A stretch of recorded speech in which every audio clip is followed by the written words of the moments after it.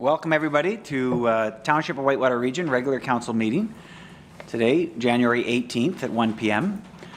And I'll call the meeting to order at 1:14. We started a little bit late today. We all dressed up and had our photos taken today, so we can check that part off the list. So thank you for your patience. First item on our agenda is that we will do our land acknowledgement. As we gather, we would like to acknowledge on behalf of Council and our community that we are meeting on the traditional territory of the Algonquin people. We would like to thank the Algonquin people and express our respect and support for their rich history, and we are extremely grateful for their many and continued displays of friendship. We also thank all the generations of people who have taken care of this land for thousands of years. Excellent. Second item is our prayer. If I could everybody to rise, please.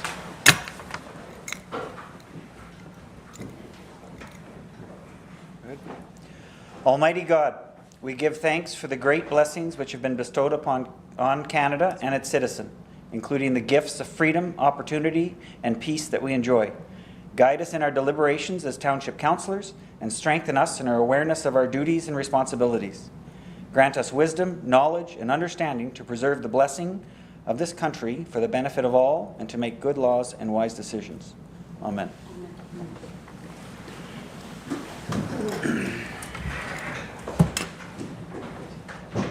Excellent. Next item is disclosure of interest, and I'll just look around the room for any disclosures. No disclosures seen. Oh, yeah. So, Councillor, oh gosh.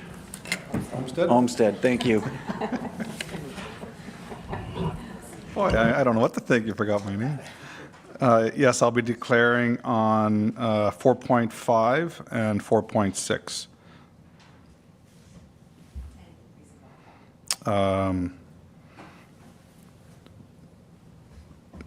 Previous monetary interest and future interest. And he just has to fill out that form and then step out at the time. Perfect. Thank you. Is there any other disclosures? Okay, seeing none, carry on. Next item, number 4, is our public meeting and presentations. And just a note before we jump into this, we are going to be taking items 4.2, 4.3, 4.4, 4.5, 4.6. Those will be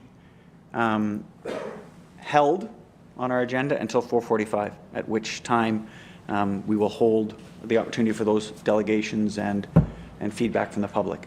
So we will carry on with 4.1 on our agenda and then skip and come back to it at 4:45 where we are.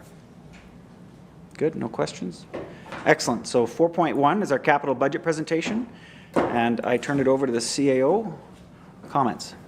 Yeah, thanks so much. Just want to recognize the efforts of all the staff, not just the ones that are in the room today, but all staff with the township that have contributed to this portion of the capital budget.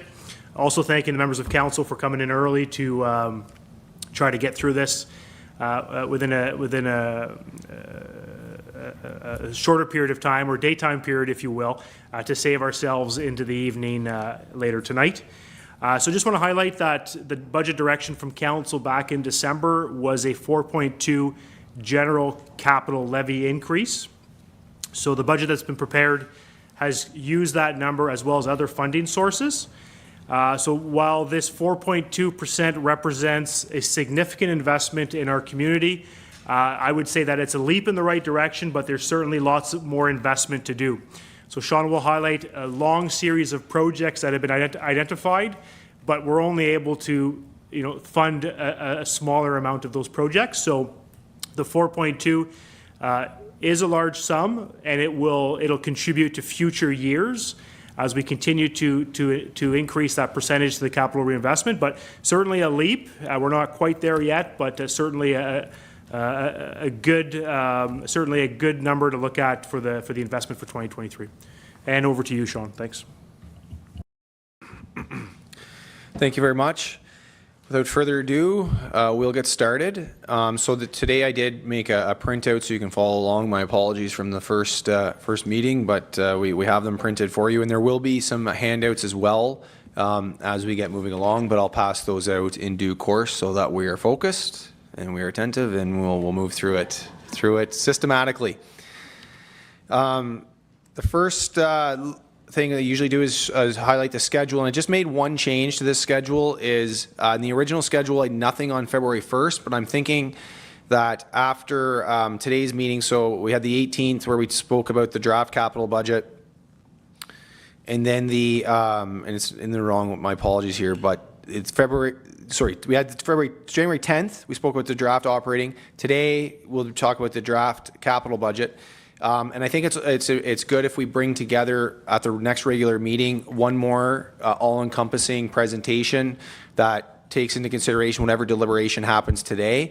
That'll be, here's the budget in its entirety, operating and capital, water, wastewater, and fees and charges, and then we would have the budget public meeting still scheduled for February 8th, and then the bylaws would still be, if everything goes well, still passed on the 15th. So just adding a meeting, well, the meeting's already there, but I'm just adding that we'll have a budget presentation on February 1st. So some key highlights from today's presentation is where we're going to I'll walk through. The first section will be operating adjustments. Then, just to reiterate what CO Burton has explained, is that we had the direction of the 4.2% levy increase for capital. Some funding sources that we have, the Ontario Community Infrastructure Fund, I'll refer to it as we go through likely as OCIF or OSIF. And then the Canada Community Building Fund, it's formerly known as the gas tax funding. CCBF is a short form. And then I'll speak to tax reserves and reserve funds. Those are really the funding sources we have for capital. Staff, when presented with the capital list, broke out the ones that we're presenting into 4 categories. We have must-have, can't fail, timing is right, annual replacement, and then others as strategically important. And just a housekeeping note, when we speak to roads, just because of the way that it looks, like spelling it out all the time, the DST is double surface treatment. So I'll speak to that. It's just listed as DST. I'll likely still use the term double surface treatment, but in the event I don't, that is what I'm speaking to. So operating adjustments. So the first thing we did was we went back and we heard on the wastewater rates. We had a line item in the original budget that would have about $125,000 contribution to reserve. And that was a significant increase. We went back and we took out that contribution to reserve to basically what would the budget need to break even without any contribution to reserve. And it came in at about a 12.5% increase. So I'm showing here the 2022 rate. And as we move ourselves across, the 2023 initial, which was for residential users, was 1,911.71. With the revised rate that we're proposing today is 1,689.68. So this would represent for a residential user a monthly change of $15.37. And you can see as you go through the different user types of users, that monthly change. So what does that mean for water and wastewater combined? So the 2022 rate was $2,494.68. We initially, when we combined the two, it was going to be $2,993.12. But with the revised rate of changing the wastewater, it is now $2,771.09, which is a monthly change of $23.03 for residential users. And again, you can see the changes for the different categories below.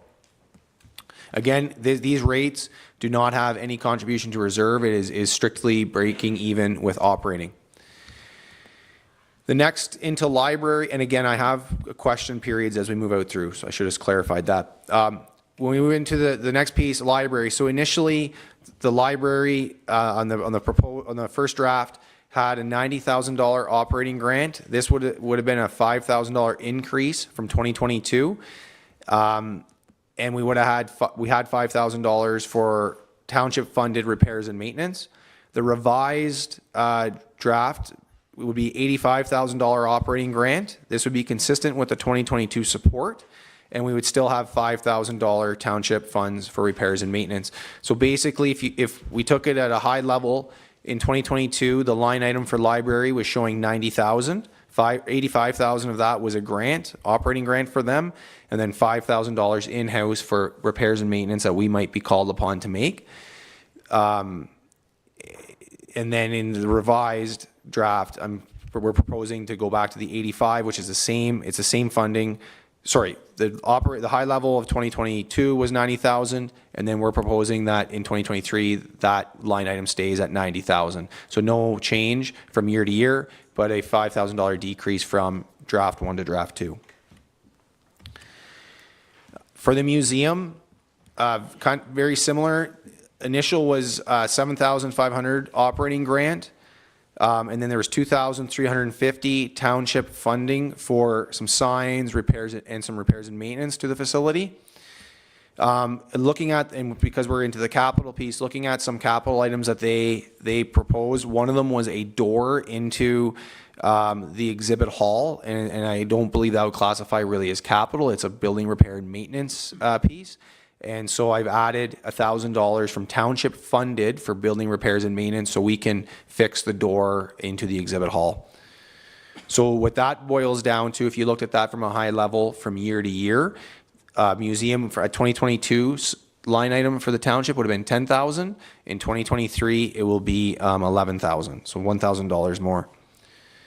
Not to the operating grant, but to the township funded repairs and maintenance.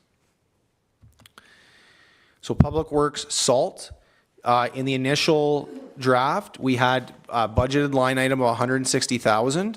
This was $10,000 less than our budgeted amount in 2022. So we had decreased that budget. Well, now we're another week ahead, and we've had final bills come in, final invoices, and the actual is around the $172,000 for the year, and which is very closely to what we budgeted. And we know that the contract price for our salt is going up 2.95%. So we've increased the 2023 budget to a line item of $175,000, which is in keeping with the additional 2.95% of the contract. So we had a little bit better numbers at this point in time, 1 week ahead, and it seemed to make sense. Prudent budgeting. Into arenas, one thing we spoke on was the utilization rate for arenas. And so what we've done is I've worked with the Parks and Recreation Superintendent and to kind of dive into what we anticipate the actual demand to be in calendar year 2023. And so there's a lot of information on this, but I'll just bring your eyes over to the far right-hand side to the number 4,480. So this is the amount of hours that we would have for calendar year 2023 of ice time available to rent. I'll bring your eyes down 3 more lines to 2,448. This is the amount of ice that we anticipate that we will actually be able to sell. So we have 4,480 available. We believe we'll sell 2,448 or thereabouts, which comes in at a 55% utilization rate. Okay, so the key is on this is the far right-hand column, the 4,480, 2,448, and then the 55%. So what I did then was I went and found out the utilization rate or the anticipated utilization rate if there were 2 operational arenas. So again, if we move just to the right-hand side, the 3,780, that would be the total hours we would have available. Then we would still have that same amount of demand, assuming we could accommodate all of the hours into the 2 facilities, because on paper and in theory, we would be able to do that. So we'd still have the same 2,448 hours. This would make it a 65% utilization rate. So basically what I'm showing is we 55%, 3 operational arenas, 65% for 2 operational arenas, and then took it one step further to see where that would fit with 1 operational arena. So with this, the total hours available would now be 1,960. The total anticipated demand would continue just to see what it looks like on paper at 2,448, which would be 125% of capacity. Then moving into the next slide to show three operational arenas versus 2 operational arenas. Assuming we could accommodate all of the demand, the revenue would be roughly $315,000 for regardless whether it was 3 or 2. The cost would go from, or the expenses, maybe expenses is probably a better word there than cost, but expenses would go from $622,500 to $553,419. So when I look at the revenue less the expenses, we come up to a shortfall, which I've itemized here, and the difference between that shortfall is $69,000. So the point of the last 4 slides, we heard on the utilization rate on how much our facilities, what's the demand for those facilities, and then I took it one step further in this, just to because when we get into capital, we're going to talk about funding and shortfalls and where we are. This works out to about, if that was the case, to go from 3 to 2 would be $69,000 difference in shortfall. So moving on from arenas, we're almost through this section because I know there'll be questions, but we'll get through the next couple slides. So the building, so we presented fees and charges for the whole organization. We highlighted how the building fees were changing, but we thought maybe there's a proposed change in the way that the calculation would be done. So I think it's important that we just highlight that here so that it's on the table and it can be for discussion and whatnot. In 2022, the base for the calculation was based on building area / footprint. So a way to describe that would be if you took a satellite image, what you see as the footprint area, that's the way the calculation was derived for the fee. There was no fee for a basement. So an example is if we had a two-story home with a basement, it was being charged 1 floor of area. So picture just a box, which is the easiest way for me to describe it, a square house that had the same floor area, had a basement, first floor and second floor. Well, the fee was derived on the footprint, which would be just the area of 1 floor, okay? In 2023, the proposed base for calculation would change to be based on finished floor area. There'd be a reduced rate, which would be 1/3 of the rate for basement area. So that same home in 2023, 2-story home with a basement, would then be charged for the 2 floors of area, so floor 1, floor 2, and a reduced rate for the basement area. So how does that work into, like, where does that compare if we take which is the next slide, a 2,000 square foot home with a 1,000 square foot basement and a 1,000 square foot garage? So we'll see that in 2023, the way that fee would have been calculated would have been $1,800 for the single family dwelling.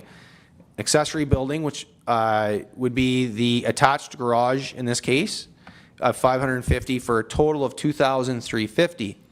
How that changes is it puts us in the middle, basically, of some comparators that do it in similar ways, where the 2023 Whitewater region rate would be $3,400. So there'd be $2,750 for the single family dwelling, and then the accessory building is $650, and you can see where it falls with Renfrew, Pembroke, Arnprior, and Petawawa.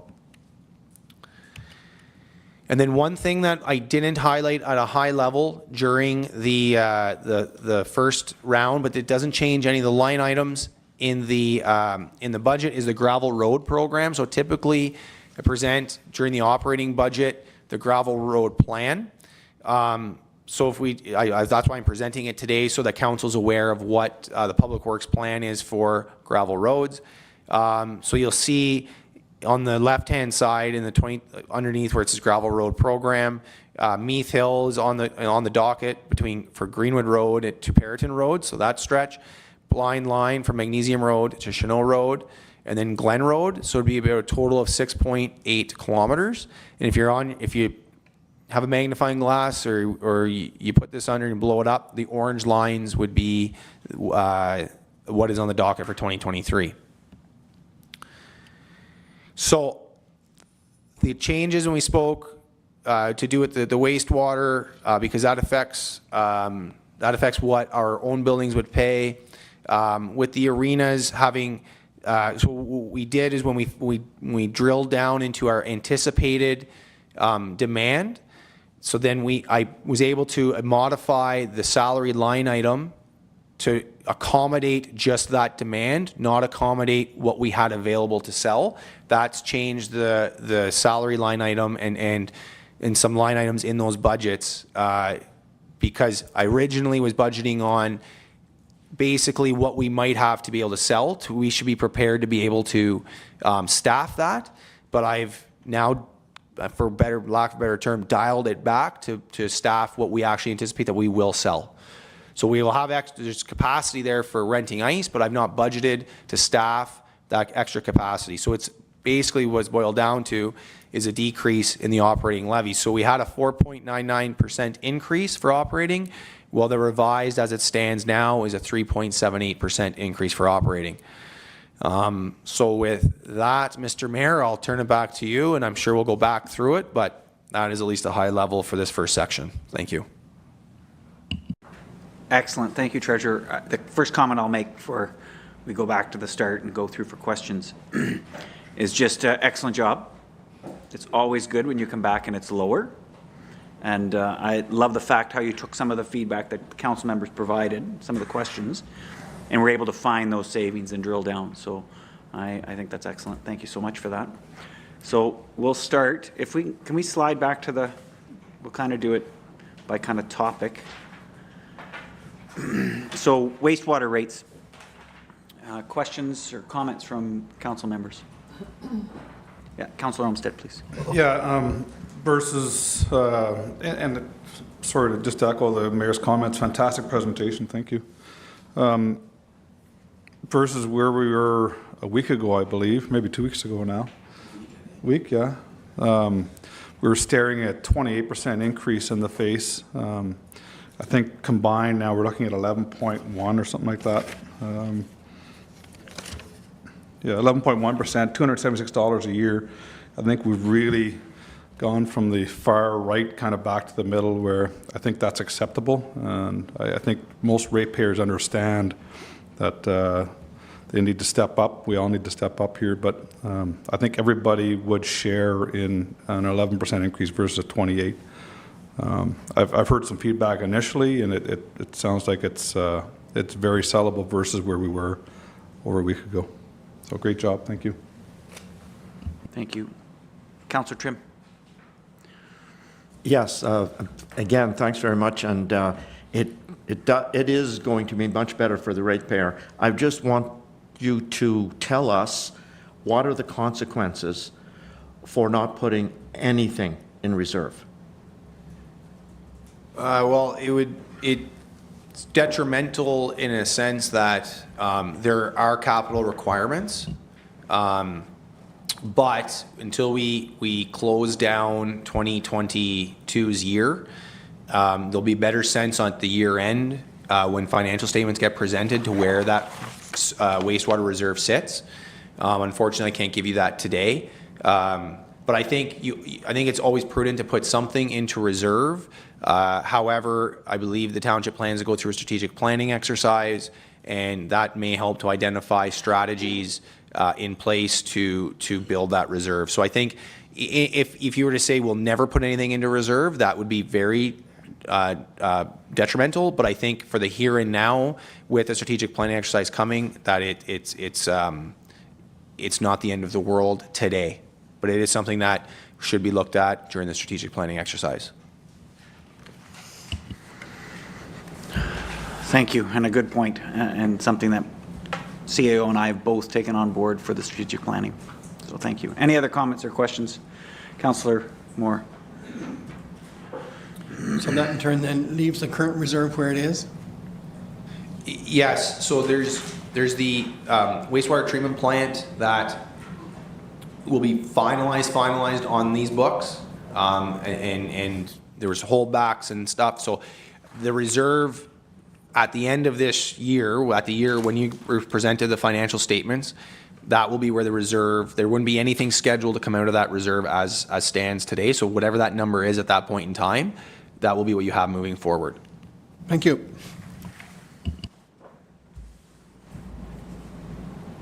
I see no more comments or questions, so next topic, please. Library. Any comments or questions from council? Yeah, Councilor Moore. Sorry. Hate to harp on this. Did you say library? Yes. Library, yes. Okay, so that $5,000 for repairs and expenses, does that eliminate the back and forth payments from one to the other? No, so we've eliminated that, Okay. but not in this $5,000. Okay. But it's been eliminated. Just as long as the other's eliminated, because Yeah. it caused a lot of hard feelings. No, it's eliminated, so that's fine. This is if there's, it's our facility, so if there's something that comes up that, that shouldn't really be expected for them to fix, whether it's like really building related, then that's what this line item is for. It's for those types of expenses. Thank you. Councilor Tabbert, please. So further on that, but I thought you had said that the money for that would be coming out of the operating grant. So for their phone, internet, hydro, that would come from their operating grant. Okay. If they, for instance, if they were to, and this might be not the best example because I don't know exactly how everything operates or what's operating pressures there, but let's say they were to buy a shelf, a bookshelf that was library specific, well, they would be, unless they're doing the whole library type thing, it would be a different example. They want to replace a shelf. They would find that in their budget. If it's the window is broken or there's a leaky roof or the plumbing's not working, well, it's our facility, it's prudent, or it's Whitewater's facility, it's prudent to ensure that that this township stays up on that. And then it's more efficient if staff look at that, they bring it to our attention, and then so that's why that's there. It's a nominal amount really in the whole grand scheme of things, that we have something there for those unexpected fixes.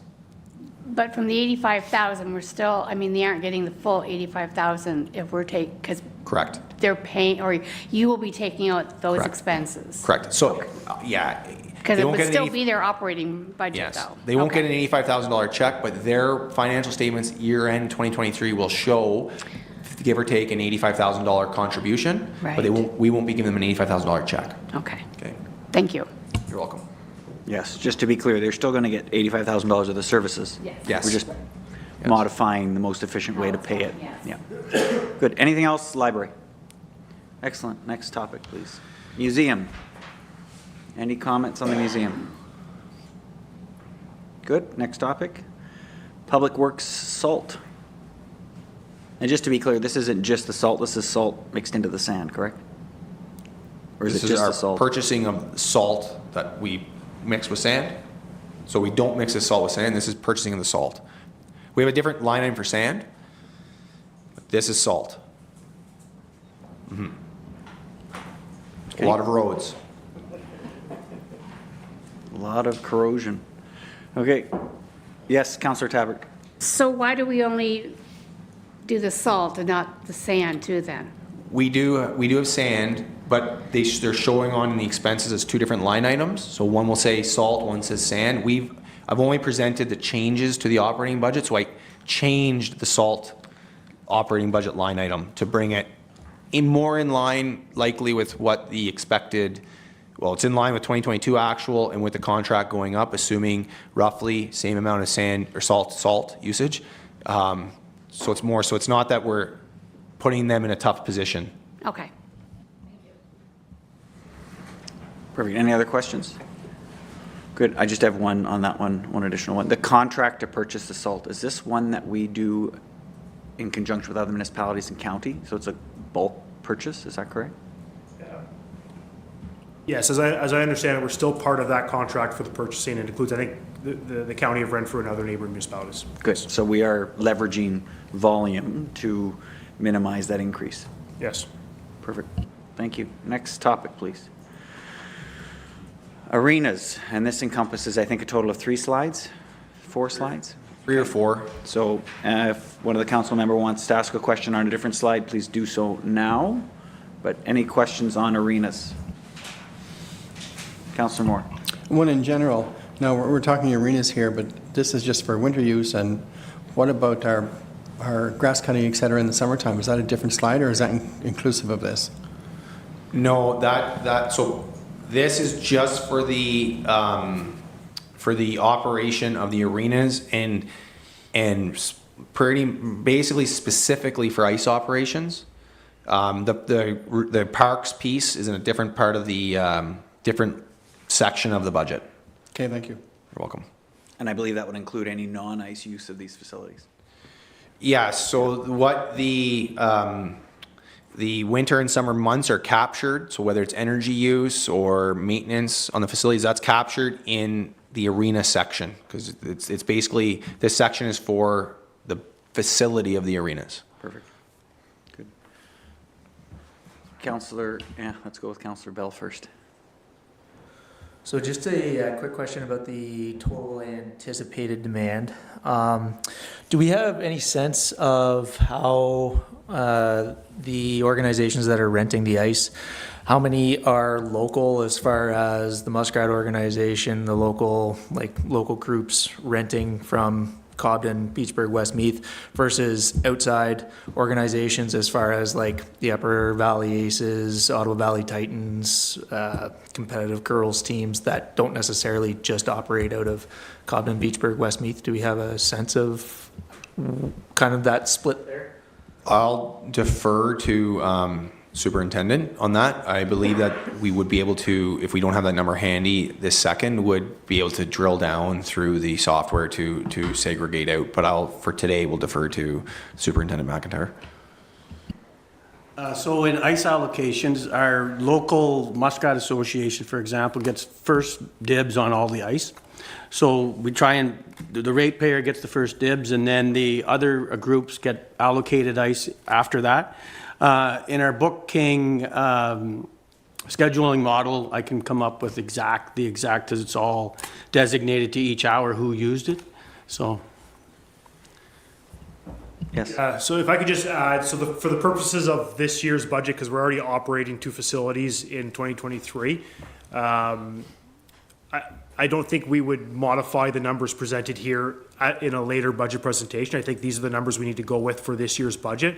As we move into that strategic plan exercise, I think we can narrow down more specifically who are the users within those 24, 48 hours, and we could present that to council to determine whether or not the anticipated versus available percentage changes. So it's at 125 for one arena, whether that goes down, or 65 for 2 arenas, how that fluctuates that number. And I think that's kind of what you're looking for. Yeah, my only thought on that was with that new pad going in Renfrew, how much that anticipated demand may fluctuate with that availability only 20 minutes down the road. So I was just, that's whether that's a comment or just a thought as to, looking forward as far as that anticipated demand into the fall of 2023 and beyond that. So, yeah. Perfect. And it's a great point, Councillor Bell. The staff have given us a number based on current use. We're aware of the Renfrew pad, and I think that's going to be a significant impact. From a budgeting perspective, I think we need to remain cautious. We need to keep that number as it is now. In our strategic planning discussion, we need to see that breakdown because it'll help influence some of the options that we want to look at. So from a staff perspective, if you can just put it on your list of strategic planning details, we'll get to that one there. Good. Anything else, Councillor Bell? No. Councillor Olmsted. Yeah, thank you. Just a couple of comments on this particular slide and the next one, I guess. We requested the treasurer put a utilization chart together. I must admit, I knew it was bad, but I didn't think it was basically half utilization, which really, to me, jumps off the page. And I know some background about what went into this, and correct me if I'm wrong, treasurer, but I believe this is just prime time hours only that's in this, the 70 hours a week that you see available. I believe that's just prime time. It doesn't include daytime hours. Am I correct? The 19, so it's 4,480, yes, but the demand, the line below does include some daytime hours. So I didn't include it in the prime, but I used it in the demand because we're selling the ice. So if we did include that, the utilization would be even worse. Correct. If we include the daytime hours available. So the 55% would actually go down. So just keep that in mind. Yeah, it's not pretty. So with any budget, we have three choices. You can increase revenue or users. You can decrease costs to get there, which means staff and building and expenses, or you find alternate sourcing. And as Councillor Bell suggested, we have a big one staring us in the face 20 minutes up the road here. So going to be some very interesting strategic planning discussions, I think. Yeah, that's pretty much my comments on it. Thank you. Perfect. Treasurer, did you have a counter there?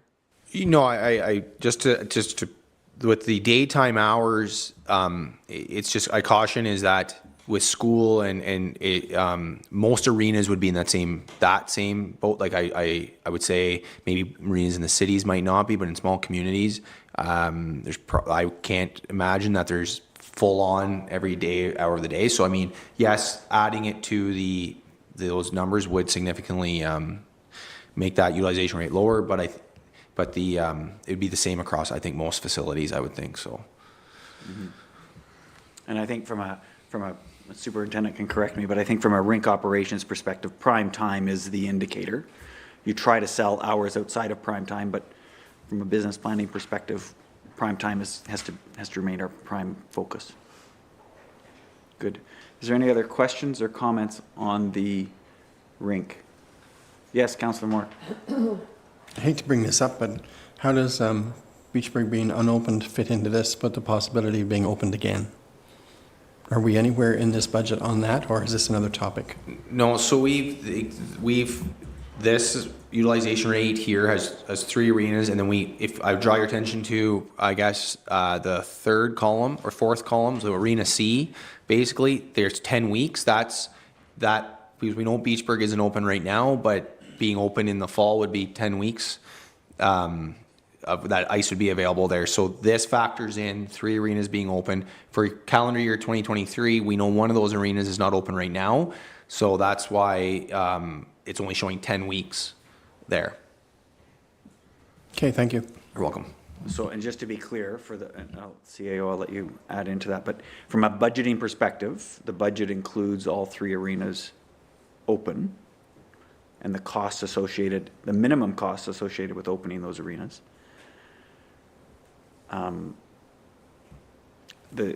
What's staring at us in the face is that we're spending that money to provide 50% consumption of the arena that we're budgeting to the 3 arenas. We're basically providing 4,500 hours, and it costs so much to provide 4,500 hours, and we're consuming 2,500. I agree. It's a good point. It's nice to see it in writing, though. Good? Good. A CAO, I thought you wanted to make a comment. Yeah, I think ultimately what comes out of this budget exercise will sort of be council's determination whether or not we're operating 2 or 3 arenas to meet the demand. Clearly, at 3 arenas, like you said, 55%, but we would need 2 arenas to meet our demand of the 2,400 hours. So the direction we need as we progress into the next stages of the budget is are we going to operate 2 arenas for the remainder of the year? So let's say into the fall. As it pertains to what are the 2 arenas, what we'll do, the superintendent and I will determine which arenas are less likely to fail, if you will, during the middle of the season, or to provide for interrupted service. So that's an exercise we need to do as part of the strategic plan exercise to help council decide what facilities will be opening in the fall. But certainly, as it stands at this time, I think there is a need as we move through the slides, not necessarily right now, but some type of direction around whether or not we're moving to 2 facilities or not. Thanks. Perfect. Does that trigger any comments or questions from council? Yeah, Deputy Mayor. Thank you. So 2 facilities for ice, but it doesn't we could also use that facility for something other than ice.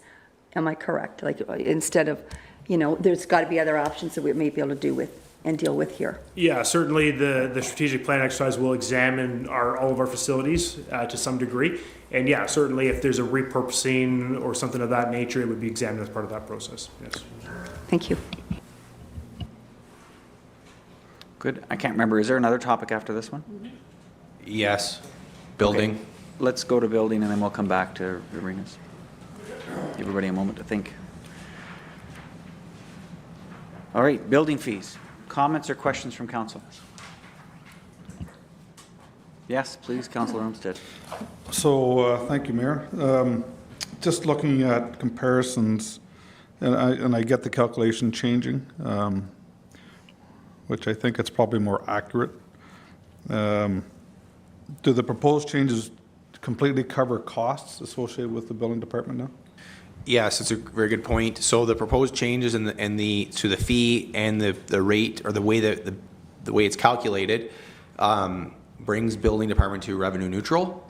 So it means that it would, if it hits targets and everything as is in the budget, then it would generate enough revenue to pay for the services. Great, thank you. And I don't disagree with covering department costs at all. And we asked the treasurer and the department to bring this forward to understand what cost covering looks like. The proposal is the 44.7% increase, so 3,400 versus 2,350. So that's a fair hike in that department. So is there a possibility of phasing this in over months or years to look at covering those costs? I'd say the possibility is probably in a budget year, so you can look at phasing in. That phase in will affect whatever that determined phase in would be is going to affect the revenue in this current budget, which will then affect the bottom line. So when we speak to my end there, the effect on the levy and where that's gone, that will change the other way with any change. So that is possible, and we can certainly, upon council's direction, look to do that, but just so it's on the table that they will change that levy piece at the bottom. Right. But anyway. Great, super, thank you. Good. I'm just going to go Councillor Trem first, please. Yes, council will note that we're changing the way, as Councillor Olmsted said, we're changing the way the fees are calculated for a new building. And the way we're changing them is in line with our neighboring municipalities, save for Renfrew, that does it completely different. So I think that's going to be good for people buying building permits, and they're used to what happens in other municipalities. Well, we're now the same.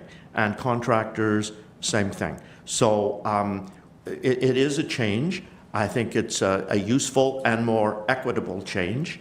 So certainly, Mr. Mayor, I support this way of doing it.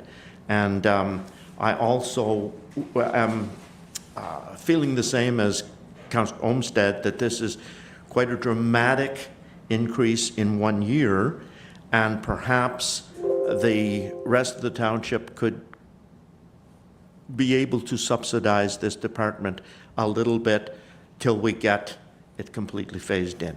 It's something that I hope we consider during our further deliberations. Thank you. I don't know if I'm watching the reaction. Councillor Bell. Just a question on the accessory building. So is that all, how is the accessory building fee basically designated there? What was what's the price per square foot? And is that just for a new build, or is that for anybody applying to put in an outbuilding on their property, or garage, or hay shed, or whatever? I will defer to the CBO. So this is a new build, so if you have a single detached dwelling with a garage attached to it, that's the cost of the garage part of it. If you're building a garage outside off, like a detached garage, it's still the $650. It's 65 cents a square foot for a detached garage. When you get to agricultural, we've raised it from 25 cents to 35 cents. So agricultural is different. And by raising all the fees a little bit, we raised their septic fees $100 per year. That's why we got to be that, where we could put it to make it a break even. Good. Any other comments? Okay, so Councillor Olmsted and Councillor Trim both asked for consideration whether this should be something that's phased in. I'd like to see if there's other comments or reactions to that from other council members. Councillor Moore. Are we talking phased in over a year or over time of years, or maybe this council tenure was what the intent was? I'll just, sorry, Treasurer? Before we get too far down the phase-in path, are we looking to phase in the fee or looking to phase in the way it's calculated? The fee. Perfect. Thank you. No, I think it's clear based on the comments we've had from council. The way it's calculated is good. Just the impact on the users is what we're talking about phasing in. Treasurer, you have a comment coming from the CBO behind, so I'll give the floor to the CBO. Yes. Just if you're going to change the fees or whatever like that, please just do it on an annual basis, because it'd be a nightmare for the people to try to figure, and our staff to try to figure out, okay, in 6 months we're changing it to this and this, just on an annual basis. And remember, this is based on 2022 fees, where the other ones have told us their fees are going up already. Relative to the other Yes. comparisons on the slide. Yeah. Excellent. So just to be clear, we're talking Renfrew, Pembroke, Armpire, Petawawa, those are all 2022 fees. They are yet to have theirs 2023 fees approved, but they're going up. Good. Okay, Councillor Olmsted, you were the one who initially proposed it. What was their phase in that you were looking at? I'd like to propose that we increase 50% upon budget passing, and the remainder at the beginning of winter, whatever we determine that'd be December 1st, whatever. So we'd have full cost recovery by the end of this calendar year, based on the proposed rates. Perfect. And I'm just going to go back to the treasurer. CBO talked about fiscal year 1st of December versus 1st of January. Is that? I would suggest 1st of January. Mm-hmm.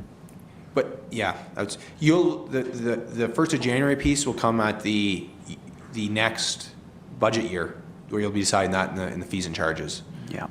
So administratively, mid-year, like the CBO has expressed, is likely not the most efficient, especially for both staff and ratepayers understanding, and then that cutoff time. So I would suggest, if possible, if it's okay to go Jan 1, or look to revisit the next part of the phase in 2024's budget. Perfect. Councillor Olmsted? Yeah, I'm in agreement with that. And obviously, the thinking from my standpoint is that we have a number of people probably going to bill this year based on the rates, and I wouldn't want them to come in and all of a sudden we had a 45% increase in our rates. So the phase in would allow them to either reconsider or get the building up ASAP before the fees increase completely. Thank you. Perfect. Councillor, I'm just going to go Councillor Trim, just because you had echoed. Do you agree with the proposed phase-in that Councillor Olmsted? Is that in line what you were thinking? Yes, if that was a motion, I would second it. Good. And I don't think we're looking for motions in the budget presentation, but collaborative agreement is what we're seeking here. Councillor Bell. So just quick on the math, 50% gives us 2875 would be the total based on those numbers, which still puts us below everybody else as of 2022. So I just don't know if we want to maybe make that like a 75% increase to put us basically in line with all of our neighbors, and then make that next jump next year. But that's just a thought based on. That's an excellent point. Is there any other feedback on that point? Yeah, Councillor Tabbert. I'm just wondering if we could, because when I look here, before we weren't charging for the extra floor or the basement. Now we're charging for an extra floor and a reduced basement. So could we not increase the single-family dwelling and not increase the accessory building for this year, and then just add the, or increase the accessory building next year? Good. Treasurer, you had your hand up behind you, so. CBO. So we originally had come up with, charge at the same rate as we were. We were at $1 a fee then, $1 per square foot to break even. So by raising the other ones, we could balance it off. That's how we got down to the 75 cents. Yeah. If you don't raise the other ones, that 75 cents is gonna offshore a little bit. Slips. Okay, from a council perspective, I think what we want to do is we want to look at it holistically from a budget perspective. So Councillor Talbot, I take your recommendation, but for the ability for us to influence, I think we talk about how we want to phase it in overall, rather than break down any of the individual fees or charges. What it does is has a trickle-on effect throughout the whole budget of that proposal, and they basically have to go back and recalculate to tell us what the impact could be. Okay. Right? How many accessory buildings are being done? How does that save, what is that savings? So, good point. It forced a discussion. Is there anybody else that wants to comment on that? Good. 75, proposal is 75% this year, 25% next year. I'm looking to the two original ones who made the floor. Councillor Olmsted. Yeah, the only thing I'd caution is that if you look at the ones on the page, it's all the biggest regions in the neighborhood. Like, we don't have our neighboring regions on there. We don't have a Horton on there. We don't have Avison Brumley. And not that, I think that's where we need to go. We need to get full cost recovery. Absolutely, no doubt about it. But if we're comparing ourselves to the Renfrews and Pembrokes and Empires and Petawawas, who are all, I believe, much bigger than we are, we just need to be a little careful there. That'd be my only comment. Perfect. Any other comments? Okay. Yes, CBO. One last time. We compared ourselves, Chris, with the townships that we were estimated the same growth. So like last year, we had $33 million of growth. If we compared ourselves to Bone Valley or to Admas and Brumley or Horton and that, they will not have near the growth that we would have had. And that's why we did it. And we calculated the square footage on Bone Valley takes all 3 floors, basement, everything full whack. And so we have that information if you need it. It's just a little longer process to get it. Councillor Olmsted. As I'm a negotiator by trade, I wonder if Councillor Bell would be all right at 60-40. Councillor Bell. Yeah, that sounds fine with me. It's, yeah, I mean, it's 6 and 1/2 dozen the other. We're going to be probably going up by January 1st next year, right? So it's just about easing it a little bit. Well, kind of making that transition as easy as possible. So I'm totally fine with that. Neither one of us won. That's right. Thank you. And Councillor Trim, last one. Yes, and I would support that too. I mean, we need to get to full cost recovery. There isn't any question about that. It's just how quick do we do it and not lose sight of the fact that all costs are going up. And so this is based on what we know right now. Next year is going to be different too. So while we're catching up, we may have to catch up harder. So I'm okay with some sort of a different increase. 60-40 is fine with me because I'm not losing sight of the fact that we need to get full cost recovery and then somehow maybe put something in place so that we don't fall behind again. Maybe some kind of indexing. Mm-hmm. And that'll be noted for the strategic plan. Thank you, Councillor Trim. Good. So just a point, what we're asking staff to do is we're saying go back, subsidize the building department's budget for this year by 40% from the general taxation. The increase. We don't know that number. It will impact the percentages that the treasurer provided at the very start of the presentation, which I can't remember, 3.72. So 3.72 is going to go up based on the direction we give him to implement that over 2 years. I am seeing no other comments. Good, so that is the direction, please, Treasurer. If you could come back at a subsequent meeting and just advise us what that impact change is from 3.72 up. Good? Good, excellent. Since we're in the negotiating mood, sorry, let's do gravel. Is there any comments about gravel? Comments or questions about gravel? Okay, I have one. Usually we do 10 kilometers. Why did we only propose 6.8? The cost increased, but I'll defer to Lane to clarify. Oh, yeah, thank you. Yeah, so typically we do anywhere from 16 to 10 approximately. This year currently we're providing us 6.8, and that's based on the $100,000 worth of gravel road program. And the cost increased for the gravel itself. It went from I believe it was 580 to 919 per ton. It's about 40%. And that's the gravel that we have crushed ourselves? That's correct, yeah. So Contracted to crush again.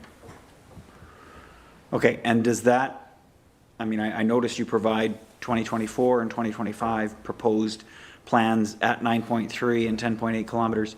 That's obviously not going to be within the $100,000 budget. That's correct. We proposed just for general sake, just for providing 24, 25 years, just that increase went from 100 to 160, but also it's subject to 2024 and 25 budgets. Okay, so just basically we're reducing our ability to be able to put new gravel down because we're being limited by cost increase. That's correct. And sorry if I missed to add, yeah, so far since 2020, since the gravel program was introduced, we've done 43 kilometers. That's approximately about 27% of the gravel roads. Okay, so when I've done this map just from a count, there's about 130 kilometers of gravel roads. So at 10 kilometers a year, we touch each gravel road every 13 years at $100,000 a year. That's a question that we're going to have staff answer us at the strategic planning. So the question that we'll put on that parking lot, poor CEO is writing all this down, is that gravel budget going to have to increase, or is the level of service going to have to decrease? How do we look at that going forward based on the reality of the cost increase? Going from $5 to $9 a ton is significant. Okay, so thank you, our Public Works Manager. Does that trigger anybody? Yes, Councillor Bell. As far as that gravel road program, that's to put new gravel down on all of our gravel roads on a year after year, once every 13-year basis. Is there any other maintenance happening on the other gravel roads in the interim outside of this gravel road program? Yes, there is. So annually we, and as per needed, the gravel roads are graded. I would expect probably 2 to 3 times a year, and based on road. And then with the gravel road program, we add in gravel to it. And these gravel roads are selected by our staff actually grading the road to determine that there's no gravel left on these roads to grade up. Good. So just to be clear, we do maintain all the roads. I mean, I don't want to say capital reinvestment in the road, but you're rebuilding the road back up to a standard that's eroded over the 12 years since it was last touched with additional gravel. Good. Councillor Trim, you also had a question. Yes, in this re-graveling project, does that include ditching and culvert replacement? So with the culvert, for example, that's outside of this gravel program. So we do have a line item for culverts. And then also for ditching, it as per needed basis. So this gravel program is more just for the actual, the gravel on the road itself. Perfect. Thank you. And Deputy Mayor. Thank you. And something we have to be mindful of, about 3 or 4 years ago, our gravel program, we fell really behind on, and we bumped that up quite a bit to try and bring it up to a standard for everybody. And I'm just concerned that if we start dropping this back, we're going to go backwards again. And where do we pick that up, and where do we make it up? I don't know. It's a tough call, but you don't want to go backwards again, that's for sure, because we were coming ahead at a pretty good rate. No, and that's the question I put back to staff, is we'll have to look at the strategic planning. We have to define that level of service, and then we have to effectively budget for it. It shouldn't be it should just be a set amount that we need to invest based on that level of service, and we go from there, rather than prioritize roads every year. Good. Councillor Moore. At some point, does asset management come into play now that our asset management has been completed? Did that include gravel roads, asset management? Yeah, the plan did provide, did include gravel roads, and I believe included the cost we provide every year. But yeah, so the actual all the assets for gravel roads were included in the air. The only thing I'm not sure if the 4.2 referenced, because under this, it's not a capital program, falls under operating, but I can verify if that 4.2 includes the gravel road program in future meeting. Okay, I was just curious if that could be used to help us put them on the list as they come up in years of age, etc.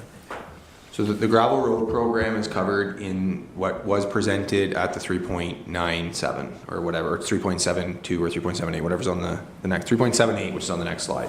The gravel road program is covered. I just brought this forward today because I didn't highlight this in the operating budget in the first time. So we have new council members, and to bring it to their attention, we do have a gravel road program.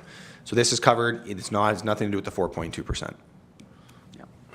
It's a great question, Councillor Moore, and it speaks to that asset management, which I know the CAO has it on our strategic perspective. How do we attack that going forward? Gravel roads in this case, as the Treasurer just stated, is really an operational perspective, so we're talking operating budget. So point taken, just not necessarily applicable in this exact scenario. So excellent point, and I don't think we discussed this much about gravel in the 4 years previous to this. Good discussion, and I think we've got some good points moving forward. So thank you for bringing that and highlighting back to us. 3.78, not 3.72. Thank you. Good. Let's go back to the arena. Let's knock that one right now. Okay. Which slide would you like me to go to? That's fine. That's fine. Okay, so staff needs direction. Well, Sorry. if I may, Yes, please. we may want to wait on direction until the end of the whole presentation after we get through capital. Excellent. I Good think point. that might be a better way to go, especially now that we have the building changing. So we'll park that one at the end, because we have that as a note, but I think for any discussion here, I think we may want to wait to the end when we have capital and kind of a more fulsome picture. Perfect. Thank you, Treasurer. If can you make a note that I don't forget? Yeah. Okay, there's no other comments on the update to the operating budget? Excellent. Treasurer, please carry on. Okay, so into the capital, and we label capital and special projects because not everything we're about to present to you is by definition a capital item, but there are things, engineering, studies, etc., that we don't have currently, that are considered operating, but we don't have them in the operating budget as it stands. So we label them here as capital and special projects.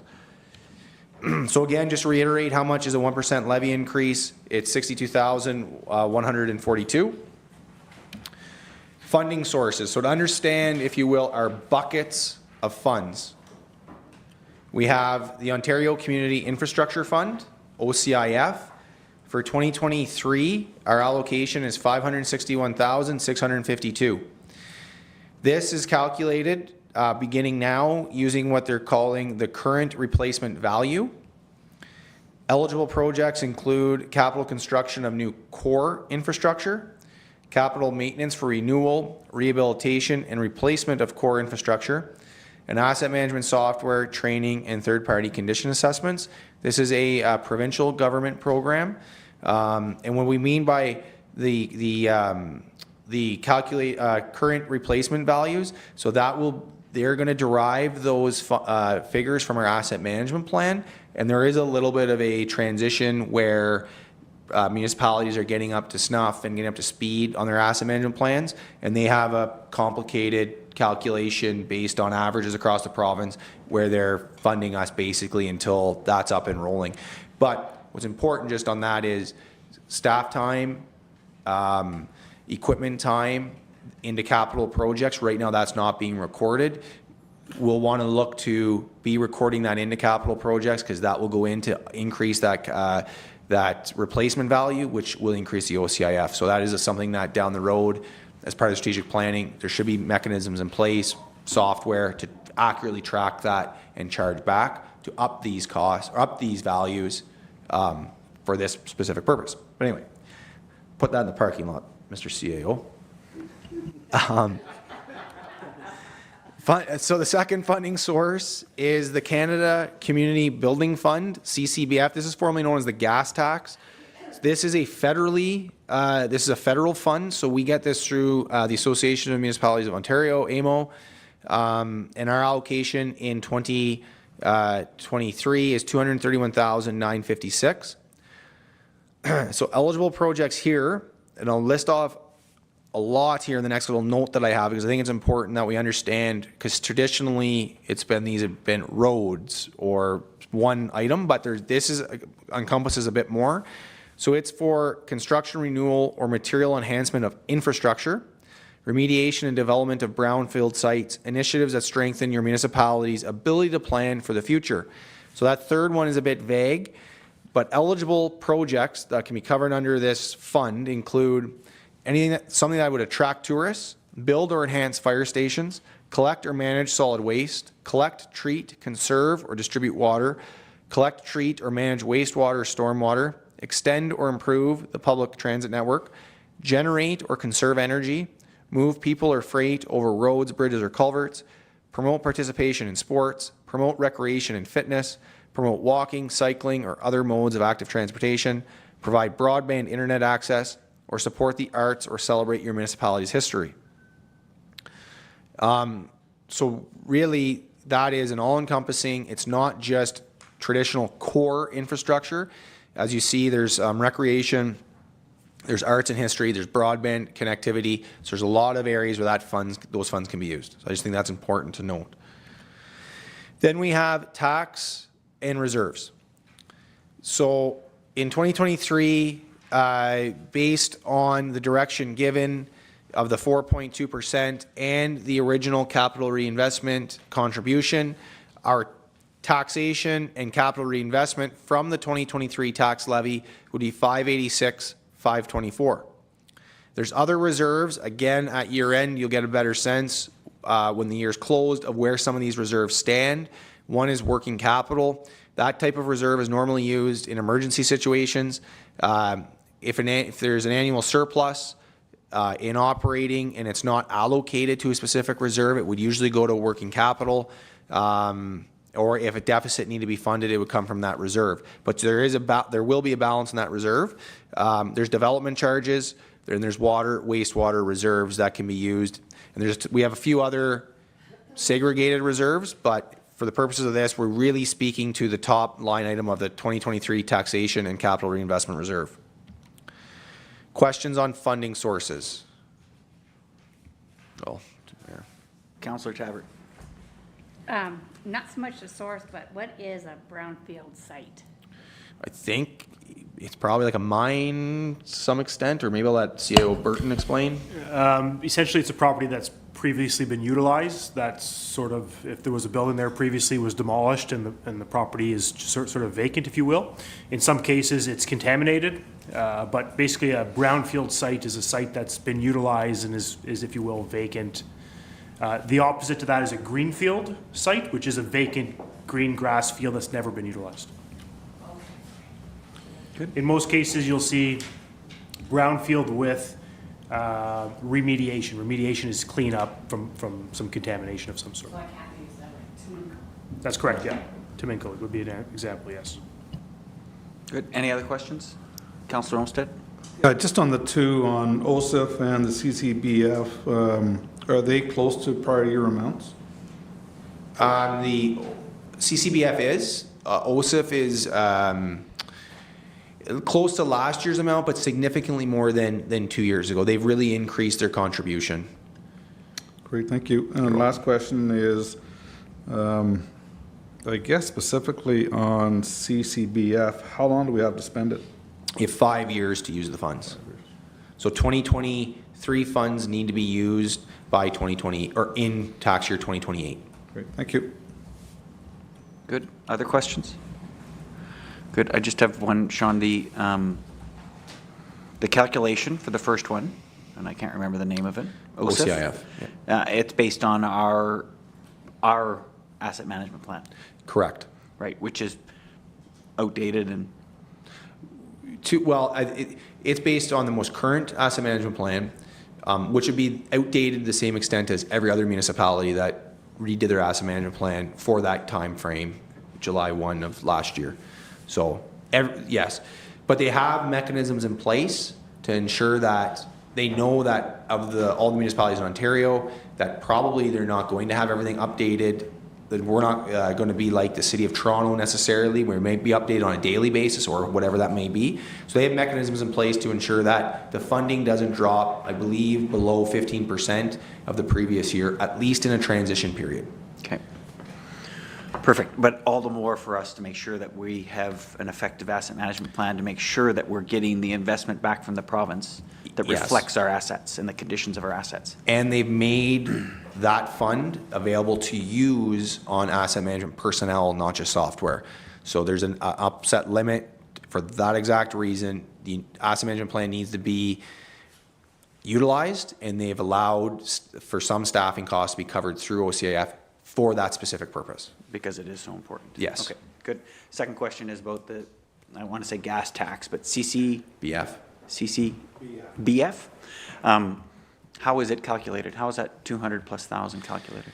I believe it's based on the tax they're collecting and per capita or per our size. I don't know the exact calculation, but it's based on the gas tax that they're collecting from people using fuel. Comes back to the number of residents probably. Yeah, and it's a Canada-wide. Perfect, perfect. Good. Any other questions or comments? Okay, carry on, please. Okay, so I'm going to ask Kim to pass out to everybody the first big spreadsheet here. And I'll wait till it's passed out and everyone just takes a quick look, and I'll explain exactly what you're looking at. And I'll take one, please, Kim. Okay, thank you. It's different. It's a bit different.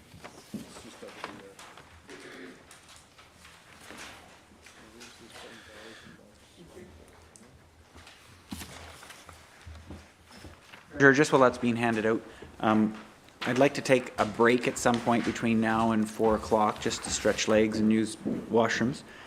Is there a nice point in the presentation where we could pause for 5 minutes? We could take it now, and then, because now we're starting the capital piece, so it's probably better to take it now as opposed to in the middle of the capital presentation.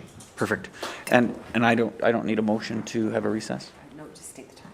Excellent. So we will take a 5-minute break at 2:27 for a recess, and we'll reconvene at 3:32 or 2:32. Thank you.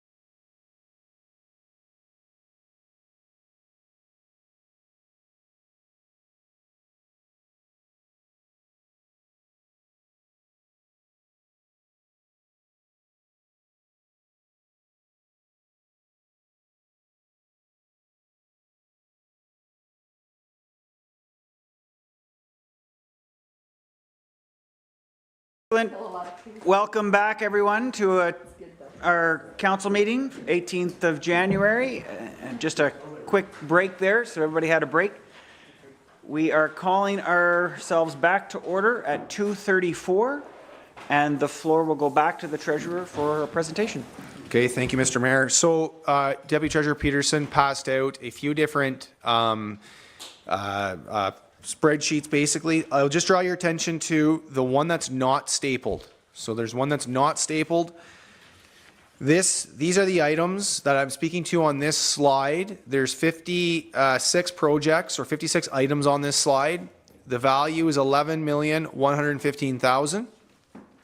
The breakdown is 15 building, 1 engineering, 14 equipment, 2 fleet, 3 infrastructure, 12 road projects. 2 of those would be with water. 1 of those road projects would also be with wastewater.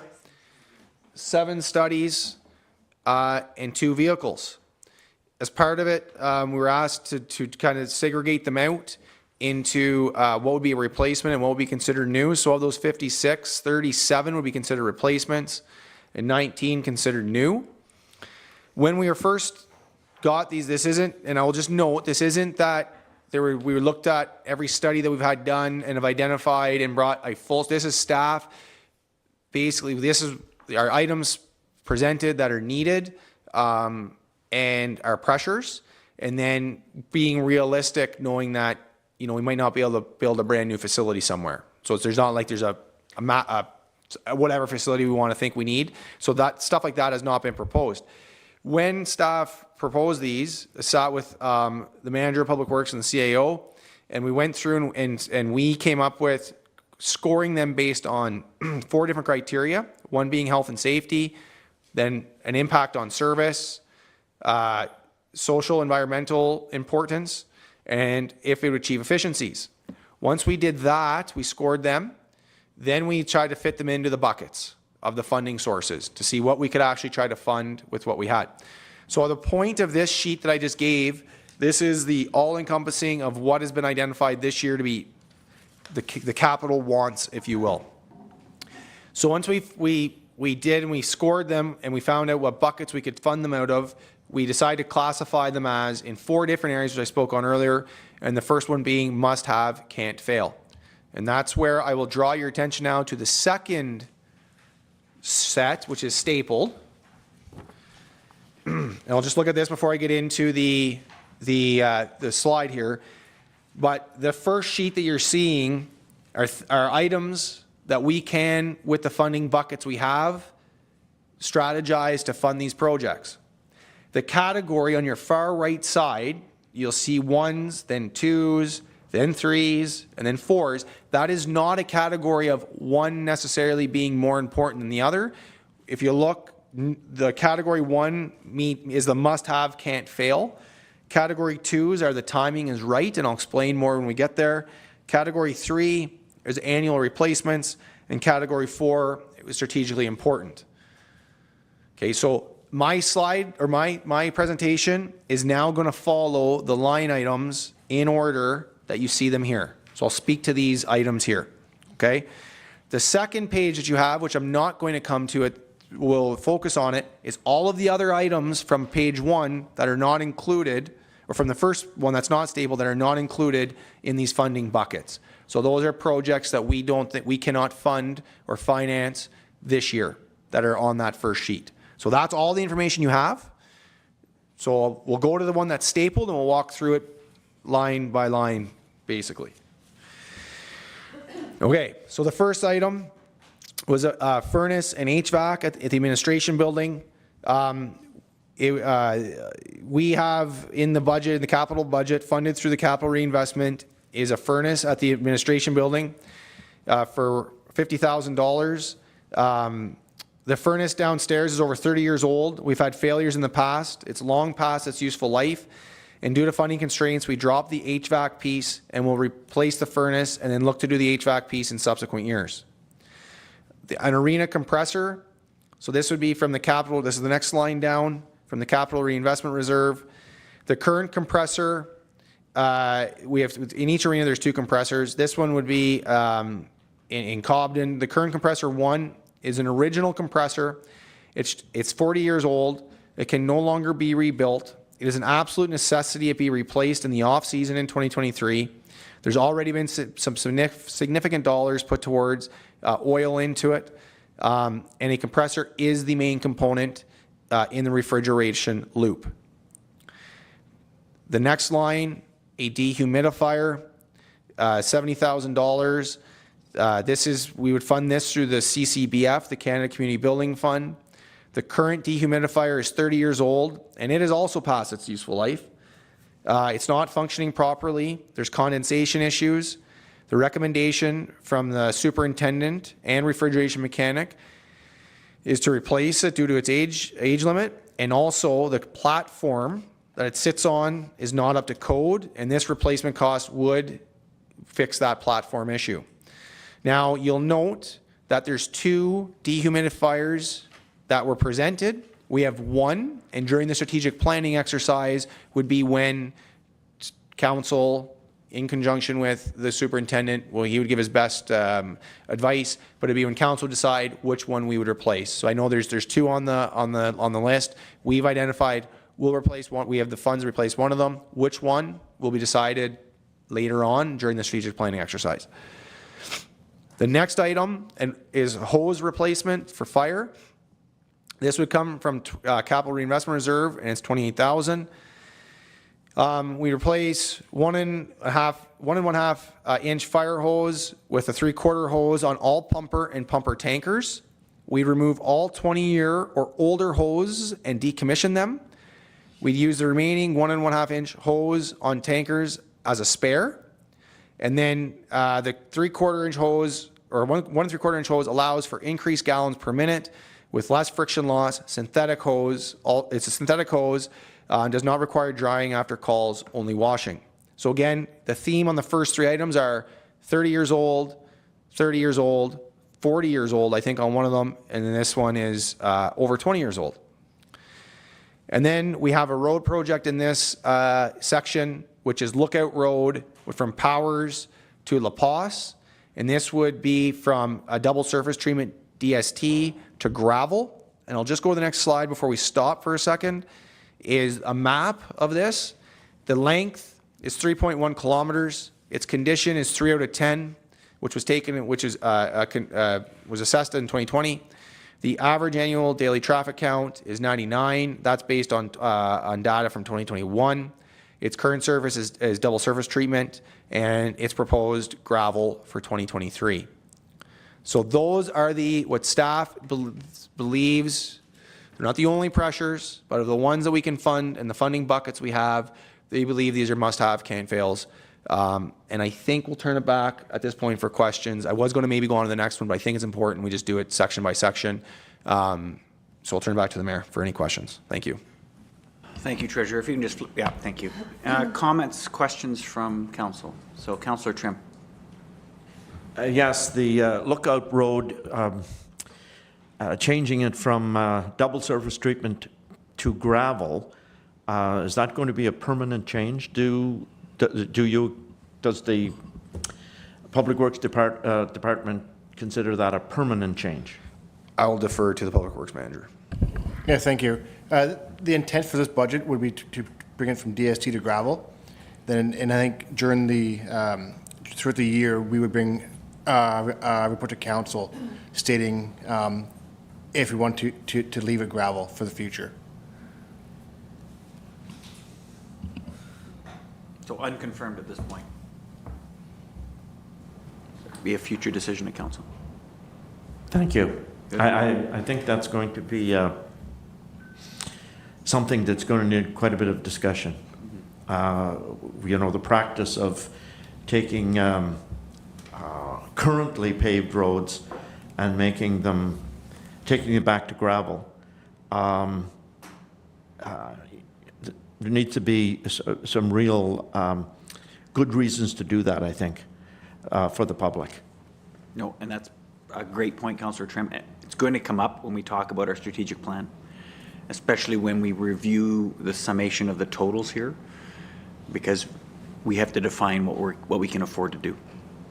And For now, I think taking it from DST to gravel is the right proposal, only because I know the last 2 seasons, we've dumped more cold patch into that road than it would have cost had we just put it to gravel 2 years ago. So it's probably not even DST anymore, it's just a road of cold patch that it's just become so poor. If we can't afford to do it, we need to put it back to gravel now and defer the question of what we do in the future to a later date. Okay, I know I'm close to that road, and I know how bad it is. I purposefully avoid it if I can, and I think a lot of people are too, and that would maybe influence the traffic count. So, you know, we continually say, and I think with good reason, that you know, with development comes prosperity and progress. And to some people living in this area, this would not look like progress to them. And so I think I'm anxious to have a conversation about this when we are doing the strategic plan. Thank you. Good, point taken, and you're right, it needs that debate. Excellent. Councillor Olmsted, you were next. Thank you. Just on the very first item, I see we have 145,000 for the furnace and then 50,000. So are we funding the rest, or are we looking for replacement in like 2025? Is this money going away? It's 100, it was furnace and HVAC Yeah. at the 145, but just for using 50 to see if we can replace the furnace. Okay, so And that then we would look to, in future years, to take the second piece on the HVAC, if we could. Great, super, thank you. Excellent. Deputy Mayor. Thank you. Just with the arena compressor, you mentioned there were 2. Are we looking at Cobden, Beachburg, Cobden, Westmeath? What are they? Oh, sorry, there's 2 in each facility. We're Yeah. looking to replace 1. In which arena? In Cobden. Okay. There's one that it's basically failing or is on the verge, and that one needs to get replaced. And that would be the Cobden one for 32,000? Yes. Thank you. Good. Councillor Bell. For the hose replacement for the fire department, is there any way that we can, much like we do with the salt and the bulk order, is there any way we can go around to the other municipalities and see if there are other fire departments that are going to be looking for hose replacement, and see if we can find some savings in doing a bulk order with 1 or 2 different fire departments in the county, or is that out of the question with that type of order? Fire chief? County doesn't have. Oh, on that side, sorry. Thank you. It's certainly possible. It's something that's been looked at in the past for other projects. The difficulty that we run into is whether they have the budget money to do it as well, whether the timings line up. But it's something we can, I definitely have no problem looking into. Excellent. Great. So we'll put that on the list. Thank you, Fire Chief. Yeah, Councillor Bell. And just a comment about that dehumidifier in Cobden, that's definitely something that needs to be done. We had a hockey tournament there on Saturday with a bunch of 4, 5, and 6-year-olds, and we were getting rained on most of the day, so that's definitely something that needs to happen. So that's Cobden as well? At this point, from the compressor perspective, there are 2 required on the list as, or sorry, not compressor, a dehumidifier. There's 2. There's 2 on the list. 1 we're proposing to fund, the second one we're not. It'll come back up in where that one goes based on the need as part of the strategic discussion. But it'll be in the budget so that we have the ability to make that decision. So we're basically pre-funding a future decision. Okay, good. So point taken, Councillor Bell, but we won't presuppose that discussion about the best arena for it to go into. Good. Any other questions? Yes, Deputy But Mayor. the dehumidifier is Cobden, correct? Opposite. I'm sorry? Compressor is Cobden. Cobden, dehumidifier, Dehumidifier, we're going to get one, yes? but part of the strategic planning exercise is going to identify where that one should go. There's 2 required, or there's two that probably need to be replaced. We're gonna replace, but this budget, one. But we aren't right now saying which arena for sure it's gonna go to, because there's two that need it. So that'll be part of the strategic planning, probably on hours of ice and utilization and stuff like that. So your council is committing to purchasing one in this budget as it stands presented, but where it will go will be part of a later decision that council will make as part of the strategic plan exercise. Very good. But it was Cobden you were talking about, Councillor Bell, correct? Yeah, Cobden was the Thank one you. I was referring to. Thank you. Yes. So point taken on Cobden's. Raining on Saturday inside the rink from the level of humidity. There are similar stories for our other facilities. We can't afford to do them all. So we're saying we're going to do one. We'll make that final decision where it goes in the future. Good? And we'll take that into consideration. Good. Councillor Tabbert. Do we know how many homes are on Lookout Road between Powers to La Paz? I'll defer to the public works manager. Probably. I don't know the exact amount, but maybe I'll ask. Councillor Moore. 5, 1 vacant, and 2 farm properties with farm buildings, but no homes. So I think 5 is a good number, possibly 6. Councillor Tabbert. And I know there was discussion that, I mean, it brings prosperity by having DST, but the property that's there, can we build on that, or is that agricultural land that we don't want to build on? I would say that I don't have that answer at this point in time. I'm not sure if our planner, CAO, manager of community development might. I certainly don't have the answer on hand here. I think the exercise that needs to occur for the township is just getting a sense of what roads are surfaced in which way, like as a fulsome look at it, and whether or not that level of service is sustainable, which it probably likely isn't, short of increasing the levy substantially. So we need to look at what roads are failing, the average annual daily traffic counts, which may be skewed because people are avoiding it, but we need to have a fulsome look at it. So, and another factor may be how many houses are on it, but certainly land use and all those different factors or considerations need to be taken into account when we're looking at that sort of project. And perhaps that's one category within that consideration. But I think for the purposes here, I think the road's failed in its current condition. It needs to move to gravel, and that's a $75,000 cost. Whether we decide to move it to a different surface treatment in future years, that'll be a future budget decision. But we need to get it to a condition where it's not failed and is passable, if you will. It's probably passable now, but better passable, if you will. Thanks. Good, thanks, Theo. Back to Councillor Tabbert.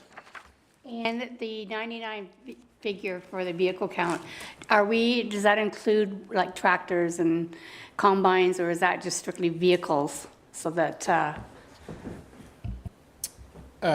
During the account, it was total vehicles, so it wouldn't define tractors or vehicles. do you know when we did the count? Sorry? When did we do the count? Your microphone. I believe it was 2020. It's 2021. But what season? Summer? Okay.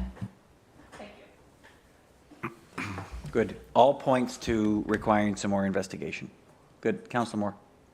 To answer her question, it's all farmland. There's no sections for residential. I'd like to go back to question number 1, something that just appeared to me. Did that 145 for HVAC inclusive mean that the air conditioning will be looked at too? Or now that we're just replacing the furnace, we'll still have HVAC and air conditioning in the summertime as we stand now? Yes, we would still have air conditioning. I would very well anticipate we would need that still, yeah. Okay, thanks. Okay. Any other comments or questions? Good. Oh, yes, Deputy Mayor. Thank you. That just tweaks something, and I'm wondering if we're looking at that system, if we could take a look at down below here, where the boardroom is, and there is no air conditioning in there, and you die in there in the summer. So I'm just wondering if that could be an opportunity. Just park it somewhere. Don't want to lose sight of it. Yep, for sure. And that's part of, we know that there's issues in this facility. Yeah. We think it's probably in the upwards of over $100,000 or 145, or when you get into it and where the market is. But we in this budget have the capacity for $50,000, so that's where. But for sure, this building needs to be looked at in a subsequent year, and to continue to. My office freezes. I'm in my office and I close my door. You can hang a beef in there for sure. And the other time of the year, I'm sweating. So there's some serious things that has to happen in this office. I think this is a start. Perfect. Any other comments or questions? Please carry on. Okay. Okay, so the next few items are what we are calling the timing is right. So the first one, the Beachburg water treatment plant. This would be funded through rates, reserves, debt, or a combination of all. So this is the grant that was received through ICIP, and our portion, the township's portion, it will be $550,000. So what we mean by the timing is right is we've got the grant funding, so we got to come up with our portion of that. The 3/4 ton crew cab with plow. So this 3/4 ton crew cab with plow would come from the capital reinvestment reserve. It would replace TR-26 with a 3/4 ton truck, will allow flexibility to haul floats, trailers, and hot box. The truck would be replacing is in poor condition with rusted box sides and has over 215,000 kilometers. The replacement in 2023 is in line with a 10-year useful life as per our tangible capital asset policy. This replacement has been presented by the department for replacement in 2021 and 2022. We feel the timing is right based on the policy and where the one truck's current condition is at. The next one, Zion line from Hyla to Beachburg Road. I'll flip to it on the next slide because I have a slide of the map, but I'll wait till we get there. I'll get through these ones first. The flood hazard identification program. So this is in partnership with the County of Renfrew. So the County of Renfrew received funding for this project. So this will be our portion. So again, the timing for this one is here and now because we have partners who receive funding, and through this program we'll be able to provide the township with contours. We have the road and sidewalk assessment. We're talking about the asset management plan and how important the asset management plan is. Well, this assessment of the roads and sidewalks will improve the asset management plan and is critical to the success of the asset management plan. Then we have the master transportation plan. Again, this is in partnership with the County of Renfrew. So this will aid plans for future development and will determine road classifications. So again, it's in the here and now, basically. There's a partnership there. We can take advantage of that partnership. We will just have to fund our portion. And if I just go to the next slide, there is the map of Zion Line. So this length is 3.2 kilometers. It had a condition of 2 out of 10. Its average annual daily traffic count is 184. And we propose this going to double surface treatment. So a lot of this here, specifically the few identified with partnerships, the piece for the asset management plan and the Beachburg water treatment plant, those are in the here and now, and it's the timing right now is to fix these or fund these. So with that, I'll turn it back to the mayor for any questions.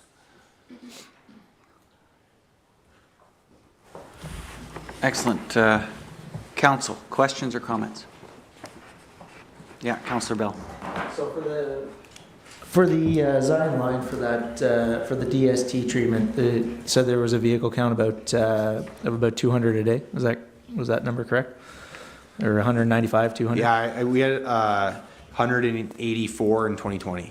Okay, so is that the main factor as far as number of people that travel that on a daily basis as to what we're thinking of whenever we're looking at these DST treatments, or is there a specific reason for that stretch between Hyla and Beachburg Road?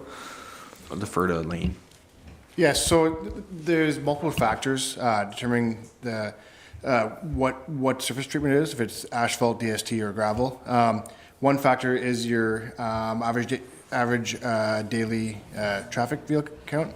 Additional is the amount of traffic it is, amount of homes on the road. Another factor could be if it's rural versus urban section too, and if it's in a village boundary also.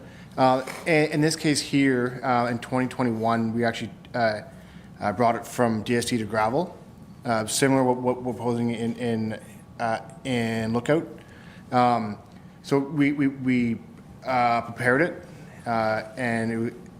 by changing the culverts and putting new basin and ditching, and then this year proposing to DST it. Yeah, I was just wondering, just as more of a comment, that Hyla to Beachburg Road is very similar in the stretch between Power Road and La Passe Road, probably similar in the amount of residences that are there. Just so the reason that we're bringing that forward, it's the right time because we've already gone through that preparation. The culverts are there. You've already prepped the base. That's kind of why it's the here and now as opposed to looking at other projects in the area. That is correct. I guess if I could add something, I guess, is we haven't, maybe to any great extent, examined all of our roads and their surfaces other than the asset management plan, who says you need to reinvest so many hundreds of $1,000s into your municipal roads to keep them at the current level of service. But it begs the question, what is the level of service we need?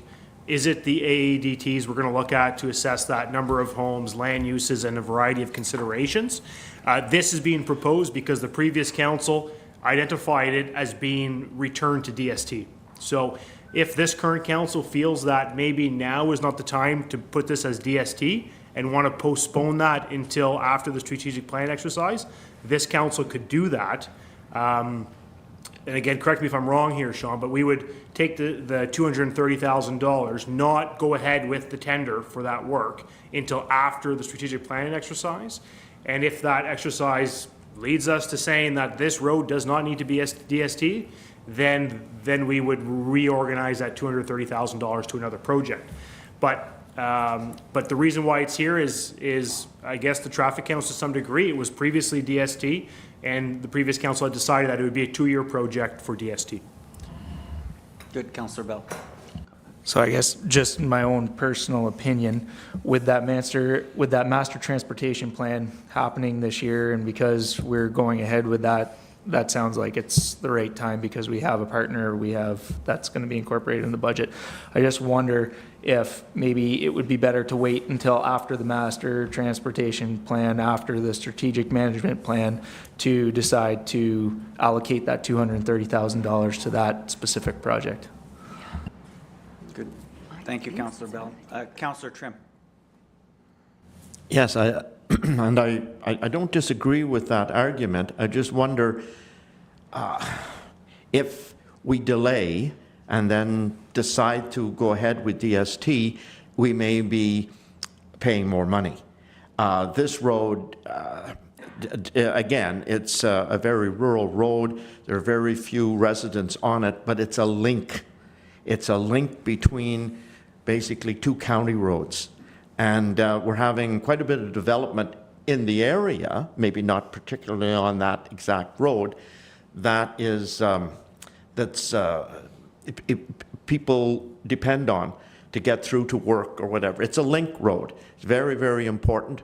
And a DST road is easier to maintain and cheaper to maintain over the long run. If you're going to have high traffic count. So with all those things in mind, I just have questions about delaying it. That's all. Thank you. Good. Thank you, Councillor Trim. Jump. Yeah, I would just highlight that we as staff recognize the linkage this has with the Westmeath Road and the Beachburg Road, so we're not oblivious to that. So just want to make a note that we are aware of that. We're just thinking, as a fulsome look at the municipality, we need to examine all of our roads and their current level of service. Thanks. So if we change this budget discussion, just this item today, and we just talked about roads, and we looked at each individual, there's roads that need $1.5 million investment last year that they don't make the cut this year. And that's just one example.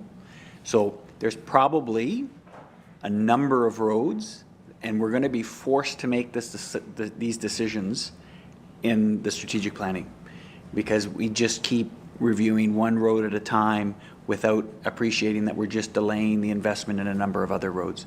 So I take your point, and we can't look at it haphazardly or without a fulsome understanding of it, but we also can't acknowledge, we have to acknowledge that we're just delaying the investments that are needed elsewhere. So I take your point, Councillor Trim.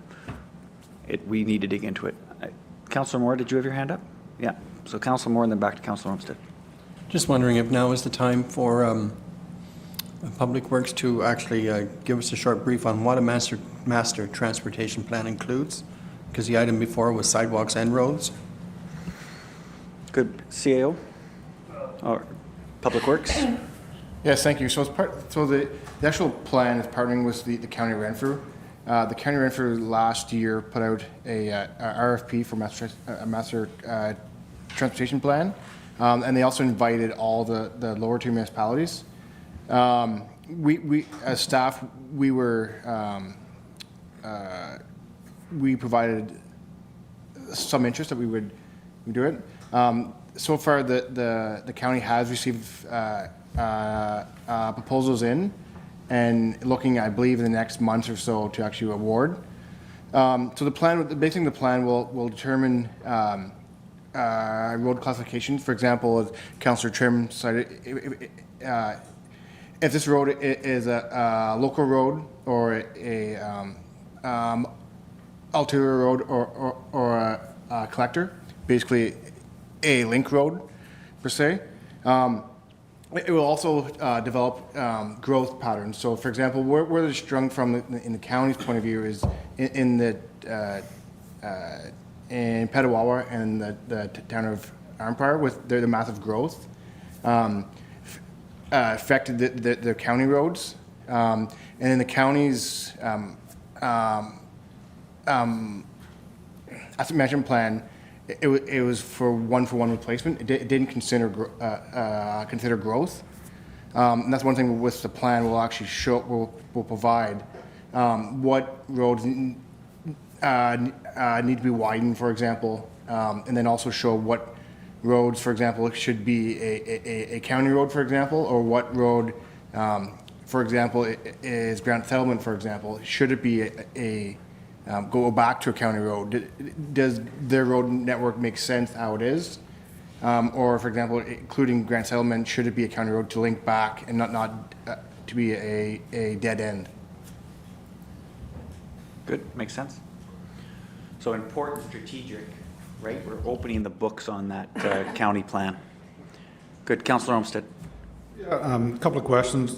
Lane, for Zion Line, who did the work on that road? Was that the township actually rebuilt that road last year? That's correct.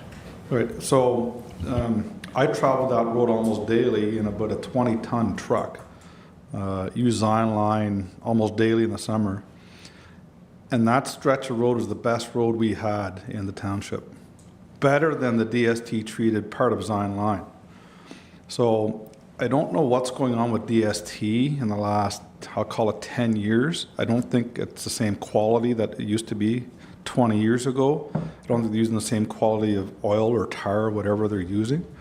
I remember when Kerr Line was done like 40 years ago, that road lasted for 25 years.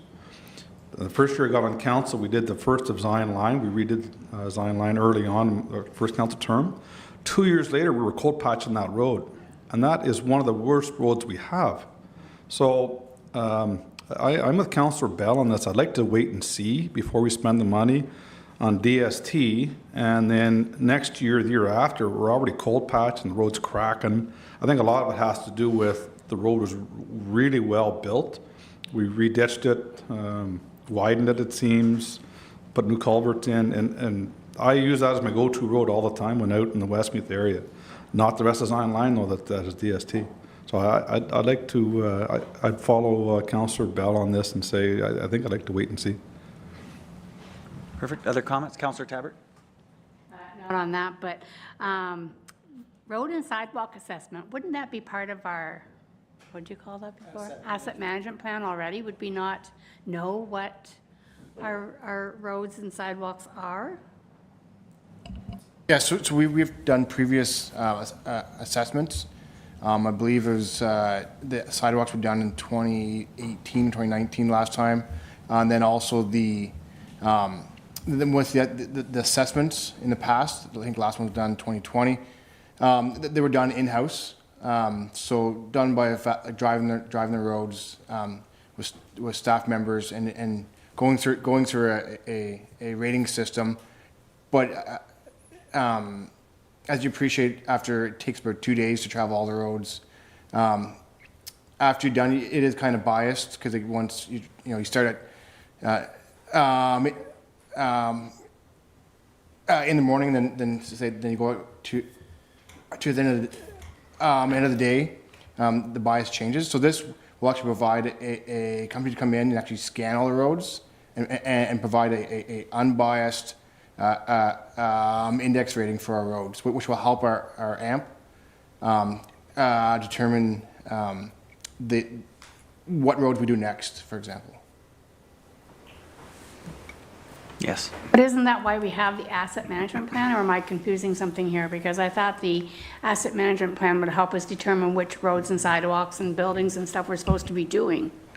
So, you take it. So the asset management plan is a living document. So at a point in time, there's data, it's all encompassing, they're taking condition assessments, the type of material, all types of things, but it has to be updated regularly because conditions change. So I think this project would be not Sean, Ivan, so-and-so driving the road, this road's bad, you know what, I'm hungry, I'm kind of getting cranky, just getting through it. This is a third party coming in with a scientific approach, basically, saying, we're going to condition assess a more accurate, true, unbiased assessment of your roads and sidewalks. Because that data gets put into the asset management plan, and then that plan spits out what gets done next, when it should be done, and what basically needs to be done. So the asset management plan, as it stands today, is at a point in time it's only as good as the data you put into it. So maybe that's what we're trying to get, we're trying to get the data, the proper data, to give us the proper plan. Thank you. Yeah, and with the value of roads and sidewalks, the more scientific, the easier the decision will be for us. Good. Deputy Mayor. Thank you. I just want to support Councillor Bell and Councillor Olmsted's proposal here with the $230,000. I think it's a lot of money. I think we can get better bang for our buck somewhere else. At this point in time, I would be in full support of leaving that at this time. Perfect. That's 3. Is there any other comments? Good. Councillor Trim. Just referring to the assessment, sidewalk and road assessment, other municipalities, I think, are doing this also. Getting a professional company that does this to come in and do it in an unbiased way, and I think that would be good for us to follow suit. Yeah, especially when we're going to have to make tough decisions like this one. Okay, so based on the feedback, we're going to put a hold on this. At this point in time, we're asking staff to put it in, I don't want to say reserve, but like a reserve. We'll discuss it more at the strategic planning. It's good? Sounds good. Excellent. Next slide. Okay, so this next section, we're into the 3s. On your right-hand side, there's only 2 items. So these are annual replacements. So these are on replacement plans. So we have our computer replacement and then personal protective equipment replacement. So with the computers, these are on a 3-year cycle. We've allocated $10,000 each year to continuously update our equipment, basically, that we use to function. This would anticipate, or this would have a replacement of between 5 and 7 machines. And then so the machines that are still available that are functionable, they would be repurposed. And then we have personal protective equipment for fire. Again, this is something we've been doing the last few years. This will be year 3 of the 2020 guaranteed pricing arrangement, and this will replace about 10 sets of PPE. 10 sets of PPE. So with that, I'll turn it back for this section if there's any questions. Thanks, Treasurer. Any comments or questions on those 2 items? Yeah, Councillor Bell.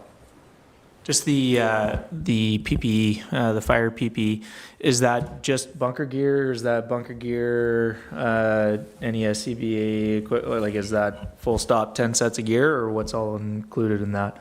That just includes their personal protective equipment, so the bunker gear, helmets, flash hoods, gloves, extrication gloves, things of that nature, not uniforms or any SCBA. And the used equipment, is that disposed of? Is that donated somewhere? Do we sell that to somewhere that has a lower standard than the NFPA, or how does the spent gear? Currently, what we do with any gear that's between 10 and 15 years old, which is out of date as per NFPA, we'll use it as spare gear, in short term. And we'll also use it for our recruit training, because they're not making entry into any IDLH environments. After it reaches a certain point where it's either not able to be used for that, we'll usually donate it to, I believe it's Firefighters Without Borders. There's really no resale value at that point, but we can donate it to other countries. Oh, excellent. Thank you for that. Good. Any other comments or questions? Excellent. Sean, or Treasurer, let's move on, please. So ideally, you get to a point where a lot of more assets fall in the annual replacement as you identify those plans. So hopefully this slide grows. So then the last section are the 4s. Again, they're just the way I use them to sort my spreadsheet, so it's not that they're any less important than some of the stuff we talked about. But the first one being door fobs, and this would come from capital reinvestment. So with some of our facilities, anytime anyone leaves the facility, anyone leaves the organization, or there's any type of change at all, or as also just a security precaution, the codes on these doors have to get changed. And ideally, you get to a point where you'll see a lot of businesses have where when they have multiple, not just a mom and pa, a couple of employees, when they have multiple employees, they would have a fob to open them in, so let them get in. The strength on that, or the efficiency on that is that at any given time, the keeper of that system can eliminate or alter who has access to what facilities. So it's a modernization thing. Right now, we pay when this door has to get done. We have been paying to get somebody to come in and change the code. Then we have to notify council. We have to notify everybody that should have that code. And then what happens is they lose that code. They don't remember the code. This would be, I can get into the facility. So we've identified we would like to do, obviously at some point in time, to do almost all of our major facilities, but understanding that that's probably not feasible in 1 year. So we've identified we'd like to start with $10,000 to at least get some of the main facilities updated. So this facility would be one, and then we'd work from there. And then over the course of time, with a plan, we'd try to get most of our facilities done. The next item is a plate compactor. So this would be from their capital reinvestment reserve, and it's used for installing culverts. We currently rent this same piece of equipment for about $2,000 a month for 6 to 7 months of the year. This piece of equipment should last 10 to 15 years. And then if I go to the next item, sidewalk machine / tractor. So this would be for replacement of TLS 02, which is a 2008 McLean MV. The 2008 McLean MV is in poor condition, rusty, and annual maintenance and breakdowns are increasing. The tractor would be made for sidewalk clearing. And then the option to purchase is to purchase a regular tractor that has front mount PTO / hitch for a snowblower plow and a 3-point hitch rear spreader for salt. This tractor could be used all year round by multiple departments rather than a sidewalk machine only being used during the winter months. So basically, sidewalk machine replaced with a tractor that can clear the sidewalks, and we can facilitate that and then use the piece of equipment for other areas. Mansell Hill, so Colesmith Road to Forster's Falls. That would be double surface treatment funded through OCIF. I'll speak to the road portion when I get to the next slide.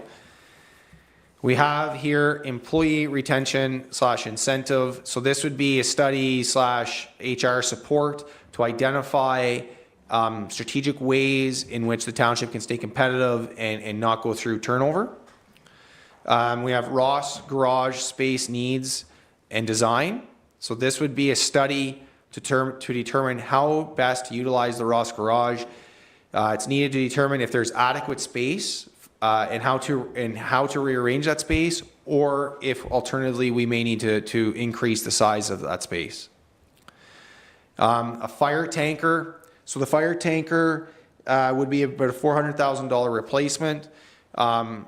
With this and the next, the tandem plow truck, these you order in a year and then it takes significant time to build. So knowing, so if it gets approved that we would order this, we wouldn't necessarily fund the 400 this year, but with 100,000 to be put into reserve or kept in reserve, earmarked for that purchase, because if you commit to ordering that, you will be paying that in the following year.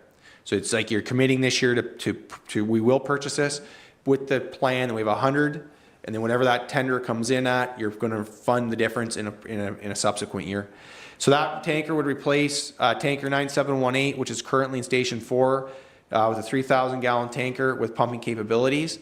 The fire underwriters recognize replacement timeline for fire apparatus is no more than 25 years, and this vehicle also has mechanical issues and may not pass its annual safety. Our asset management plan recommends replacement of tankers before 30 years. The expected delivery date would be 12 to 18 months after the order is placed.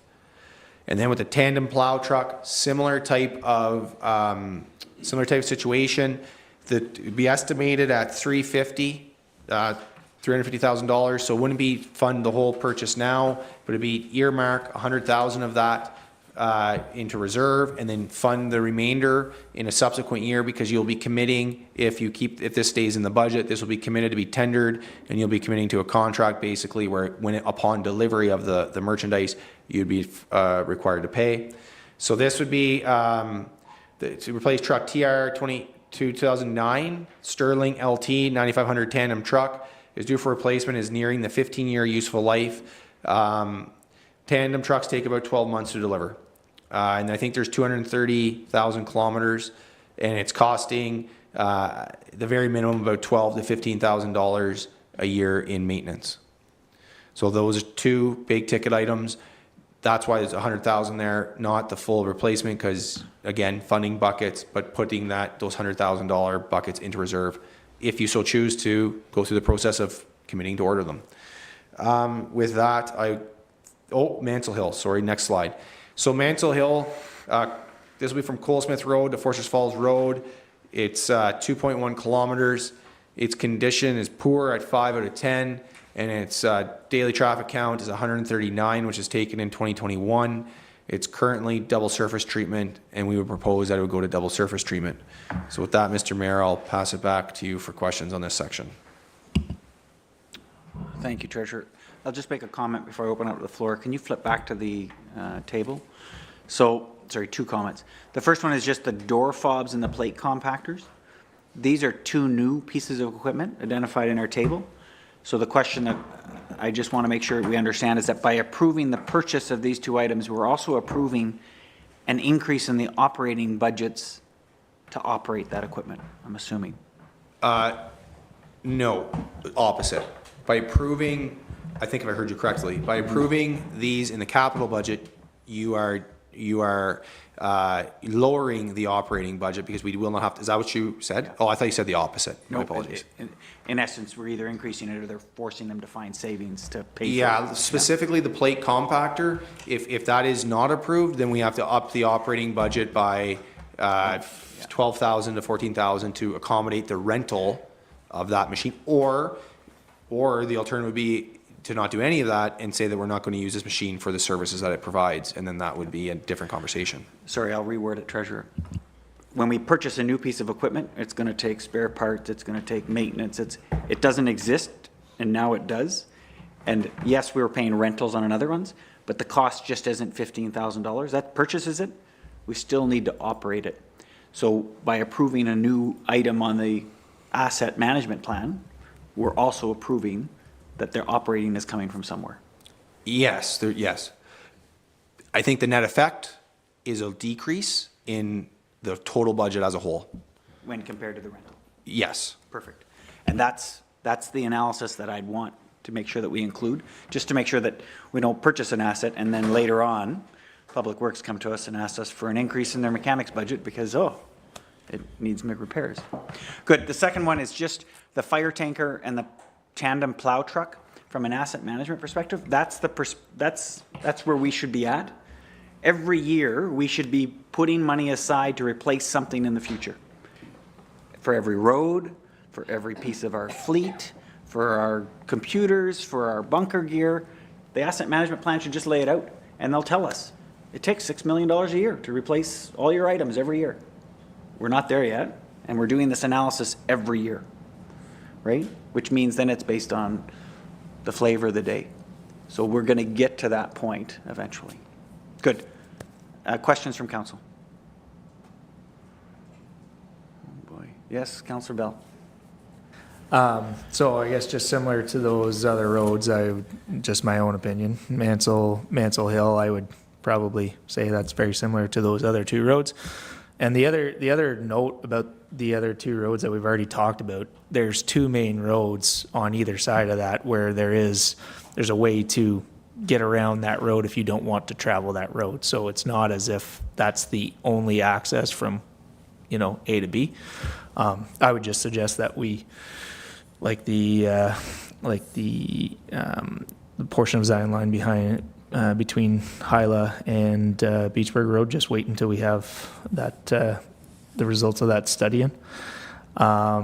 And if I understood correctly, it's either a sidewalk machine or a tractor with the front end PTO and a hitch to pull the sand We would behind. replace the sidewalk machine with a tractor. Oh, okay. So it's not, we're suggesting that it's replaced with a tractor and have the attachments so we can clean the sidewalks and still have that service, but then also reutilize that machine if needed, different part of the year for other departments as well. I think that's a great idea. Perfect. Thank you, Councillor Bell. Deputy Mayor. Thank you. Can you just explain the employee retention incentive? I love the idea, by the way we're turning right now. It's great. I just don't understand what it is. I will defer to the CAO on that. Thank you. Yeah, I think essentially what we're trying to gauge is try to engage with our staff to try to get a sense of what keeps them motivated, if you will, in one respects. The outcome of this exercise, which will likely be led by a consulting firm, will be a toolkit that I will recommend to council to allow us to better support our staff. So that's one part of it. On a 5-year term, we always examine our pay grid as it compares to other municipalities that are of similar size and nature to ours. So that's done usually on a 5-year term.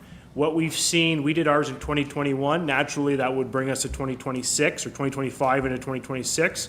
We're seeing a trend in the last couple of years as a result of COVID, as a result of lack of staffing resources, just generally, and maybe the inability to some degree of recruiting qualified staff in Renfrew County as a whole. So this exercise would sort of do an interim report to see where we compare to our other municipalities in Renfrew County. So it's kind of a two-piece thing, an interim report to the salary comparables, and also some type of toolkit based on engagement with our staff on what motivates them and what they could see as incentives to better entice them to perform and come to work. So that's kind of where it lands. Thank you. Thanks. Thank you, CAO. Councillor Moore. Just looking at the tandem plow and the fire truck and knowing what's happening around the world, I see we have 100,000, so that'll be this year's portion to get the vehicles ordered. So next year, if they don't come in because of the way timelines are going, can we look at it then, rather than debenturing the rest of the amount, can we take some more budget money next year to whittle that figure down so that we don't have to debenture so much? Yeah, and this isn't even suggesting that it gets debentured. but that'd be the exactly what you'll want to do. The township's going to want to, if you commit to go through the RFP and tender proposal and order the trucks, you're going to know your bottom line because you're going to commit to that contract. This gets off the ground of having the first 100,000. Then the township can make a decision based on that final number in the year that it believes it's going to actually receive the goods, which hopefully will be 2024. Then that budget would be, we're going to fund the remaining, couple 100,000 through reserve or taxation, or is it more beneficial to venture that? That would be a decision to make at that point in time. But this at least is committing, showing the commitment, and putting some funds aside for that, or for those purchases. Yeah, I agree. We can't wait because of the timeline of actual order and receiving. I think the sooner we get in queue, the better. Other, Councillor Olmsted. Yeah, on Mansell Hill, I'm glad this is the year we're triggering this road. Whoever gave it a 5 out of 10, I don't think travels that road very often. I have this along with the early portion of Grant Settlement Road is probably our two worst roads in the township. The difference I find between this road and the Zion Line portion is there's a subdivision at the end of this road. There's about 20 properties on that subdivision. So that road, is it Spring Hill? I can't remember the name of the road that runs. So Spring Hill Road runs into Mansell Hill Road. So I just caution about not going ahead with this type of project. And then I just actually looked on Google. So about 23 houses, including that subdivision, which is 13 on that road. So it is a high traffic / many properties on that road. It does need an overhaul very similar to Zion Line. The road needs to be completely rebuilt. And are we proposing to do that ourselves? Yeah, so the actual base work and the prep will be done in-house. The removal of the DST would likely be hired out, and then the actual DST service would be hired out. Right. So very similar to maybe design, I think we go ahead with the base work, and then even if we end up DSTing just the portion up to that subdivision, we can cross that bridge when we get to it. But I don't imagine we'll be able to do all of the work, including DST, this year, right? We would. The plan would be to do all this year. Yeah. Okay. Just in my previous experience on a couple of roads, the roads that ended up being the best roads we have is we leave the gravel for about a year to let it settle. That happened with road down near Haley's, and I think it's one of our best roads now. It took a full year to settle. But anyway, just some thoughts on that. Thank you. Councillor Trim. Yes, and I made the assumption, but then again, when I looked at the number, it's obvious that DST is included, but I would agree with Councillor Olmsted that perhaps we should build it and then let natural compaction help us before we put DST on it. Good. Thank you, Councillor Trim. Other comments? Yeah, Councillor Bell. Maybe just ask Kyle what his opinion is on that as far as timelines, like you are dealing with that every day in and day out. So what your interpretation of that would be? Yeah. Yeah, so I would, we're going to rebuild the road, but it wouldn't be a matter of adding a whole lot of gravel to it. Like, it's not like you're going to be building the road up a foot that you need to let it sit for the year. We have our big 54-inch drum roller. So it'll be a matter of pulverizing the road, changing any culverts that needs to be changed, doing any ditch work that needs to be done.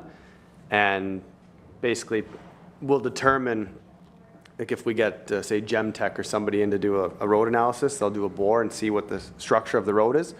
They will tell us, okay, but when you pulverize it, you only need 2 inches of new gravel on this road, and you can re-DST it. So it's not as if we're building it from the base up, tearing that whole road right out.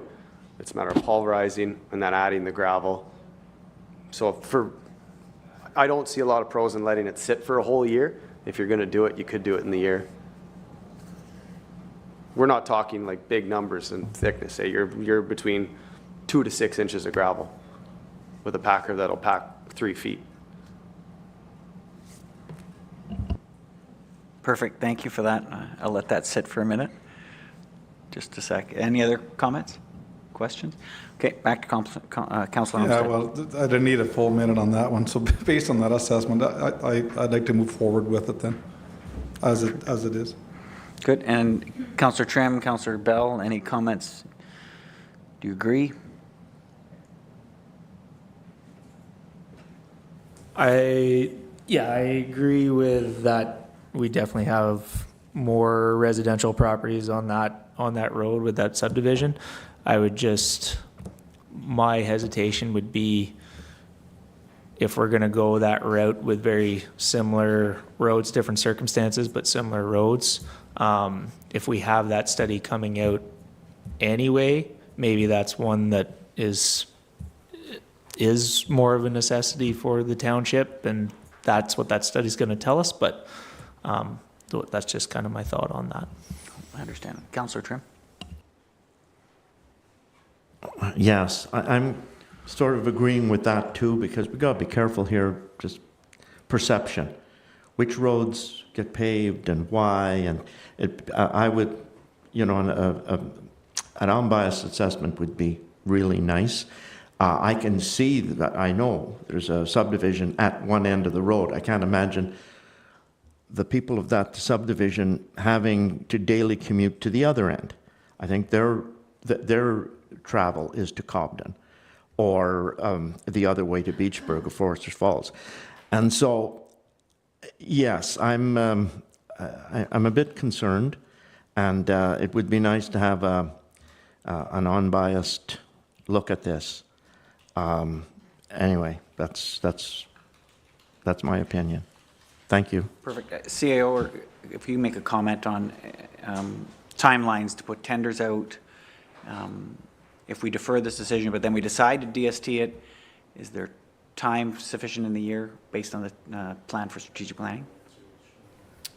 Yeah, depending on the how long we're going to defer it after the big thing would have to be done. Typically, we want DST done before fall. So ideally, the best time to do it is in July and August. Mm-hmm. So anything past that, it's not as good as in summer months. And when do you need to have that decision in order to have it affected in July? The big thing, if council decides to wait on to make the decision on the DST part, staff will go ahead and do the base prep. And then be simple as putting a tender out, and then and waiting for the bids to come in. So if you knew by 1st of May? It'd be no problem. CEO? Sorry, can I just add one thing? The big thing, this road here has degraded. Again, in 2020, it was done in-house assessment, and it was rated 5 out of 10. I can tell you that in today's state, it's not 5 out of 10. It's very poor condition. And I know our Kyle and his staff do patch this road quite a bit. Mm-hmm. So it's like lookout in that sense, yeah.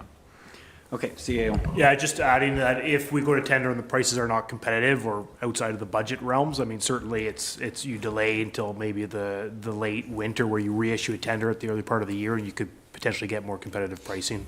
That would be an option. Okay. Good. Sorry, Councillor Olmsted. Question on the master transportation plan. I don't anticipate we're going to have that back before summer, right? Like, it's probably going to take the year to get that. That's correct. It's I believe it's the full year, and depending on who is selected, the date would be. I believe it's in 2024. The actual date. Okay, thank you. Good. Is there any other comments or questions on that? Good. So for sure, based on what we've heard around the table, I think we can give direction to staff to remove the DST, gravel it, even prepare the tender, and just because I want to take a look at not just these 3 roads, but as many as we can as part of our strategic planning, we'll make the call then, whether or not it gets DST in the same year. Is that fair? Any other comments? Okay. Okay, Treasurer, what's next? So some just key highlights to sum up. So the total capital and special project investment as presented to you, just want to pull up one sheet here while I do this, is $1,953,000. The total, like I specified earlier, was $11,115,000. So there's obviously recognizing that there's a shortfall of $8 million and change of what was the asks, what was everything presented on the first sheet. We dwindled that down, so it'd be just shy of $2 million investment in capital. But just for council to understand that that $2 million or 1.9, and I guess if I'm understanding correctly, the one $230,000 item, so to call it 1.7 million investment is a start, like the CIO mentioned earlier in the year, or early in the presentation. But over the course of time, it's important that that continues to build because there's a list that, like the mayor has mentioned before, there's stuff that just didn't make this iteration at this current time. Now, all that being said, the items are presented to you. There is still a shortfall. So if you the stapled piece of paper under the you'll see the number in red of a 78,476. So with that, we have the total, and I know that 230,000 from up top is coming out, but we're not even looking at the OCIF, the CCBF, or the water rates and reserve line items. We're only focused on the capital reinvestment and tax line. So shortfall of 78,476. So basically what's above there, we'd have to find a way to fund. Now the options that we've came up with would be to reduce the level of service, the level of arena service. That would be a $69,000 savings, so 70, we're getting close to that 78.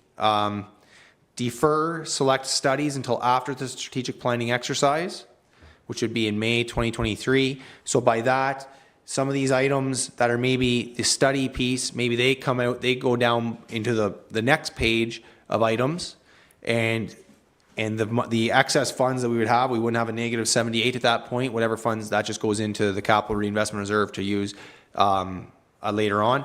Or there would be reposition the savings in the operating levy, which also now is going to be modified because of the building fee proposal. Would reposition any savings there to increase to the capital levy. At the point of this presentation, it would have been about 1.21%. So what that means is when we presented this in December 7th, we said a 4.99 and a 4.99 operating, 4.2 capital. And what we're saying, I think now at this point would be if we decided to increase the tax levy to get to that $78,000, it would be basically a 9.04% increase, not the it's about 0.4% more increase than it was originally presented. So three options we've come up with are reduce the arena level of service, defer select studies until after the strategic plan, and let the strategic plan guide what studies you're going to do. That's why we have that in bolded, because staff feel that that's probably the more prudent one.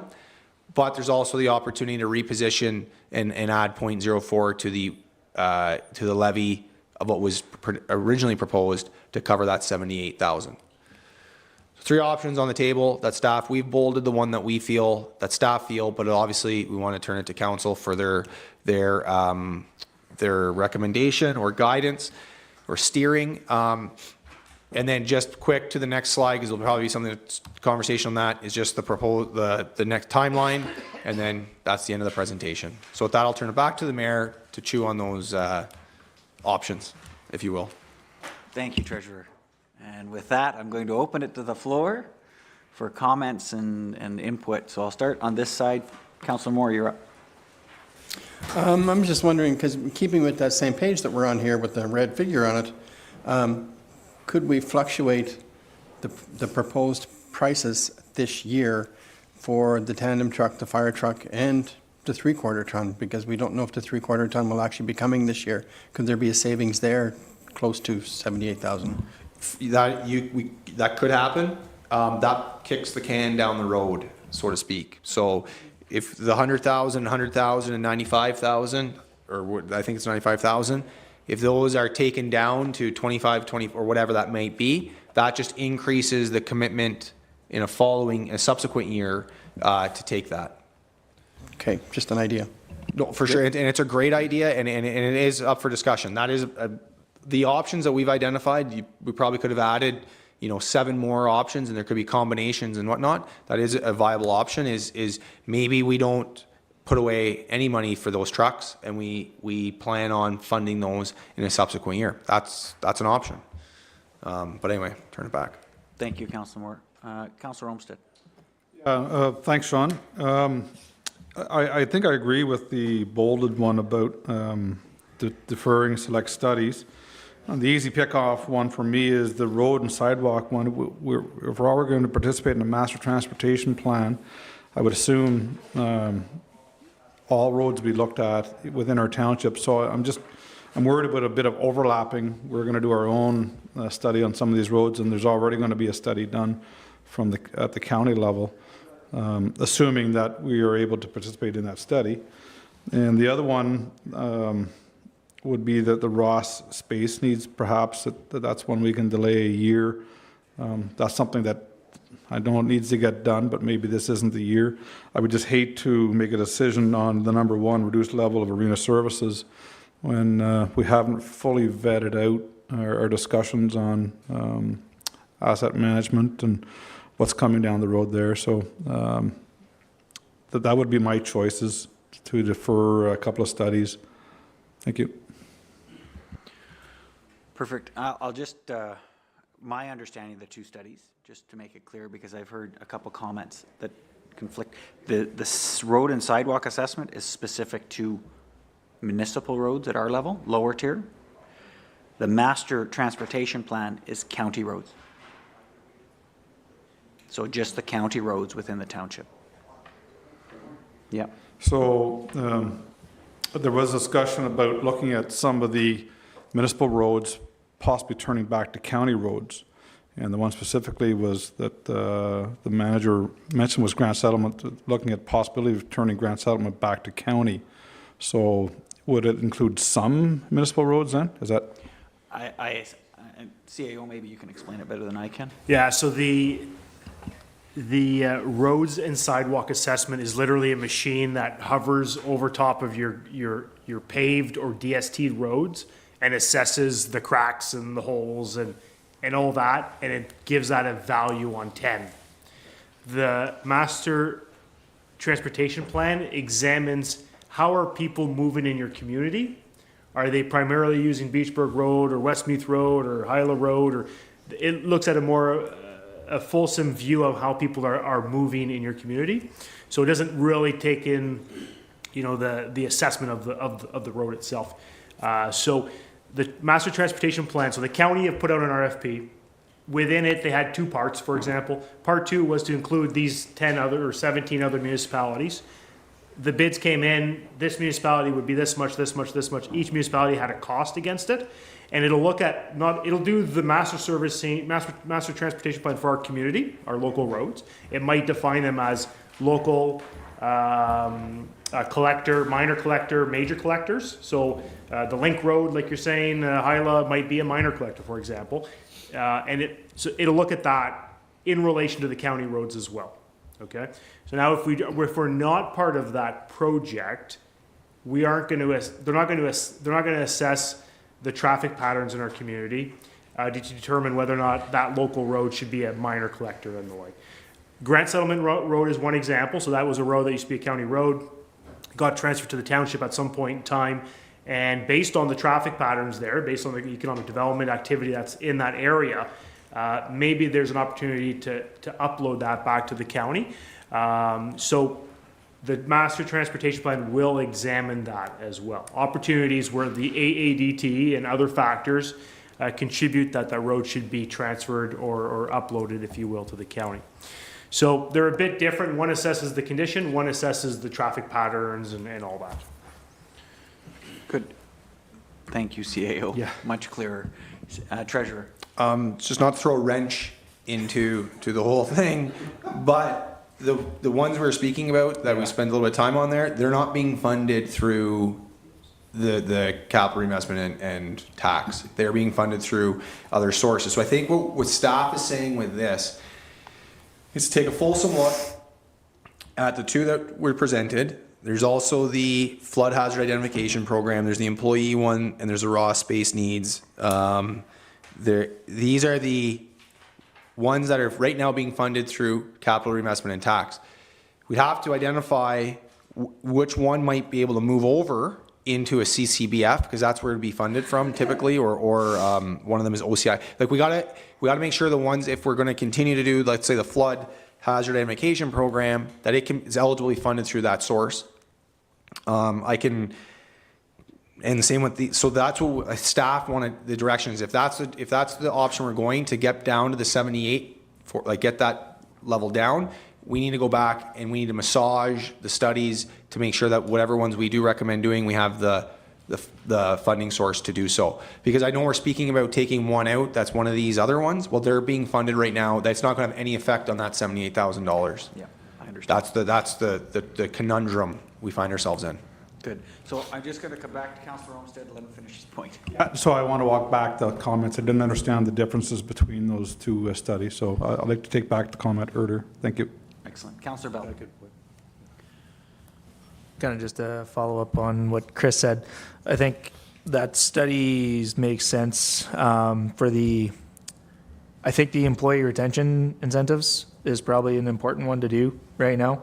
I don't think we should kick that down the road the way things have been going, but the Ross Garage space needs and design, I feel like that might be something that we can kind of move down the road a little bit. And then I was just wondering if there would be some sort of integration between point 3 and point 2 there, as far as the options where repositioning the operating levy to a lesser extent to kind of make up the difference after, if we could somehow kick that $50,000 decision down the road and then make up the difference with the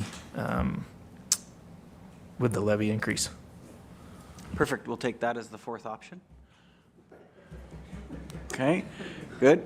Any other comments or questions on this? Councillor Moore. Considering what's happened to us the last term, I really don't want to see the flood hazard come out. I think anything we can do with flooding should be attended to if we can at all possible. Yeah, and it is a common question we get from people wanting to double check where our floodplains are. Things have changed over time. I think it's a good.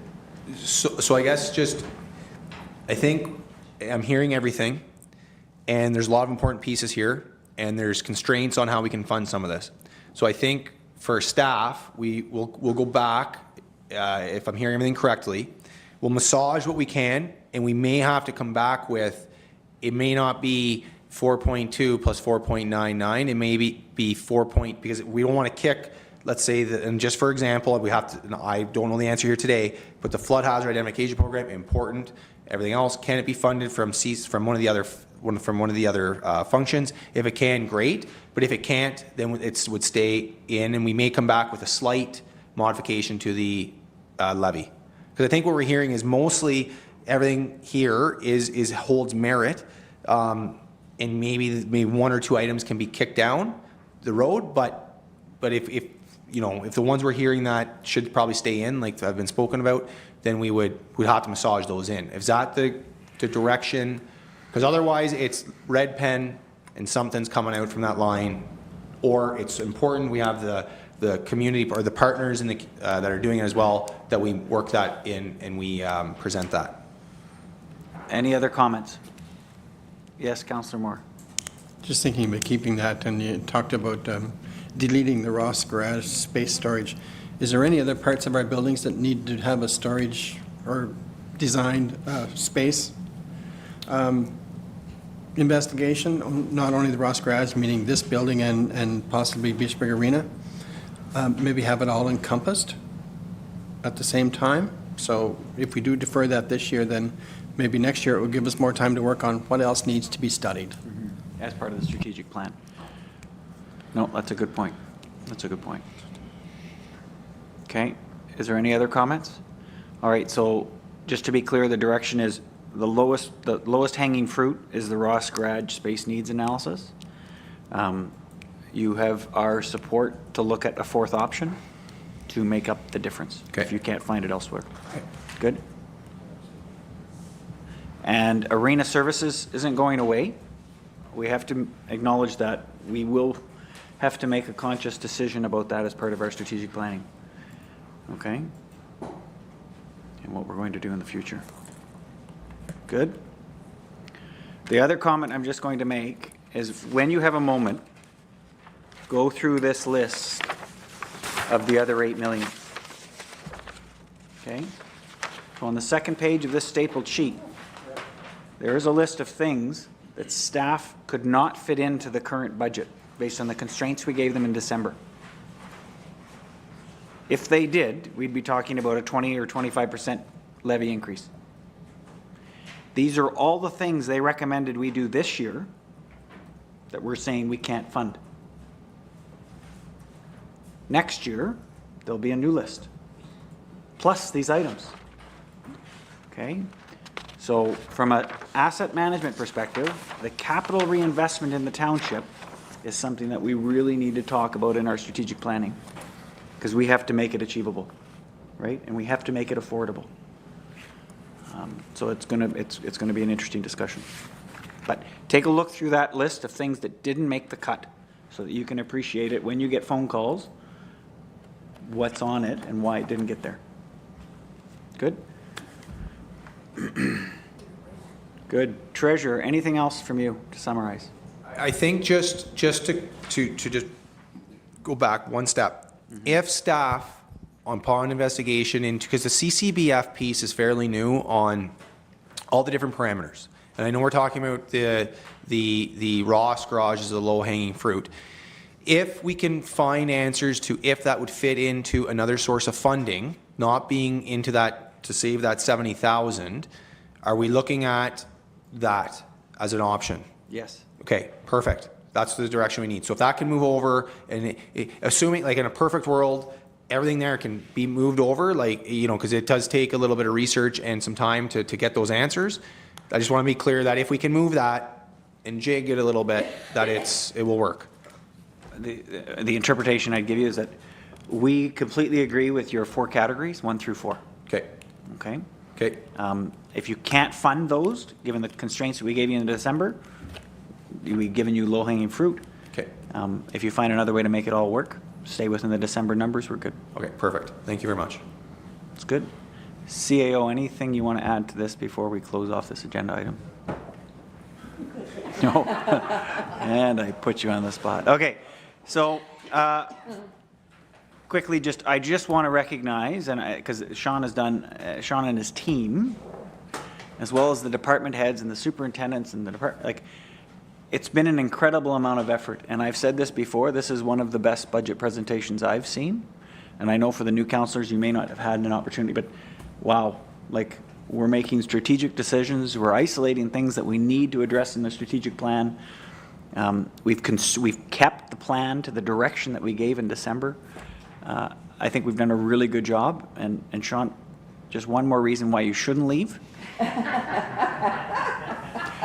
But we completely are behind you. We know you're going to do an awesome job at the next place. So you carry on with this and it's going to be great. So thank you so much to you and your team for everything you've done. Good. We'll close off that agenda item. So the plan going forward is supper to feed us. So we're not grumpy for the next portion. We'll be either arriving shortly or is already here. We will take a recess for the next 45 minutes to make sure that you're fed and you've had a chance to decompress and be prepared. We'll come back, if you could be seated, for about 4:40, and we'll start with the public meeting at 4:45, taking right back the spot that we're on the agenda at 4.2. Good? With that, we will take a recess at 3:58, and we'll be back 3:40. Thank you.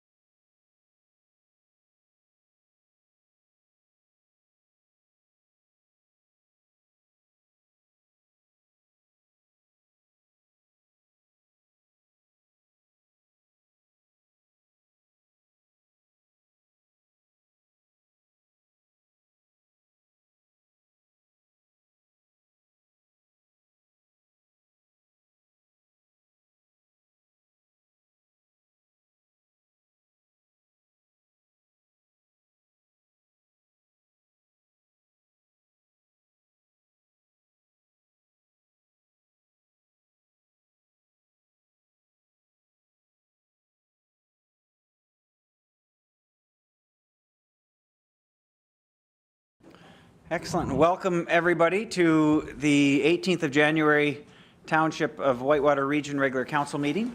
It's a continuation from, we started at 1 o'clock and did budget for the last 3 hours, small recess for some supper. And now we're going to move on to our next items on the agenda. So I'd like to first call the meeting to order at 4:45. And what we're going to jump in first is item 4.2 is our next item on the agenda. This is a delegation from Annette Gilchrist on Gypsy Lane. And just the context for the members of the public that are here or that might be listening, a delegation is an opportunity for any member, any resident to address council. They have 10 minutes to present whatever issue or topic they wish to present for us to consider. And then we go from there as to how we might want to address what they've brought forward. So with no further ado, Annette, you can take the stand and go ahead. Stand, maybe not the appropriate word. Is it green? Oh, it's green. There I am. Push it hard once. Thank you very much to Mayor and Council for letting me present today. Everyone has a package and it's available on the website if anybody else is curious about it. I'm here today because I just want to make a request of Council, and the request is that you assist in educating the public on snowmobiles. So what I can say is we've owned snowmobiles. My husband's, done the races on Cobden Lake. We have races coming up in Eganville. In my job, I've worked with ATV clubs, snowmobile clubs, and usually it is, what's the best route? How do we get you there so you're having fun, you're not worried about it, and the public is safe? And so what I wanted to do, because there's been some changes in staff, there's been some changes in council, is I just wanted to bring this issue forward because it has been an issue on our road where we have had some safety concerns with snowmobiles. And so I'll go through our concerns. So there's no line of sight from our driveway to the cattle path that comes off the unopened road allowance and private property at the end of the road. We're concerned about the safety for all the residents on our road to exit from their homes and their farms, because there are 3 farm entrances there, and not have to worry about snowmobiles that are traveling on the road where they shouldn't be. We're worried about safety of all road users traveling, including pedestrians, because there are pedestrians that walk on our road. Trespass to Property Act, because the path that they're taking is on private property. Safety of travelers on the unmaintained, uninspected, unopened road allowance, because trees fall, rocks fall, they go there all the time. And, if there's somebody unsuspecting coming through and they don't know that that rock's falling down, that's trees falling down because it's not being looked at by the club, by the groomer, someone could get hurt. Cost to the township for additional winter maintenance tasks, OPP cost to the township. So snowmobiles they can't travel in the ditches along this road because there's creeks there that flow all year round. There's it's a skinny road. It's the way that the topography goes. They're just not able to, and so they have to move into the maintained portion of the road, which is not where they're supposed to be. We also have had issues with speeding, which I know is an issue. Lots of people speed, not just snowmobiles, so I'm not picking on them, but cars, lots of times people are speeding. I know that's up to the OPP to enforce, but let's face it, they don't have the resources to be everywhere all the time, and they've got a really big geographic area. So asking for that. Also concerned about the cost for road maintenance because the snowmobiles have torn up portions of the surface treatment, it's requiring ongoing patching and repair. Also concerned about increased liability to the township and its ratepayers should something happen on the road or on the unmaintained and uninspected portion of the unopened road allowance. And the increased liability to the property owner who owns a portion of that cattle path where the snowmobiles are traveling on. So we have some pretty serious concerns around cost and around liability, around risk, and around safety. And though it hasn't been an issue in 2023 because we haven't gotten a lot of snow, but we're getting there now. And, Renfrew County is known for its trails and all of those things. So there are wonderful places for snowmobiles and for people to enjoy recreation, but we just want to make sure everybody's doing it safely. So with everything that has changed with council and with staff, we just wanted to come forward again and say overall, there's about 10 calls a year on this road for snowmobiles, whether it's speeding, whether they're traveling where they shouldn't be illegally under the Highway Traffic Act. And I've included the section of the Highway Traffic Act that says they need to be between the shoulder and the fence line, which is basically the ditch, right? They're not to be on the shoulders, they're not to be on the road. That's not legally where they're supposed to be traveling. And at about $1,000 a call, well, you can do the math, so that is spending of some money. So the way that I look at things is I always start with communication. Let's have a conversation about it. Let's talk about it. Let's see if we can educate people and get the snowmobiles where they're supposed to be, get the cars where they're supposed to be. Everybody's safe. Everybody's happy. Everybody's having a good time. That's perfect. That's all we're looking for to do here. And I don't want to have like a big stick. I know there's lots of options. I put them in my report for council. You can prohibit them on the road. You can put up signage about the Highway Traffic Act, all of those things. But at this point, I just want to have communication, and I want to get the message out. And so asking council and township staff, can we put some messaging out on Facebook, through the media, on the website to say, here's the rules of the road.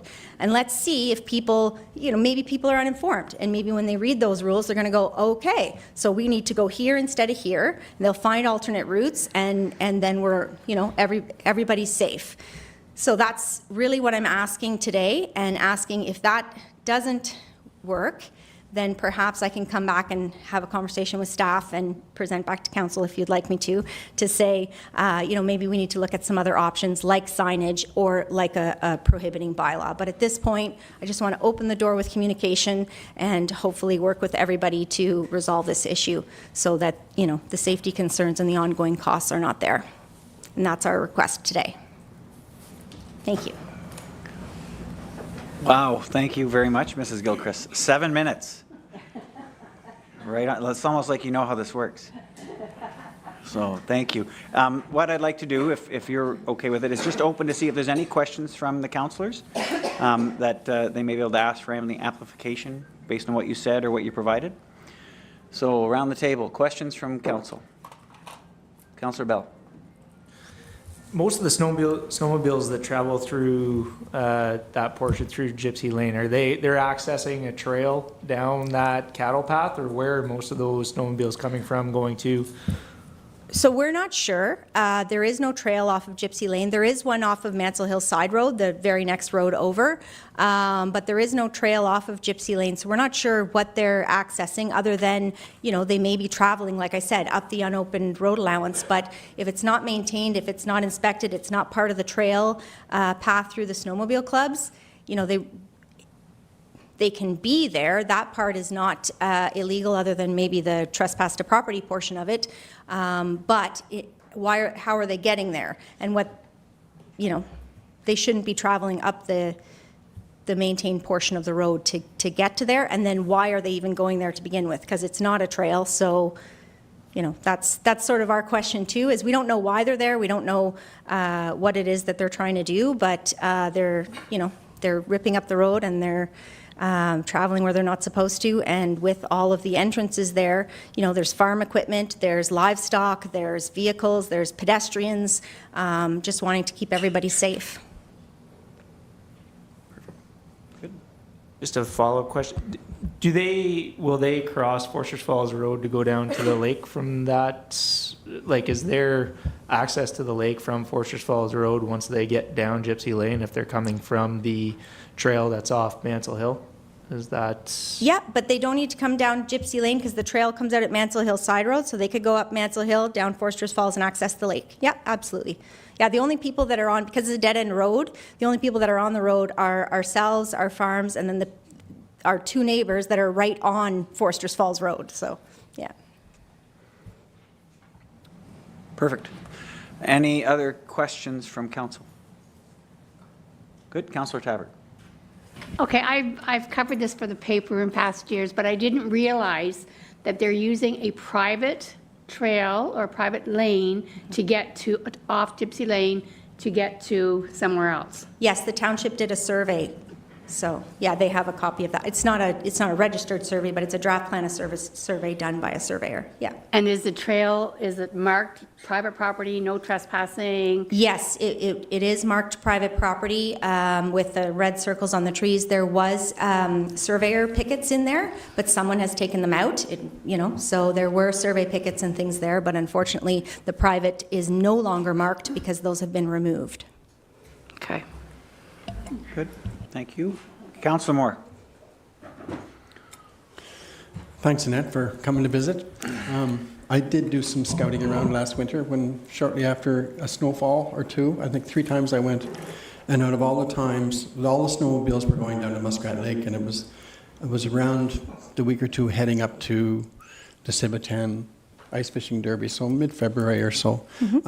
Out of my 3 times I visited and watched, there was only one time that one snow machine came out and turned right, and I didn't follow where it went. So I guess at this point, I'm in total agreement with you as education, education, education for now. But at what point do we stop spending money? So this is what council is here for, and hopefully we can come to an agreement. Thank you. Thanks. Anyone else? Councillor Tabbert. I just wanted to know, for us, I don't know, is Gypsy Lane, do we have it so that snowmobiles can use it or not use it? Because it's up to our discretion, council's discretion, from what the report said here. Good, CAO, please, or Public Works. Yeah, so basically, we do not prohibit snowmobiles on any of our local roads by bylaw, so that's the straight answer. So we don't have that in place at this time. So, but the messaging to the public is that there's an area of the local road that you're supposed to be driving your snowmobile on, and that's what I think what Annette's speaking of, is you're supposed to have the snowmobile in the ditch shoulder that's unplowed. Yeah, not in the shoulder, between the shoulder and the fence line. Fence line, yeah. Thanks. And a follow-up for Councillor Tabbert. Did I not just hear 2 things, though? You said we don't prohibit snowmobiles on our local roads? Yeah, so they can go on the local road? No, so I guess they're not allowed to drive on the traveled portion where cars travel. Okay, so we don't have a bylaw for that then? Because it says here, you can pass a bylaw saying that So the local municipalities may pass bylaws that regulate or prohibit snowmobiles anywhere within their boundaries on or off public roads. yeah, so So we don't have that bylaw to allow snowmobiles on Gypsy Lake no, technically? except that the Highway Traffic Act establishes that a snowmobile can't just go up the middle of the street where cars could be traveling. But this is the Highway Traffic Act. It says, oops, I just lost it. It says, except where prohibited, you may drive your snowmobile along public roads, keeping as far away from the road as possible in the section between the shoulder and the fence line. And then it goes on, local municipalities may pass bylaws that regulate or prohibit snowmobiles anywhere within their boundaries on or off public roads. That's right. Make sure you are aware of the bylaws in the municipality, where you intend to snowmobile. So, do we have a bylaw saying snowmobiles can travel on our local roads? Or prohibiting them? We don't have any bylaws that prohibit them from traveling on between the fence line and the shoulder. But on the main portion, have we passed a bylaw saying? Sorry, I'm just going to jump in for the Yeah. CAO. So provincial regulation restricts traffic between what Mrs. Gilchrist said, there between the shoulder and any portion of the road. We could regulate basically the remainder of that right away beyond the shoulder to the edge of the property line for the roadway. So, but it's a good question. When I read this though, when I read this, it says on or off public roads. So on or off a public road would be, for me, I would think, I don't know about others, but for me, would be where I'm driving. Right, right. The province that says you can't have a snowmobile on the road, we Doesn't- can't supersede that. Yes, we can, from what it says here. Local municipalities may pass bylaws that regulate or prohibit snowmobiles anywhere within their boundaries on or off public roads. And that's the MTO, that's what Annette provided to us. So so obviously they can't go on it because we haven't provided a bylaw, That's right. but we can if we wanted to. I think what we'll do is we'll take away your point and we'll just make sure that we clarify that in the context of the whole reference, just to make sure that it's clear and staff can come back and just make sure that it's understood by all. But Thank thank you you. for your question. Good. Is there any other questions from council? No? Mrs. Gilchrist, thank you for taking the time to come and bring this to our attention. We appreciate it. I know that there's other interested parties that might be wanting to also do delegations on the same topic. So what we're going to do is we're going to make sure that they get scheduled. Then we'll take an approach, taking into account the information you provided us, including the recommendations. Great. Thanks so much. Thank you. Good.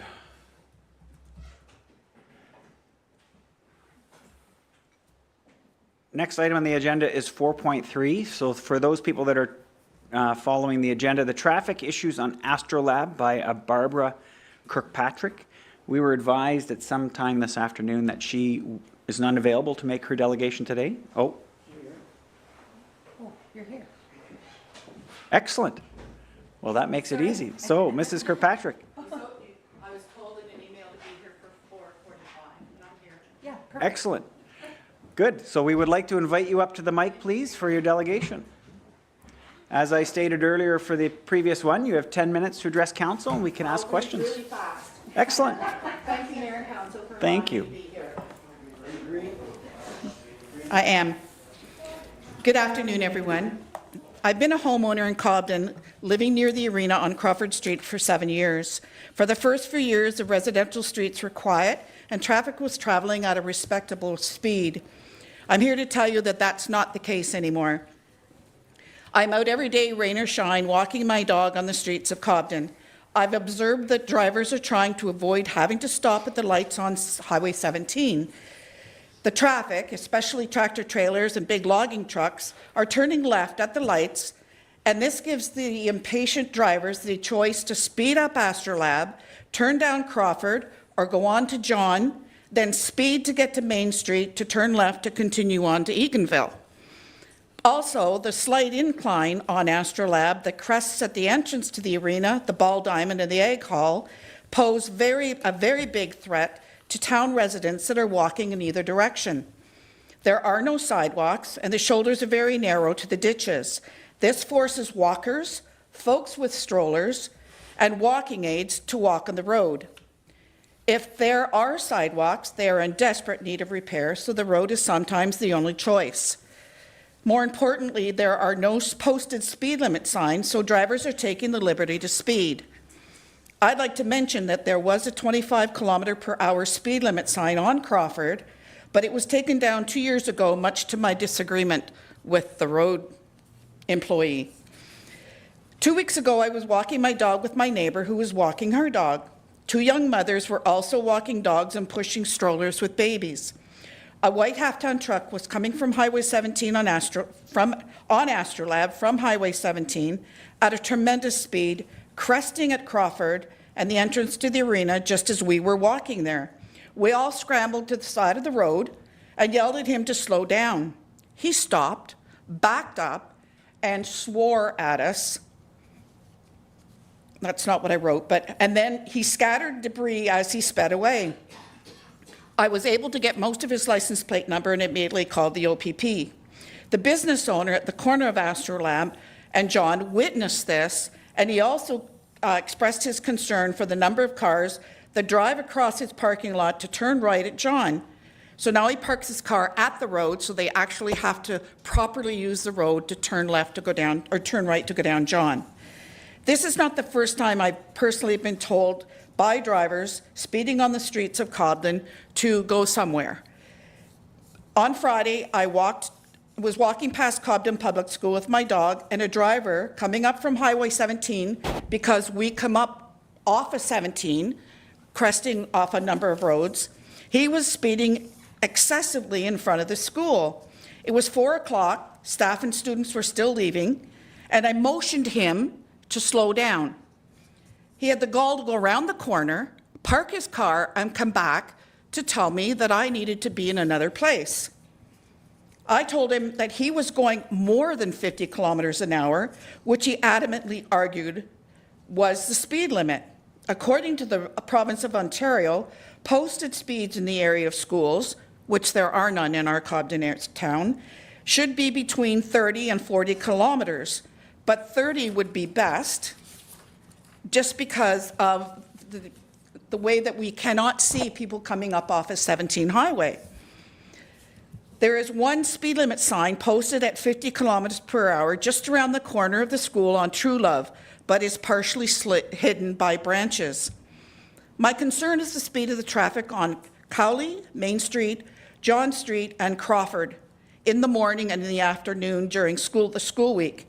We have quite a few students who live in our area and attend Cobden Public School who are walking to and from school.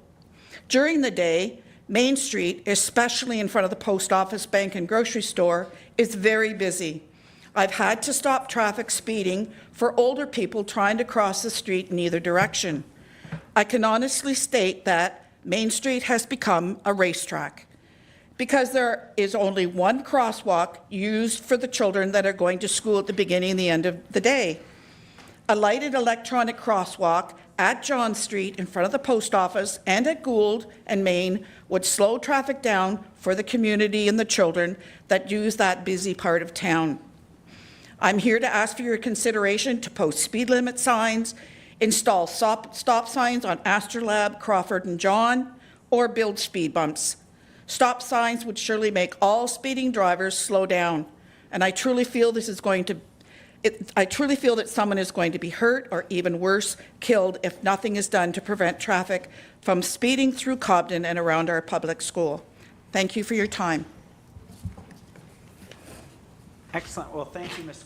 Kirkpatrick. Do you want to remain at the mic in case there's some questions? If you could, please. Excellent. For the rest of council, is there any questions? Councillor Trim. Yes, thank you for your presentation. There was one remedy you didn't mention, and I'm going to defer to Mayor Nicholson to make sure that I'm suggesting something that is possible.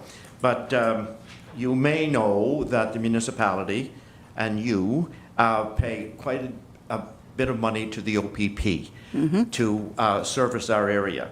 And I'm thinking that that's one thing we could do, is make a request to the OPP to have a presence, more of a presence, and a zero tolerance with respect to speeding in the community of Cobden generally. I don't know if that's a possibility, Mr. Mayor, but there is a downside to that, because if there are people speeding and getting caught, and if there is zero tolerance, it will be likely people you know. And that's a bit of a downside, but that's another option that I may suggest. Okay. I don't consider that a downside if we save the life of a child or anyone that's being pushed in a wheelchair. We all know who that little lady is. We're walking dogs. People are out. Cobden has grown like over the past 7 years, like I can't believe that the amount of traffic that's going through town and the number of people that are now living here with our new subdivision. So come on in, OPP. I welcome you. Do your job, and maybe we just need to set an example. Excellent. Thank you, Councillor Trim. Councillor Olmsted. Thank you. Yeah, I think before that, perhaps we can have the manager of public works do a survey within the boundaries. Number one, to look at what signs are posted, and number two, to look at perhaps there's some we should decrease. I know some are 50 kilometers. I think everybody assumes Astrolabe Road is 50 kilometers an hour. Well, maybe if we reduce it, if they're simply coming up there to hit Main Street to head toward Deaconville, well, if we just reduced the speed limit, that may be enough of an impedance right there. But I'd like the manager of public works to have a look at it, please. Maybe even a stop sign at Crawford, because the arena is so busy this time of year. And even on Saturdays when the market's open, just to stop and then turn, that gives, people the opportunity that are walking a chance to see that a car is coming. If they're coming really fast, you have very little time to get off the road because they're traveling so fast. Thank you, though. Thank you. Perfect. Thanks, Councillor Olmsted. We're going to go Deputy Mayor. Thank you very much, Mayor. Thank you very much for your presentation. And I think it's one we all deal with almost in all of our areas, is speeding. But I'm just questioning if perhaps we do have speed signs, and I'm wondering if perhaps we could put Public Works, put some signs out there on Crawford or at Astrolabe, because it does slow down the traffic for a period of time that you're there. It certainly does. And I know myself, I've used it myself, where I can see how much the speed I'm going, and actually have brought myself back down. So I'm wondering if that might be an option we could put there, just even to educate the people. But I do agree, I think a lot of the time, most of them are locals. And I don't think it's the individuals, Mrs. Kirkpatrick, that's coming up the highway. I think it's your local throughway people coming through. But thank you for your presentation. Thank you. I'm hoping that maybe that sign might be able to alleviate something. Thank you. Perfect. Just to make sure that's clear for everybody here or watching, what's the name of that? It's not it's a speed monitor, or? It's a, sorry, it's a speed radar sign. Speed radar sign. Yeah, and we already asked, sorry, may I, when the delegation was coming, I asked the road superintendent to go ahead and to install them, and just go ahead and put them out. And I know we were just moving them from one location, and I just emailed him tonight, just to remind him that to go ahead and put it out. Hopefully we can go over the next month or so, we can keep moving it around Cobden. Perfect. Excellent. Back to Councillor Bell. Yeah, I can appreciate and I think there needs to be some consideration for something at the rink there, because it is one of the more popular places to go in and out of, and I have a young lad in hockey coming out of that rink. It's not a great spot because the hill does crest right there. Can't see what's coming one way until you're kind of nose out into the road. So definitely some future consideration for that particular area that you're speaking of, but that would also probably solve a little bit of a problem as well with that through traffic coming up Astrolabe Road. If they have to stop at that stop sign, that's going to mitigate some speeding measures there too. So I don't know if there's consideration for that moving forward. Good. I'm just going to hold Councillor Trim to see. Councillor Tabbitt, have you spoke yet? No. So Councillor Tabbitt first, please. As far as I know, everybody who's passed their license should know that any municipality or town, the speed limit within it, the limits is 50 kilometers. So I don't see a problem with the police coming in and ticketing anybody who's going over. To admit, I'm probably one of the few people who do 60 over at Foresters Falls and Gypsy Lane up there. But as for the heavy trucks going up, turning off Highway 17 and going up Astrolabe, are they allowed to do that? No, they're going up Main Street. That's why the drivers are cutting through town, so they don't have to follow the big trucks. Oh, okay, sorry. Yeah, they're going right down Main Street, right on up into Algonquin Park. Okay, thank you. The traffic trucks are doing what they're supposed to do. Yes. Councillor Moore. Thank you for your conversation. Thanks, Mike. This has come up many times before in the last 4 years, and this isn't the only area where there's problem, as Councillor Connie has said. I guess with signage and hopefully more presence of the OPP, there are certain areas where we could have council decide if we would entertain three-way and four-way stops in some of these ideal locations to slow down traffic. So I guess this will be a time measure, hopefully. Hopefully the measures that we can come up with prior to putting in 3- and 4-way stops. I know definitely there should be one at Cobden Arena. I myself have almost been hit there a couple of times. So there is venues, but I guess this council should stay on top of this. Thank you, Councillor Moore. I'll just have a second follow-up question from Councillor. Anything else from anyone else? Excellent. So, Ms. Kirkpatrick. Thank you. This is Kirkpatrick. Kirkpatrick. Kirkpatrick? Yes. Apologies. Thank you for taking the time today. You you. can see these kind of delegations are opportunities to raise these kinds of issues to council. We very much appreciate that. Thank you very much. Thank you. Good.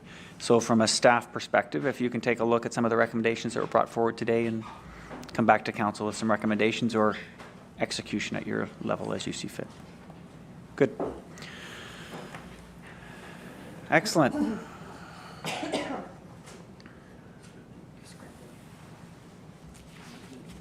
Too many papers in front of me. Awesome. We're on to item 4.4 on our agenda. This is a zoning bylaw amendment for Westmeath Concession.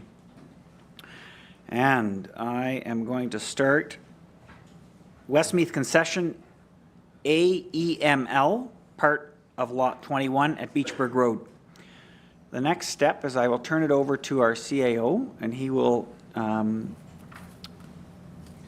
do his public, I can't remember what this is called, but public statement, and do a review of the application. Yeah, thanks so much. So just a quick statement pertaining to the public meeting that's tonight. So if any person or public body does not make an oral submission at the public meeting or make written submissions to the Township of Whitewater region before a bylaw is passed or the bylaw is passed, the person or public body is not entitled to appeal the decision of council to the Ontario Land Tribunal. The person or public body may not be added as a party to the hearing of an appeal before the tribunal unless in the opinion of the tribunal there are reasonable grounds to do so. Under Section 3411 of the Planning Act, if council decides to refuse an application or refuse or neglects to make a decision on an application within 120 days of the municipal clerk receiving the application, the applicant or the Minister of Municipal Affairs and Housing may appeal to the tribunal by filing an appeal with the clerk of the municipality.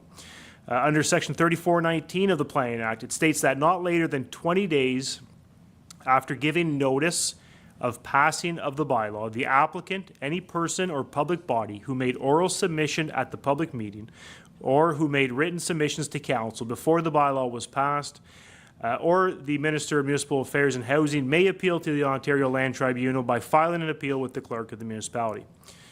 So back over to you, Mayor Nicholson, or to present the, you want me to go ahead and present the report?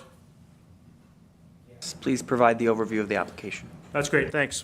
So the first application here pertains to a zoning amendment that's been filed by Miles England. Miles is with us virtually here, as you see his name on the screen.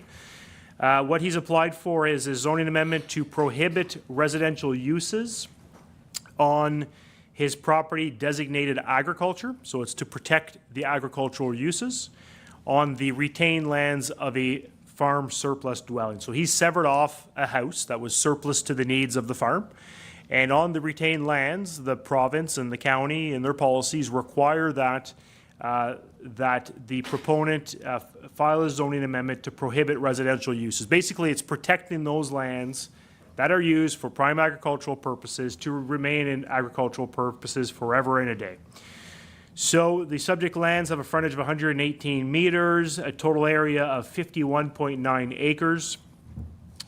They're generally flat and are used for agricultural purposes.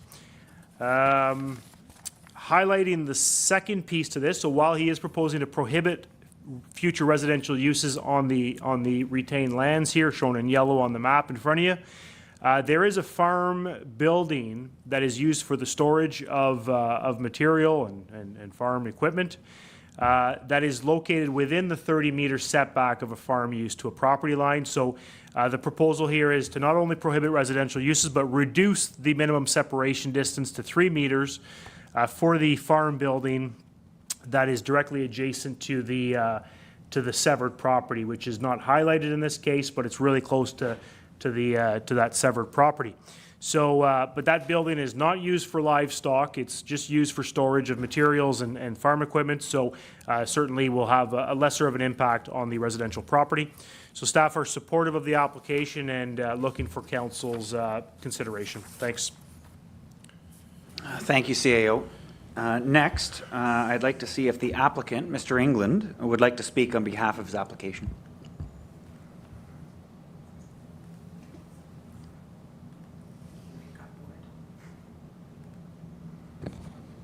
Mr. England, are you there? If you could unmute yourself. Okay, I think I'm on now. Yep, good, okay, thanks. Yep. Yeah, so Ivan and I have put over this before a couple of times, and when we met with the other, I guess, the property management, the other committee from before, this was kind of all talked about. So I think Ivan and I know what's going on. So I'll just pass it back to you guys. Excellent, thank you, Mr. England. Great, and at that note, I'll turn it over to the public. Is there anybody here that would like to make public comment on this application?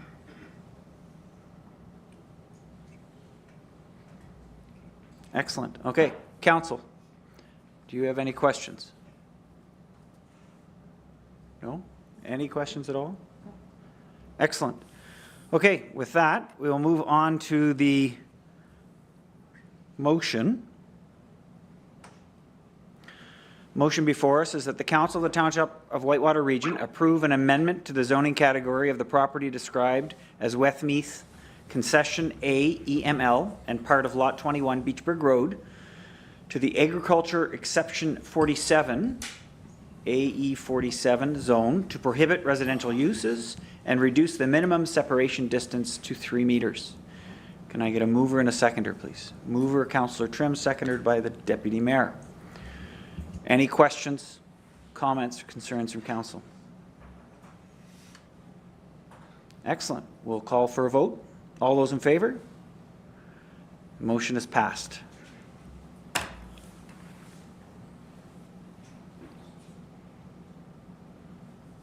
Excellent. We'll move on to the next item, 4.5, which is a zoning bylaw amendment for 2249 Foresters Falls Road.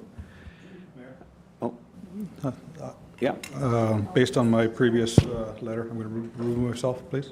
Yes, acknowledged. So just for those in attendance, there was a declaration of interest declared by Councillor Olmsted.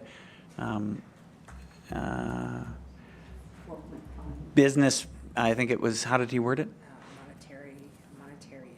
Monetary interest.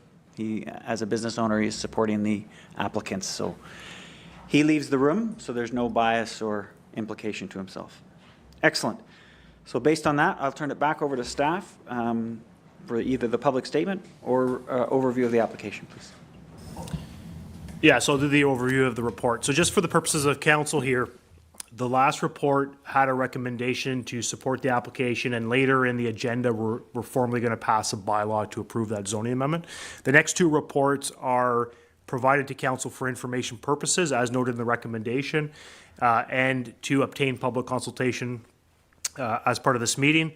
Staff will come back to council at a later date with a final report. It'll summarize the public consultation piece, summarize the analysis from the planning staff, and it'll provide a final recommendation to council. So anticipated February 1st at the earliest, but could be February 15th at one of those next two meetings. So we have before us an application here submitted by Tim Hubert, property owner at 2249 Foresters Falls Road. Property has a regular shape, frontage of 43 meters, but a width of 392 meters, and a total lot area of 54 acres. Property contains a single-family home and approximately 4 outbuildings. The proposal here is, there's two points to the proposal. So one is to permit the use of a kennel being defined as an establishment in which dogs or domesticated animals are housed, groomed, boarded, bred, or trained for gain or profit. And he's also seeking to reduce the minimum separation distances. So in the zoning bylaw, it establishes that a kennel, the building that's being used for the kennel, must be so far from a property line and to a center line of a road. So his proposal is to accommodate the kennel at a distance of 35 meters to the nearest property line instead of 60, and also to reduce the setback from the center line of road from 90 to 86 meters. In this case, the nearest dwellings are located 68 and 126 meters from the kennel.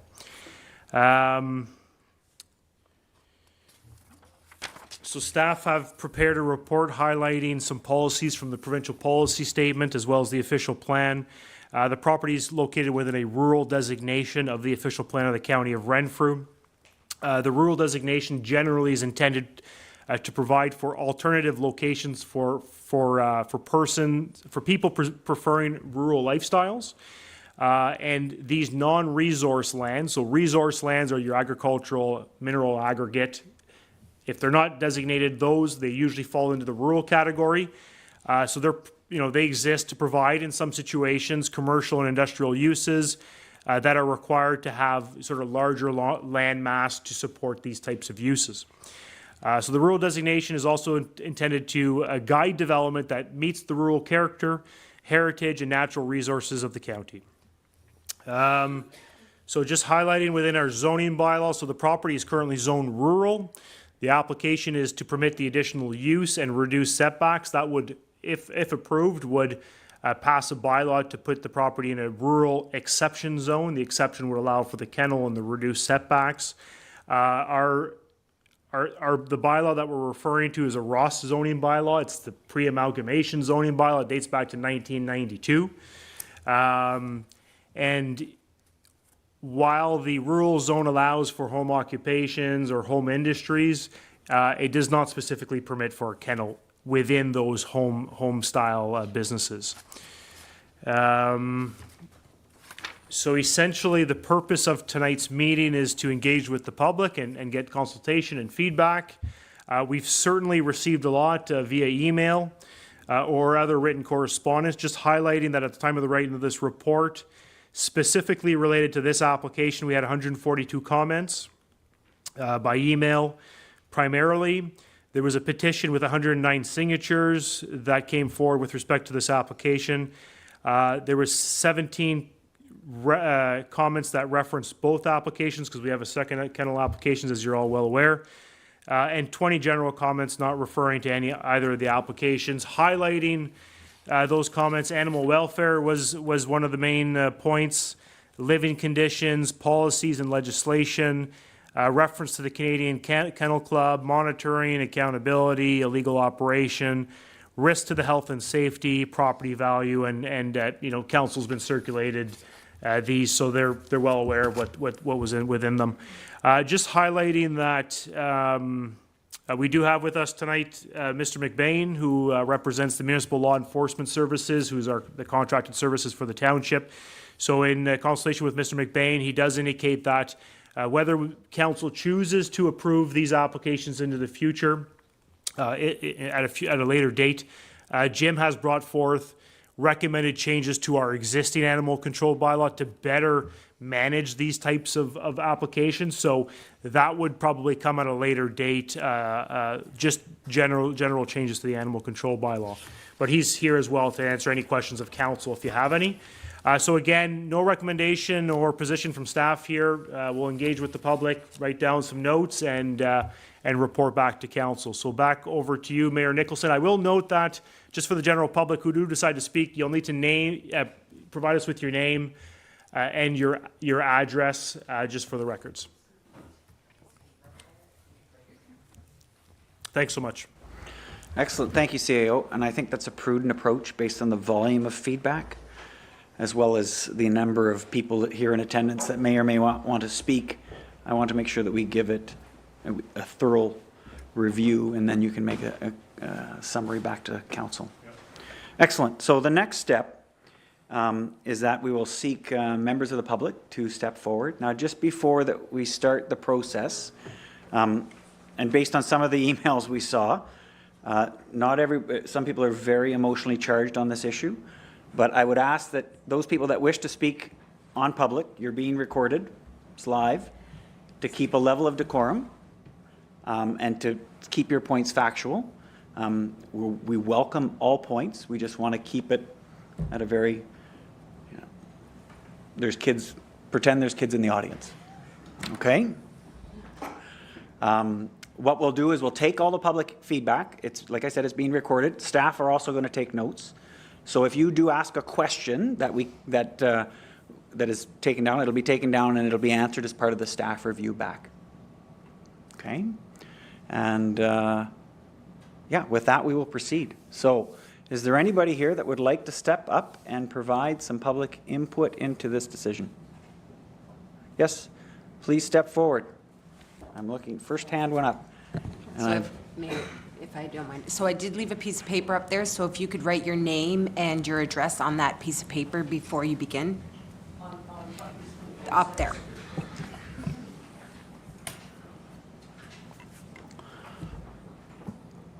Probably easier than me trying to spell it.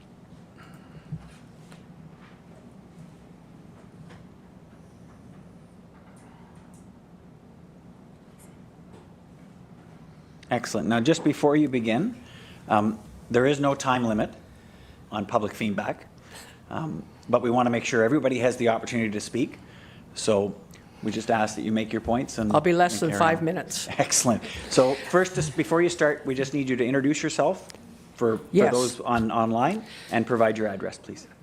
My name is Margaret Maloney, and I live on Ditburner Road. I am a retired business owner of river run rafting. I'm also a property owner along the Grant Settlement Road and in between Broome Road and Ditburner Road. So I have an interest in this particular application. I'm in the process of building a retirement home for myself on the Grant Settlement Road, and I've noticed that there are a number of people that have come from away, so to speak, that are building also homes along the Grant Settlement Road. So things are changing somewhat in our area. We are investing in our time and our money to build these homes for the quiet enjoyment that we've come to know and love. The value of our properties, of course, would change with the inclusion of dog kennels and other types of businesses that might, in fact, change the way that we live here in the Whitewater region. This application, this one, for the amendment, will change some of those rules, and it'll change things for the neighbors who live within calling distance of this proposed kennel. It'll also change the value of our properties. Why would anyone knowingly want to live beside or near a puppy mill or a kennel? Would anybody in this room want that for themselves? There are currently a number of unlicensed dog kennels that are operating in Whitewater region. This application, if it's approved, will legitimize those new findings and filings to the official plan. We need rules and we need bylaws that accurately deal with puppy mills and kennels. And I'm here to ask council to consider what those rules might be outside of what a dog kennel might be able to offer up in terms of how they're going to operate. It is much more than how a kennel is operated. It's about how we live, the value of our properties, and what that means to each and every one of us. And it could mean that for anybody sitting in this room. Thank you, and I appreciate your time.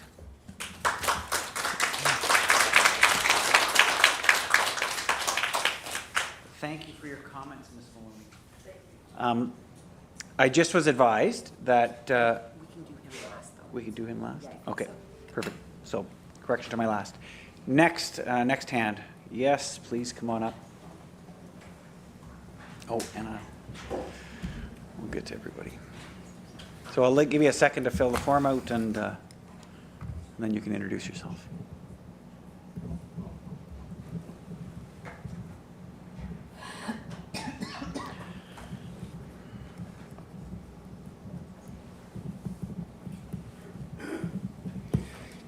Okay.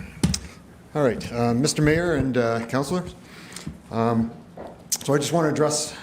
sorry, Dave. Can you introduce yourself and your address, My name's please? Dave Alexander, and I live at 2256 Foresters Falls Road. Thank you. So I want to address the proposed zoning amendment, which, if allowed to go through, would allow a kennel on the subject property at 2249 Foresters Falls Road. And I'll also note, as was mentioned by Mr. Burton, that it's also requesting a significant setback from the bylaws required setback distance from the nearest lot line. I will start off by saying, as a resident of Whitewater Region, I strongly oppose this amendment based on a number of concerns regarding the proposed amendment. So I will go through those as briefly as I can. I have submitted something in writing, which is not quite so brief, but the first one is, with this particular proposed amendment, is a demonstrated disregard for bylaws. It's my belief that any person that's operating a business should be expected to perform due diligence and be aware of bylaws, policies, and procedures that are applicable to that business that they're in. After operating a kennel business on Highway 17 in Cobden for many years, one would expect that the applicant would be well aware of the township bylaws regarding kennels. Regardless, he chose to erect a kennel on a property at 2249 Foresters Falls Road in early 2019 and continued to operate it without proper zoning or without a kennel license. I'm curious, I'm assuming these questions are rhetorical at this time, but you said they would be followed up on.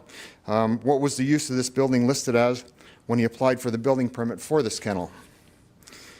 Another question, since he began operating his kennel at 2249 Foresters Falls Road in the spring of 2019, have any of the individual dogs been licensed with dog tags as required by the bylaw?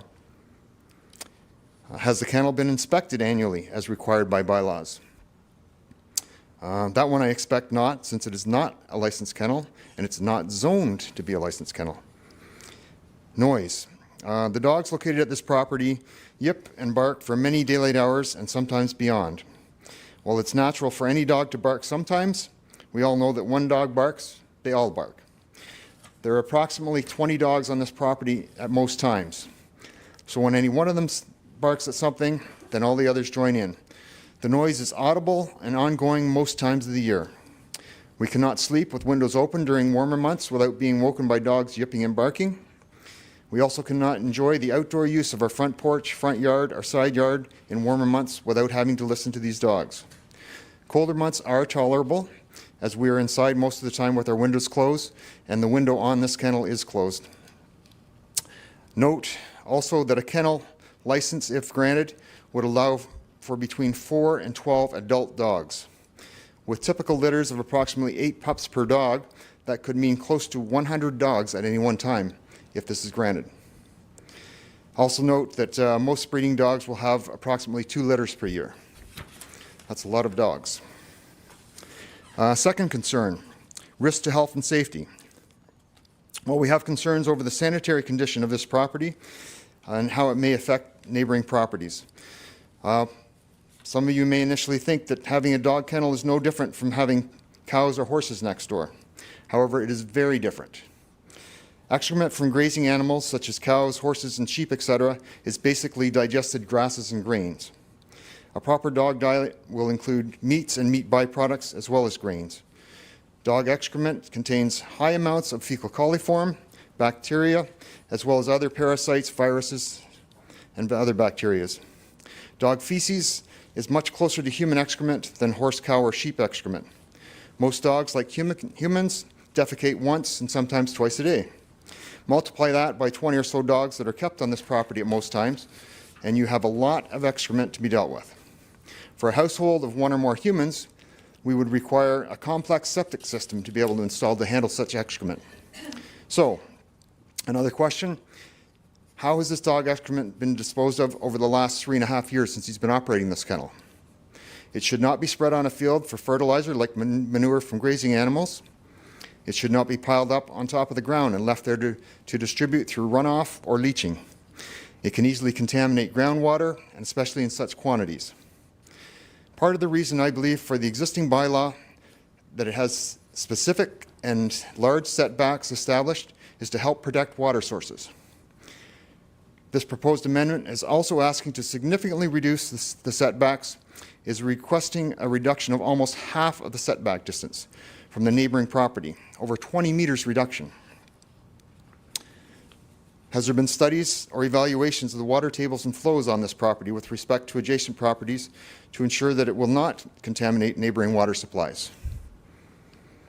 The onus should be on the applicant to bear such costs of studies and ensure that he is not negatively affecting neighboring groundwater. We also have concerns over the attraction and reproduction of flies due to the excess dog excrement and the associated spread of disease. Again, a lesser setback will further increase the effects of flies and the associated risks. Having kennels with open food sources such as kibble also attracts rodents. Why should nearby property owners be put at potential health risk to allow this person to have rights that are currently outside existing bylaws? I would like to briefly mention a couple of excerpts from the Canadian Public Health Association regarding dog feces. This is a quote. People might think that dog waste is natural, like waste from wild animals, but their poop is very different. Due to a dog's stomach enzymes and their diets, their feces are one of the leading sources of E. coli contamination in our lakes and rivers. With just 1 gram of waste containing over 20 million E. coli bacteria, which are known to cause cramps, diarrhea, and serious kidney disease in humans. The Canadian Public Health Association also notes that there are about 8 human diseases which can be transmitted by dog excrement, most prominently from bacteria and parasites. Just a few that I can actually pronounce. E. coli and other fecal coliform injections, Salmonella, and from parasites, Cryptosporidium and Giardia, which are microscopic parasites found in water, roundworm and tapeworms. And as I said, there's a handful of others that I won't attempt to pronounce at this time. Third concern that I have, reduced property value. The presence of a kennel in a non-agricultural zoned area, which the current bylaw specifically does not allow for, would result in reduced property values for nearby properties which are, or may in the future, be used for residential purposes. This would further be exacerbated by the proposed reduction of setbacks set out in this bylaw request. If we were to list our property for sale today, the sound of the dogs on this property would instantly raise concern for any potential buyer. And if they were to find out that the property is zoned to allow a kennel, it would significantly reduce the likelihood of a sale at all, and most certainly would reduce the potential sale amount considerably. So again, a question. Why should those with nearby properties be negatively affected financially just to allow this person to have rights that are currently outside the existing bylaws? There's nothing stopping the applicant from setting up a kennel on a property that is already appropriately zoned, assuming that he meets the other criteria which may be required. Fourth concern is precedence. We have grave concerns that the approval of this proposed amendment would set a precedent in the township with regards to dog kennels. Amending this bylaw to accommodate other variations of these considerations would set a precedent that will make it difficult to refuse almost any other request for a kennel license on a property that is not already zoned for it. And again, one might think that, well, the property must be sufficiently large to allow reasonable setbacks. But what is a reasonable setback? The bylaw was already established with what was thought to be a reasonable setback, and now it is being proposed to cut that almost in half. So what do you think the real limit should be? As noted, shorter setback will result in increased noise from neighboring properties, increased risk of health and safety, and reduced enjoyment of property. I think it would be dangerous, if not downright irresponsible, to set such a precedent. I also want to note the lack of merit in this application. I'd seen that there was a similar application that went through a number of months ago, was passed through as a minor variance. But in this particular case, the general intent and purpose of the official plan is not maintained. The current bylaw for kennels only allows kennels within an agriculture A zone. The subject property is zoned rural and is also adjacent to 4 properties which are zoned rural hamlet, i.e. more residential. The proposed use of the land would not be compatible nor appropriate with surrounding residential uses and the rural hamlet zoning. Also note in Section 2 under the General Development Policies of the official plan it states, where different land uses abut, every effort shall be made to avoid conflicts between different uses. I would see this as a significantly different use. The general intent and purpose of the zoning bylaw would not be maintained. Again, the general intent and purpose of the zoning bylaw is being directly contravened by the request of this application. The original bylaw would have been carefully thought out and considered when it was drafted and approved. Based on these careful considerations, it states in the zoning bylaw that kennels are solely permitted within the agriculture A zone. The existing bylaw would have considered aspects such as noise, proximity to residences, sanitation, as well as other impositions that would affect the right of enjoyable use of neighboring properties. As such, it set out specific and detailed setback requirements in order to achieve these goals. If this application were approved, especially considering these extensive setback reductions that have been requested, it will impose on the rights of neighboring properties for both current and future owners. For example, there's a vacant lot immediately abutting in front of this property, whose owner may someday wish to build a residence or sell for purposes of building. How would the reduced setback affect the ability of the future residential building on neighboring properties? While the idea of allowing and increasing home industry in the township is noble, it cannot be done while imposing on the rights of residents that are neighboring the property. The proper way to create such a business would be to follow existing bylaws, rules, and regulations by finding an appropriately zoned land parcel prior to beginning a business, not trying to change these after the fact. And third point regarding that is that the request is not minor by any means.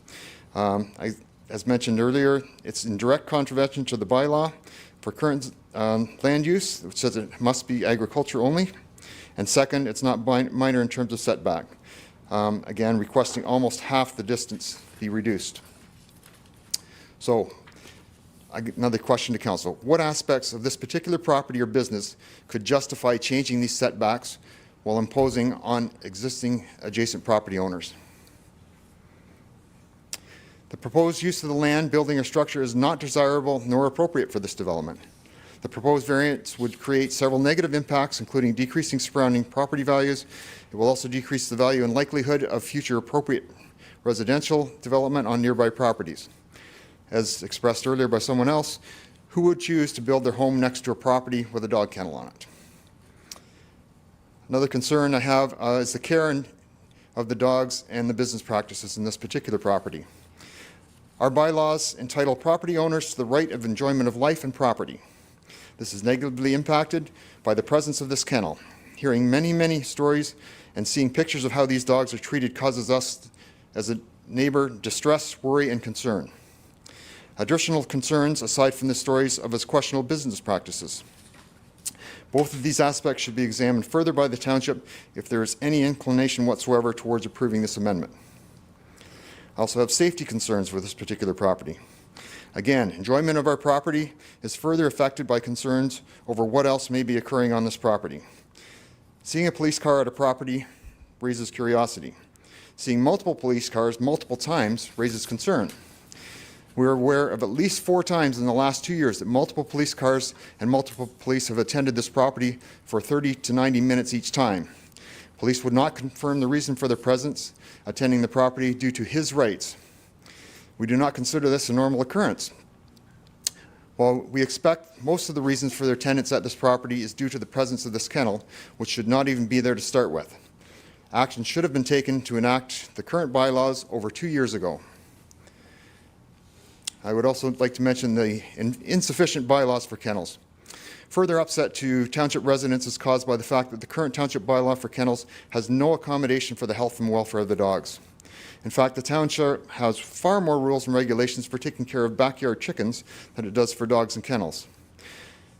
I believe that it tries to rely on other agencies such as PAWS, the Provincial Animal Welfare Services. However, PAWS only addresses the most extreme cases of abuse and neglect. The standards that are in place are weak, vague, and subjective. It has no concrete provisions for recommended or minimal care standards for dogs and kennels. We recommend that the Township of Whitewater Region bylaw be reviewed and revised to include a provision that all licensed kennels in the region must adhere to the Canadian Veterinary Medical Association, or CVMA, Code of Practice, which has very good, practical, and concrete requirements and recommended practices.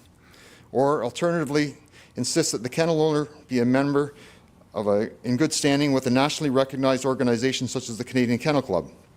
Organizations such as this will have proper recommendations for care and standard and practices, and importantly, if and when someone violates these standards, they will receive disciplinary action from the organization, and correspondingly the township should revoke or suspend their kennel license. In recognition of the current bylaw deficiency, council should not extend the issue further by granting this requested amendment. In summary, although the township bylaw officer, mayor, council were notified of this situation in June and July of 2020 respectively, no direct action has been taken until recently. And it appears that the action that has been taken by the township is to attempt to bring the offender into compliance by suggesting changing our bylaws rather than have the offender conform to the bylaws. It is unfair that we as residents are put in the position to have to justify and defend our rights when there are already bylaws in place that could have and should have been acted upon years ago to address this issue. The applicant has clearly demonstrated that he holds no regards for the rules or regulations surrounding this breeding kennel.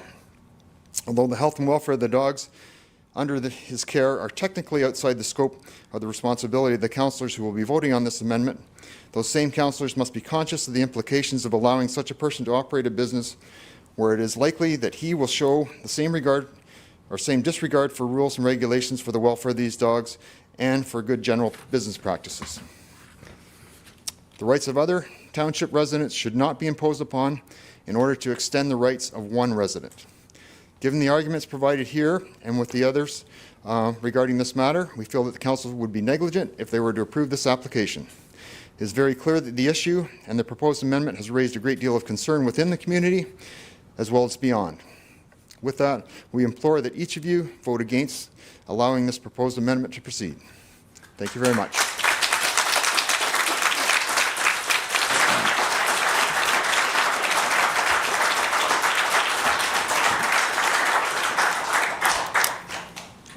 Thank you so much, Mr. Alexander, for presenting that to us. Excellent. Next member from the public. Yes, and I apologize to point. I have to point, but I don't know everybody's name yet. So please come up to the mic, fill out the form, and you can introduce us.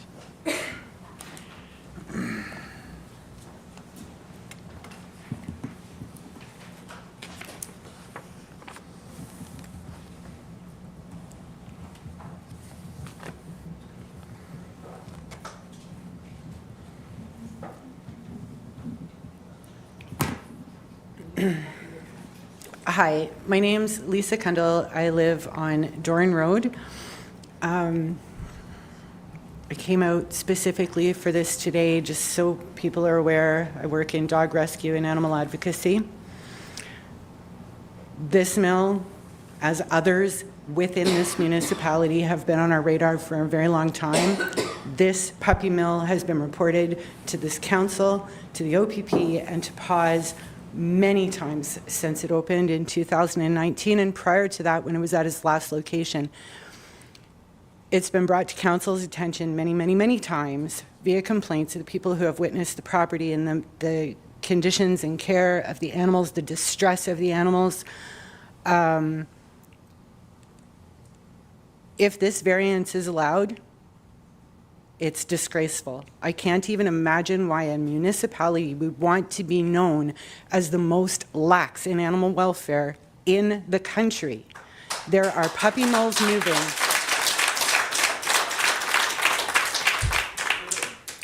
There's a puppy mill that just relocated from Southern Ontario, which right now holds that record, by the way, but moved from Southern Ontario to Cobden recently to escape scrutiny because there are no bylaws to protect the animals here.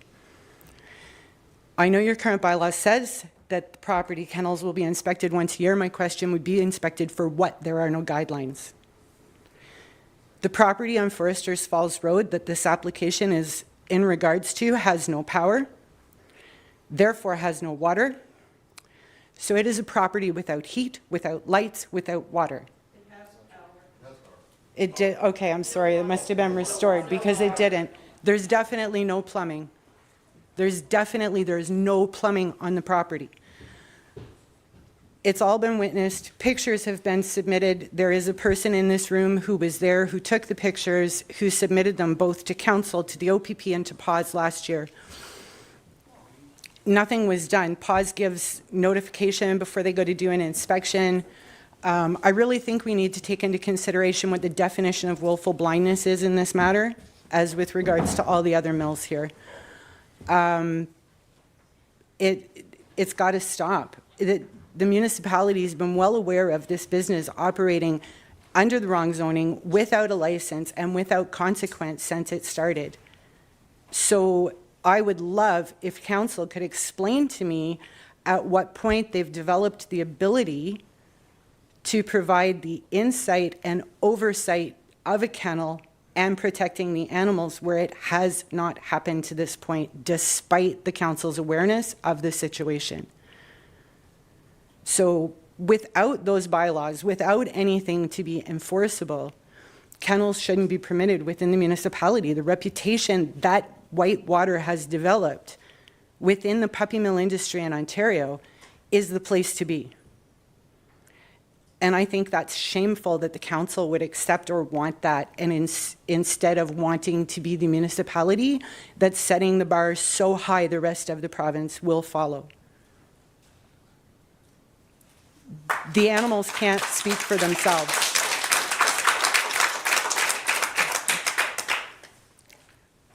I've been trying to shut the Huberts down for 20 years. Okay? I've been fighting for 20 years to shut them down because in my dog rescue, I clean up the mess. I get the sick dogs, I pay the vet bills, and I rehome those dogs. I get more messages every week about the puppy mills in this region and the experiences that people are having. It's disgraceful. To think that this tiny town is competing with the population of Southern Ontario for the reputation of being Puppy Mill Central, that should be shocking to people. I have pictures. There's a second petition that was circulated specific to this property. It's an online petition. Right before I left my house today, I printed it. It was at 2,450 some odd signatures. I have copies of it with me. We also need to consider that, first of all, I echo everything that the gentleman before me said about zoning and bylaws. But we also need to consider there's, and it's all been provided to council in the past because I've provided it. So we've got this petition. We've got pictures provided from individuals who have seen the property. And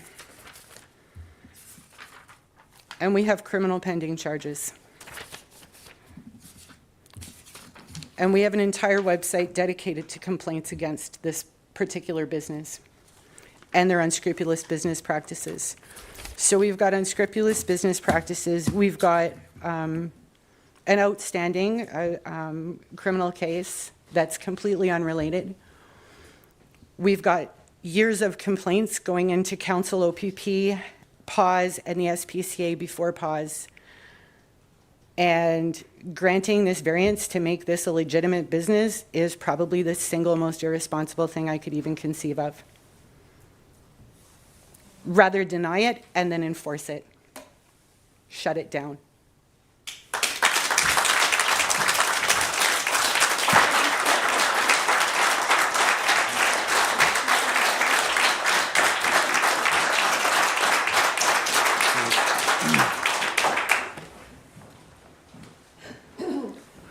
Thank you for that feedback, Ms. Kendall. Is there another member from the public that would wish to provide public feedback? Yes, please.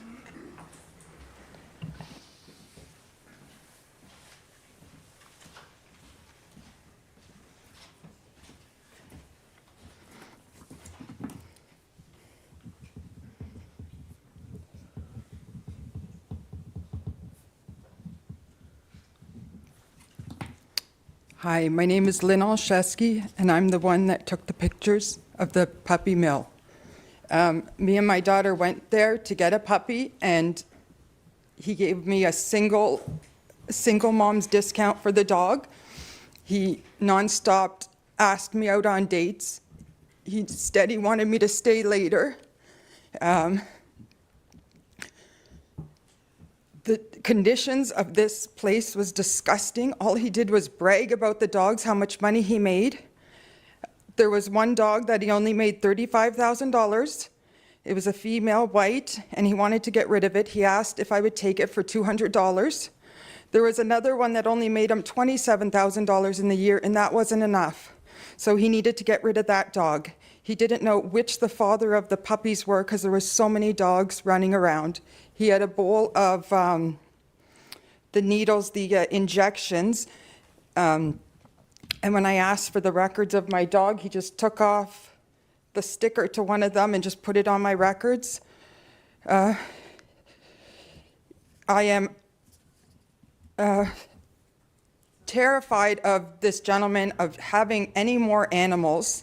He called the police on me because I gave him $500. The dog was, I can't remember how much the. You give me $500 and took off without paying for it. I gave him. Excuse me, there's no other comments from the public while one person is speaking, so We agreed. please carry on. The dog was only 6 weeks old.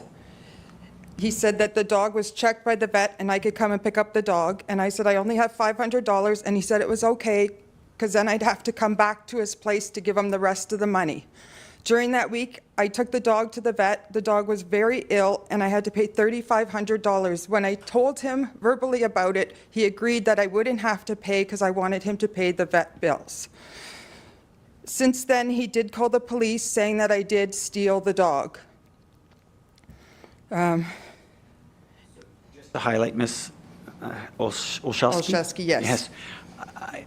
I don't want to get involved in matters between you and the applicant and the police. So if I can get you to keep your comments specific to... This puppy mill? Yes, please. Thank you. The zoning. Oh, the zoning. I just don't understand how you guys would accept an application from someone that has a criminal record, though. The way he treated these animals, they had no water.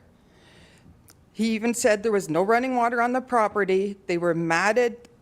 I'm not sure if everyone's seen the pictures. They were in these little containers. They barked so much. The smell of the place was absolutely disgusting.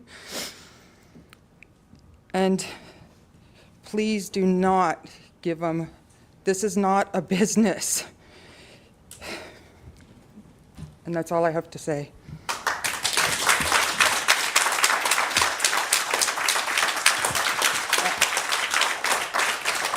And I will not put my address down because he's come after me before and I don't want my address to be public. I will give someone later my address. Yeah, the clerk will connect with you afterwards. Thank you for those public comments.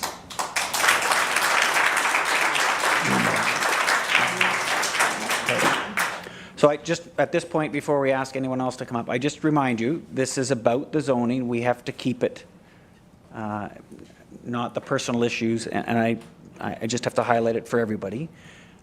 Those issues are better addressed through other channels. Tonight, we want to talk about the zoning. Good. Is there any other members of the public that wish to make public comment? Yes, sir.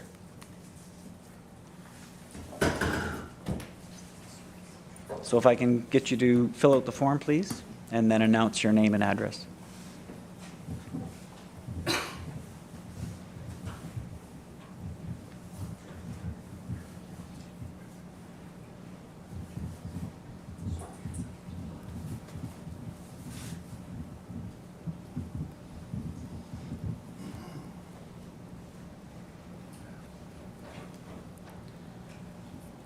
Good afternoon, Mr. Mayor, Council, and general public in attendance or listening in.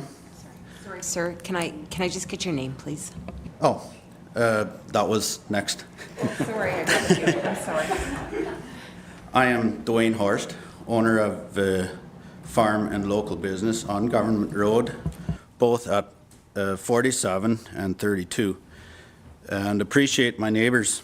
The neighborhood in and around Foresters Falls consists of rural people who have chosen to live in a rural farming community, and together we can be a great community if we all take consideration of each other. That's it. Thank you so much. Appreciate the comments. Excellent. Anyone else? And is it Mr. Hubert? Tim Hubert. Perfect. We were going to reserve you to go at the final presentation. Everybody's done, I'll talk. Yeah, thank you. Is there anyone else from the public that would like to speak? Good. I can't see out in the hallway, but could someone just take on, is there anyone out there that would like to speak? We're good. Thank you. Excellent. So at this point in time, I'm sorry. Oh, yes. Got to throw that hand up high.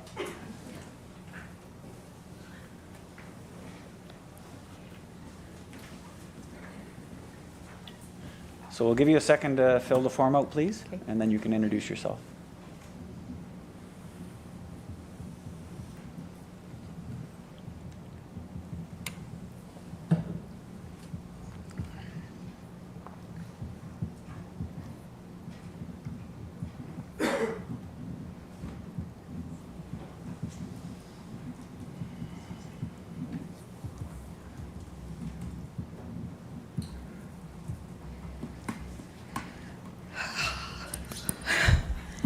I'm Shelley Addison.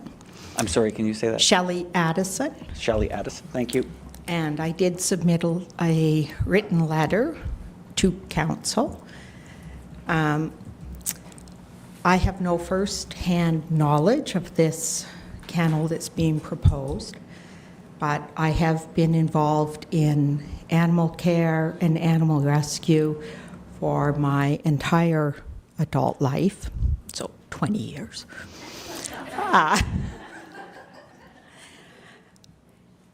I beseech you to please do not issue more kennel licenses without updating your bylaws.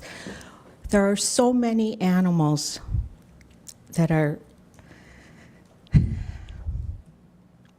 badly mistreated and exploited for money. You need only to look on the internet, go on Kijiji, and you will see the ads that originate from this township for dogs of mixed breeding.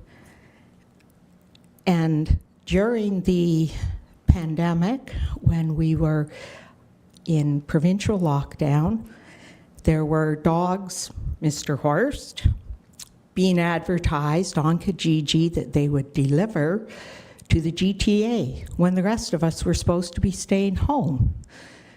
And this is happening in Whitewater region, and we're turning a blind eye.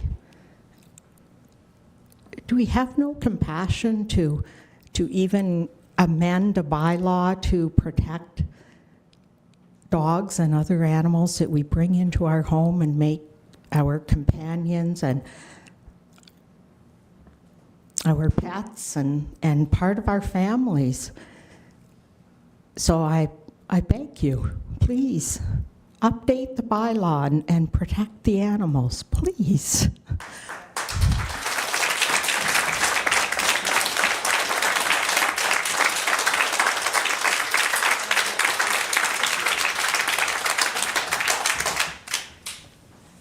Thank you for those comments, Mrs.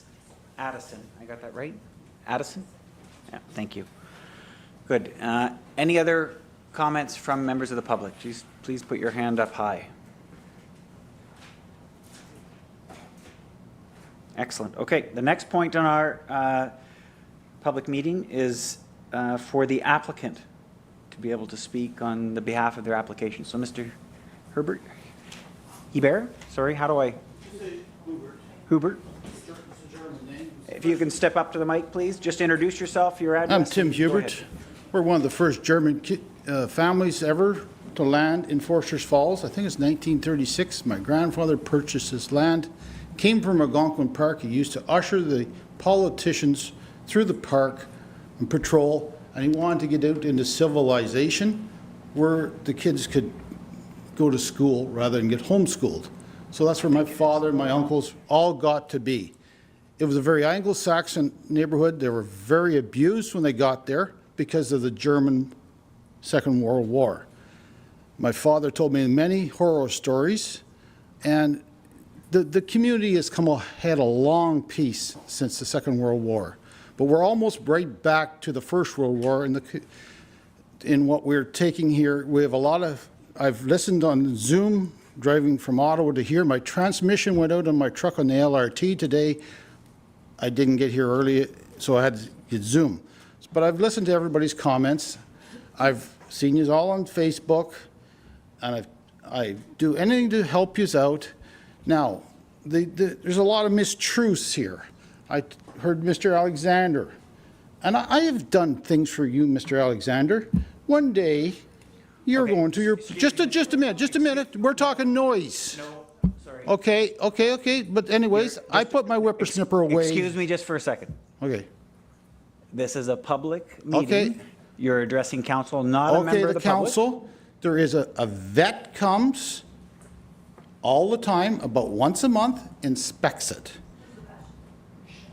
Sorry, it goes both ways. Member of the public, please hold your questions. I have no problem giving you the vets if you really want. Addressing the council, please. But council, there is a vet, a licensed vet. Vets have to be licensed through the veterinary college.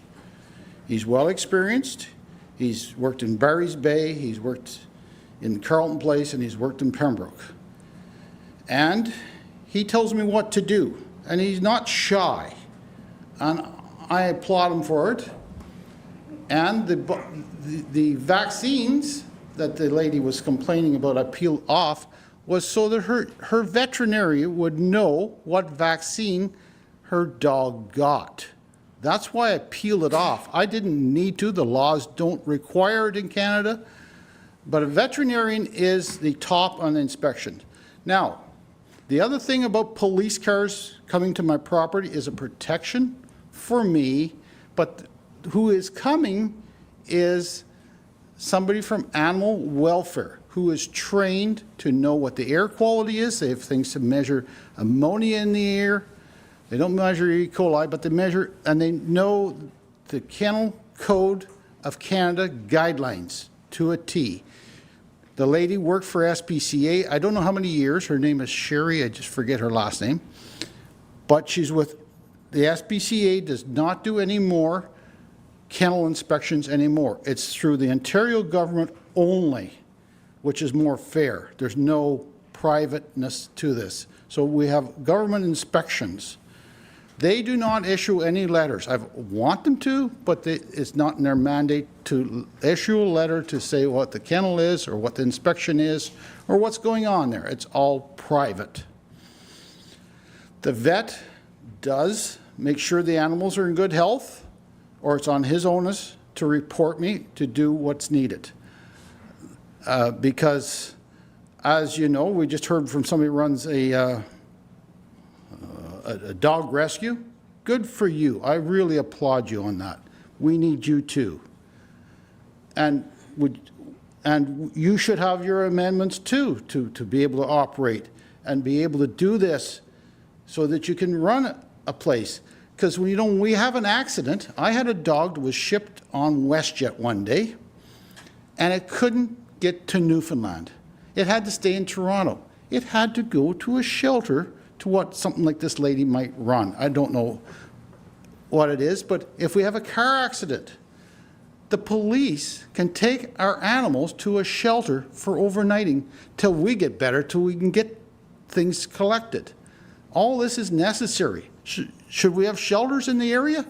I think we should have some or enough. So when we do have an accident, our pets are not going to the hospital. My dad had an accident one day in the middle of the summer, as 14th of July. He had a heavy rainstorm over at Halliburton. His car rolled. He had 5 puppies that somebody had purchased. The police and the ambulance people took him to Halliburton Hospital. The puppies were well attended. Each nurse had a puppy and had righted them. The cage was broke, but everything was done right. They got them to a sheltered way. Even though it was one of our hospitals, Halliburton didn't have many patients that day. They had five or six puppies they looked after. But this is all necessary in the world we live in. So when somebody has an accident out here in the highway, and they got 2 or 3 dogs, do the police turn them out and let them roam? Jim, you know a little bit about this. Okay, no. But anyways, but we have to have all these services. Moreover than this, if we don't have somebody breeding dogs, when I started breeding these dogs, I said they'd weigh 70 pounds, 75, 80 pounds. Well, I get reports back that they weigh 90. One went to 119. So I did something about this. I learned how to do artificial insemination to make them into mini golden doodles, into a nicer size that people could put in their cars and apartments in Ottawa or Newfoundland or Toronto. Some of them down 20 pounds, some of them 18 pounds, and some of them 30 pounds. But we have an educated guess to what they are at 8 weeks. This is what people are wanting. I'm not doing this because people don't want my dogs. I have sold dogs from Vancouver Island to, what's the farthest place in Newfoundland? Gander? One of our service people got one there. But they've went as far north to a family just to study them out in the dark climates of, it took 3 jets to get it there. and an elder, because the man was looking after the furnaces in the community. Rankin Inlet, end of the line. Lady, all she's seen was 1 hour of light a day. She needed a dog. Her dog died getting to Rankin Inlet. I cooperated with the elder and the lady and got it there. The dog, I brought the price way down because the shipping was around $900. The community, the Aboriginal community actually paid the shipping. This is some of the stories you run into through about 18, 20 years of getting your emails in. You don't know where they're coming from, but you get these heartfelt stories and you accommodate. And I've accommodated people when they haven't had the money to do this. When they have money, they can pay for it if they want. It's the same as when you go and buy flowers. I like flowers, I buy them too. I would imagine most people in this room like flowers, and so on. So we buy what we want. A dog is a luxury. Dogs have to be cared for. I've bought more grooming equipment. I thought when I bought one set of clippers, when I paid $300, well, that would do me for life. I think I bought about 15 since that. And the better the clippers, the more I want them so I can do a better job grooming them. As most people would know, a groomed dog is a nicer looking dog, is more loved. If you've ever washed a dog, I never wanted to wash a dog in the first place, but I got told to do it. I went and did it. What I seen happen was the dog come to me afterwards because I brought them through that shampoo, getting them dry, getting them back, and they feel good the same as we feel good after a good shower. I've dedicated the last 18, 19 years to doing this. I never wanted to wash dogs. I went and bought a great sink to do it and all this. And it takes electricity, which I do have. I heard I don't have electricity. I do have water because dogs cannot produce milk without water. Nobody in this room can survive any more than 3 days without water. Electricity, I don't know how long we can survive with electricity for, but it's not much longer than water. There is ventilation, there is heat. The heat is set, the place is ventilated. There's pictures out there of brown on all these pictures that people are circulating on. The reason why it's brown is because it's peat moss. Peat moss is brown, but peat moss absorbs pee. Sawdust is like putting out 2x4s and saying to a 2x4, absorb the pee. It don't do it. It don't absorb much pee. But peat moss will. It's dusty, but it absorbs the ammonia, and it's cleansing. I use cleansers such as Pine Sol, Mr. Clean to cleanse with. And it brings this urine out and so on. Somebody mentioned E. coli, Giardia. Giardia and Coccidia, I found a way to battle it. I wash my containers in Javix that's strong enough to kill the E. coli, so every animal has a clean bowl inside and out twice a day. If it gets dirty while feeding, it gets washed and to get presented with new water all the time. I don't have self-waterers like you would for cattle or pigs. I seen a place that had this sort of arrangement where they pressurize the water so the dog can go up to a fountain and get shot full of water. I don't have that. Anyways, I do adhere to using veterinarians. Did you want to say something? I see your mouth going. I can read lips a little bit.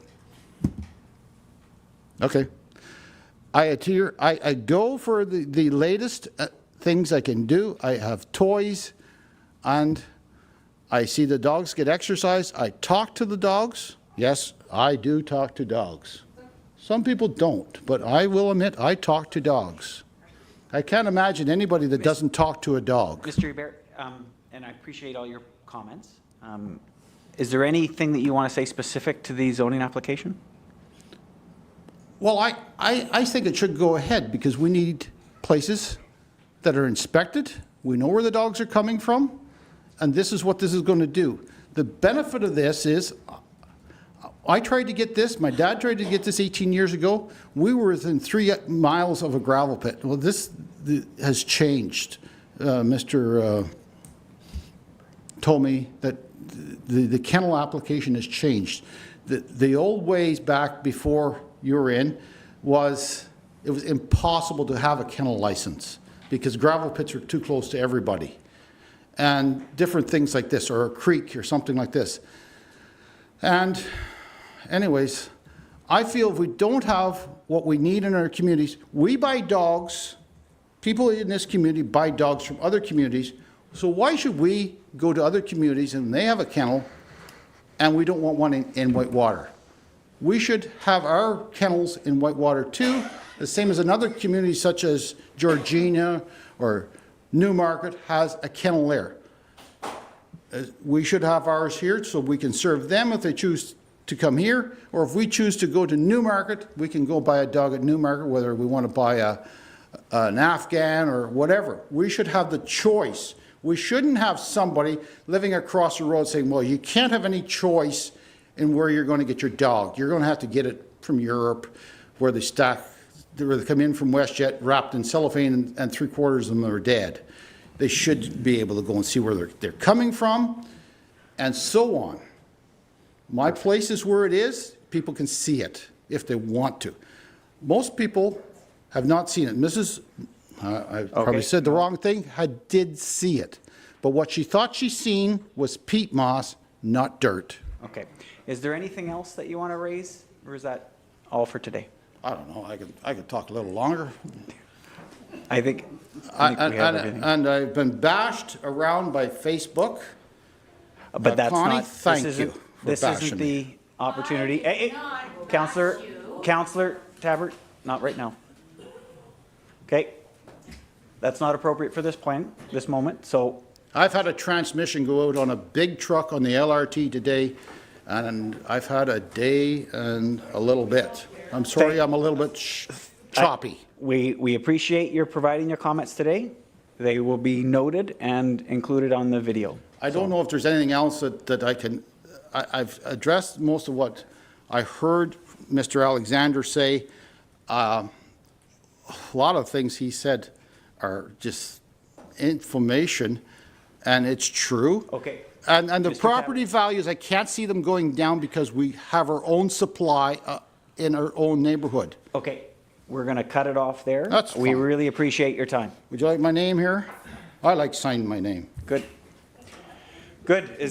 That sums up public input for this. So our next step is I'm sorry? No, at this point, he was the last presenter, right, as the landowner. Okay? Good. So I'm sorry, we can accept points in writing afterwards. Can I email it? Yes, you can. Absolutely. Okay, good. So I'll read the motion in front of us tonight. The recommendation is that the Council of Township of Whitewater Region receive the following report for information and public consultation purposes.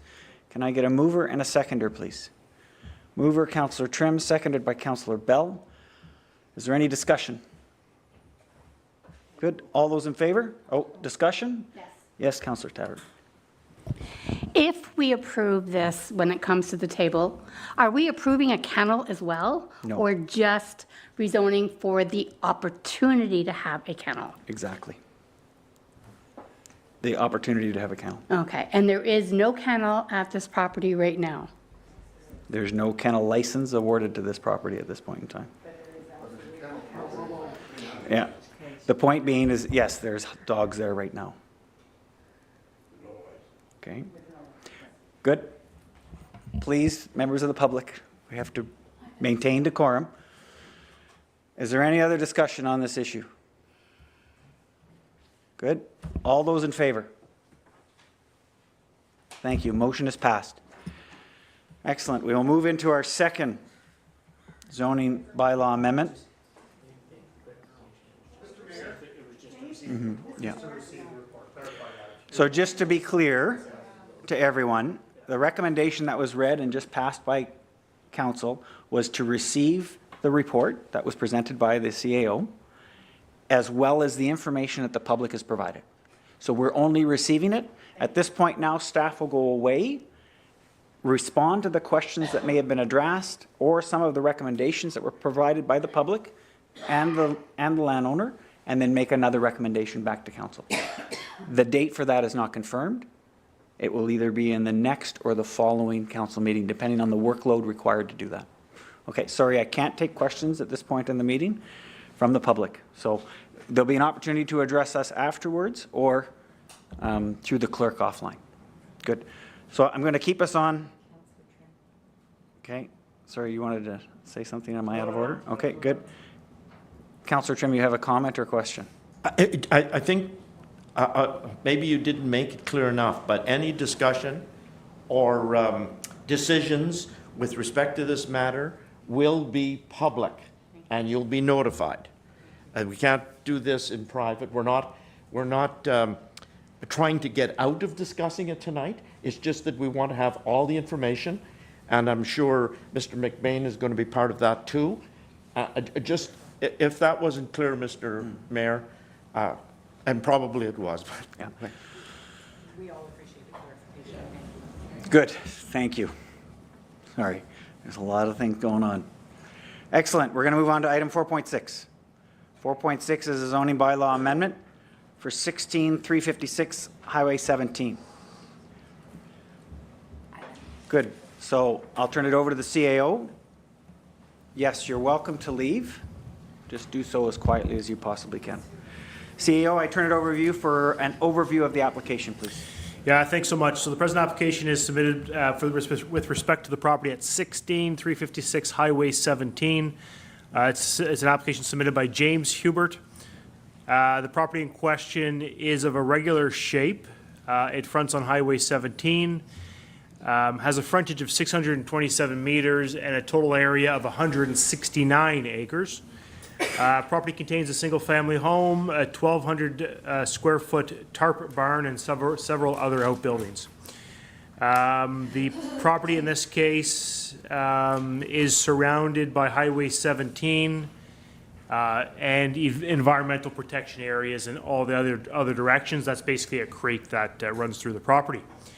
So the nearest dwelling to the building housing the kennel. So again, here before council, we have another application to apply for the use of a kennel. The nearest dwelling is located more or less about 240 meters away, and it's across Highway 17. So in this case, the proponent is seeking to permit the additional use of a kennel within the rural zone. However, in this case, he's able to comply with the minimum separation distances of 60 meters and 60 meters from a property line and 90 meters from the center of line of road. So the building to be used for the kennel can meet the required setbacks. I've highlighted a few particularities with respect to the PPS, provincial policy statement, and the official plan as pertains to the last application, so those policies still apply in this case. Again, rural designations are intended for residential purposes as an alternative location for people to reside, but also allows, in some cases, for commercial and industrial uses requiring larger tracts of land and proximity to resources. Again, when considering applications within the rural designation, we got to consider the rural character, heritage, and natural resources within the county. Just highlighting again that the property is in a rural zone by itself. If it was to be approved, basically it would move the property into a rural exception zone to allow specifically the use of a kennel. Again, we did receive I spoke about the engagement piece we received prior to tonight's meeting. So at the time of the writing of this report, we did receive one comment specifically referencing the 16356 Highway 17 property. There were 17 comments referencing both applications and 20 general comments not referencing either of the applications. And then the report speaks of the same as the last report, animal welfare, living conditions, and the like. Just highlighting again, because it's come up a little bit with the public, that certainly whether these applications are approved or not by council, Mr. McBain has brought forward some recommended changes to the policies, so staff will be working with Mr. McBain and council examining potential changes to the policies as it relates to animal control. So again, the decision's not being made tonight. At least staff are not recommending that. We'll gather the information from the public consultation and return to council February 1st or the 15th at the earliest with a recommendation to council. Thanks so much. Excellent, CAO. Thank you. Now, can I confirm if the applicant is present and would like to speak first this time? Mr. McBain? Or sorry, not McBain. Too many names in my head. Mr. Hebert, would you like to speak? Perfect. Good. So members of the public, is there anybody in the public? And I would stress, if there is new information that you want to present that's specific to this zoning application, only because we have everything recorded, we will be able to go back and gather information. So I see one hand up, please, and I've already, Mrs. Kendall, right? Please come to the mic.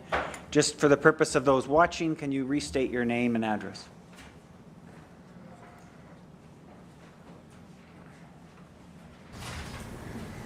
Hi, again, my name is Lisa Kundal. I live on Doran Road. I actually wasn't aware of this application until about 5 minutes before I came in. So where I did put in a submitted written recommendation to the first one, I did not on this. But as I mentioned, there was a point that I forgot to make. I'll just make it now because it would apply to any kennel application within the municipality. Currently, it's been positive been referenced, which is the new animal welfare organization for Ontario and the guidelines. The PAWS Act is not actually completely written. It is also undefined as far as minimum standards of care.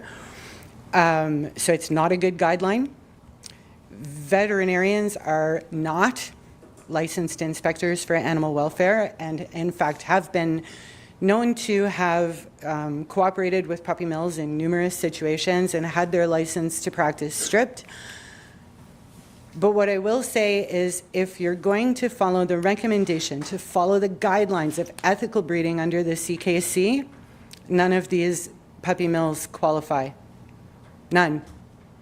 Because the first definition of ethical breeding is to protect and promote the integrity of a breed, which means no mutts, no mixes. Designer dogs are just mutts. So if they need CKC support to get a kennel license, they cannot, because they cannot register with the CKC. So if we are looking to follow ethical breeding and CKC standards, as previously mentioned here tonight, it's simply not possible for either of these applicants. Perfect. Thank you. Thank you so much.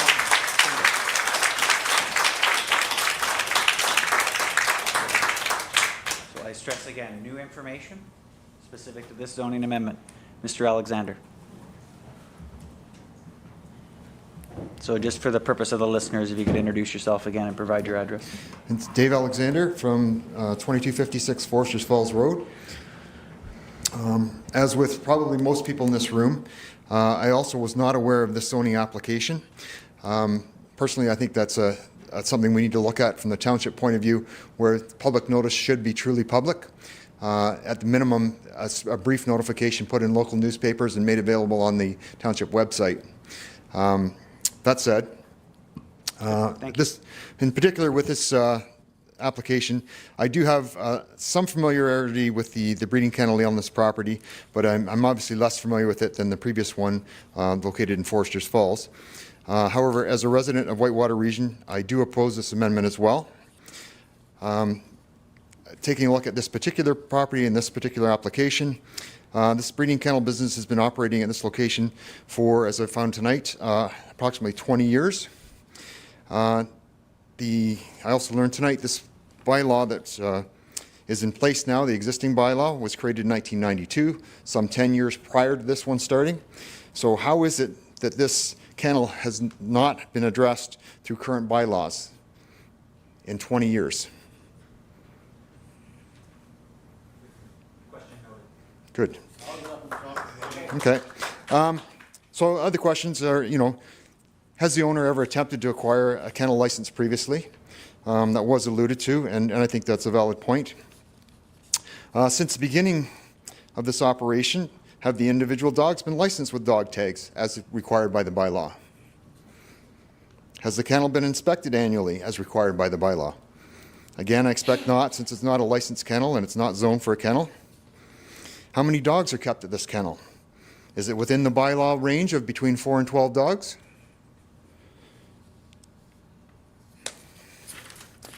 Again, concerns for risk to health and safety.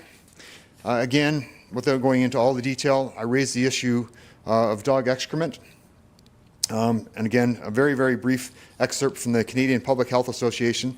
Dog feces are one of the leading sources of E. coli contamination in our lakes and rivers, with just 1 gram of waste containing over 20 million E. coli bacteria. So again, in the 20 years that this has been here, how has the dog excrement been disposed of over this period? Full length of the property that we're looking at, the full length of the property that runs along Highway 17 is designated provincially significant wetland. This wetland runs between Muskrat Lake and Astrolabe Lake. Provincially significant wetlands are those areas identified by the province as the most valuable wetlands in the province. The current location of the kennel on this property appears to be right on the edge of the provincially significant wetland, certainly within the 120-meter buffer zone that is required for provincially significant wetlands. As we all know, water runs to the lowest point. As for dog feces runoff and leaching, well, we all know that it runs downhill as well. So, does the applicant have a permit to develop and change the use of the buildings within 120 meters of a provincially significant wetland as required in Ontario Regulation 155/06, Regulation of Development Interference of Wetlands? And was there an environmental impact study performed, as sometimes required by the same regulation? Again, for permit to develop or change use of buildings within 120 meters of a provincially significant wetland. And I raise the point again about precedents. Changing the existing bylaw should not be done without significant consideration. And then again, the point which has been brought up many times by people, I think the existing bylaws continue to be insufficient, both within the municipality as well as the provincial bylaws. And as such, the council should not extend the issue further by granting the requested amendment. So again, this application, as I feel, was not made widely publicly available, but it did raise a great deal of concern within the community and beyond regardless, and I think it would have raised more had it been more widely advertised. So with that, again, I ask each of you to vote against this proposed amendment. Thank you.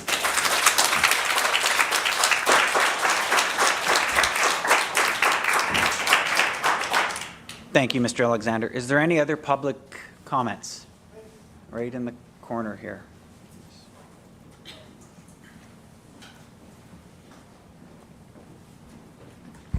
Hi, my name is Sally Wright. I'm from Renfrew. My question is, first Mr. Hubert said... Write your name on the form, okay. Sorry. There's no pen. Oh, okay. I left my folder here. Oh, okay.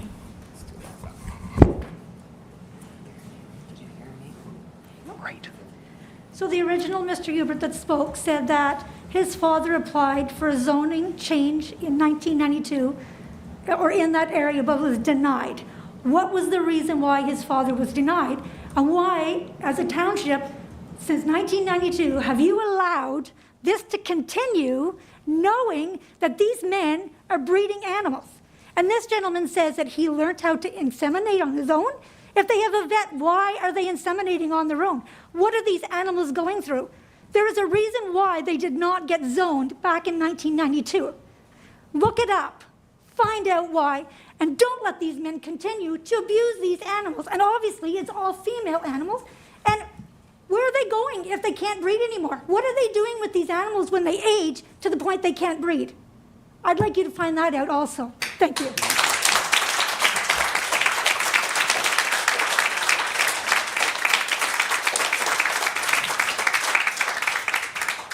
Good. Thank you for your comments, Mrs. Wright. I got that right? Thank you.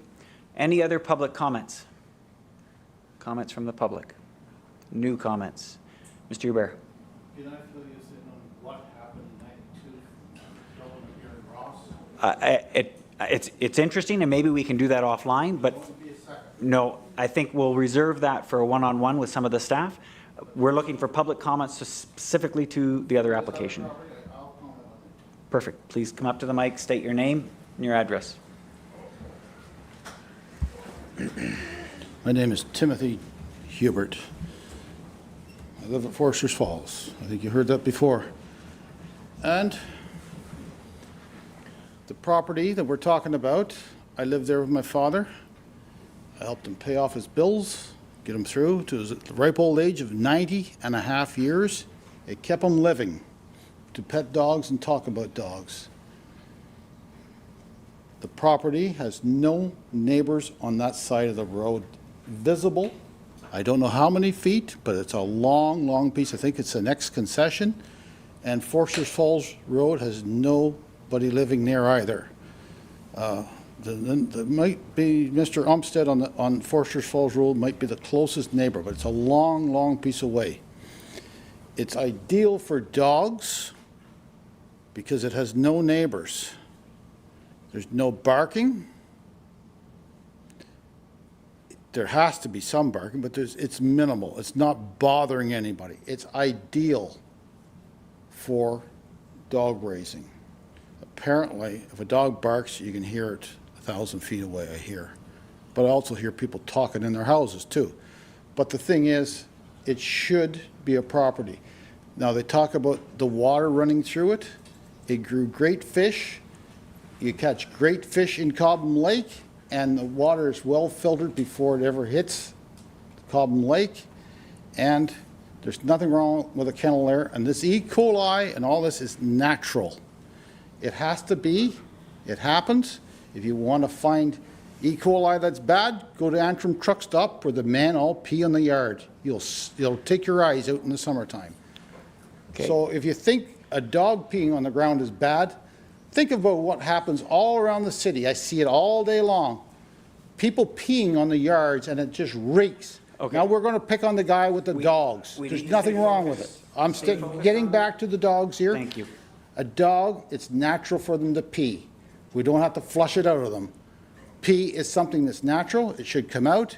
If there is E. coli that has to digest this, they're not drinking their pee. They have fresh water, and there is good water there. There's not a problem, and there's no reason for that property not to have a dog on it.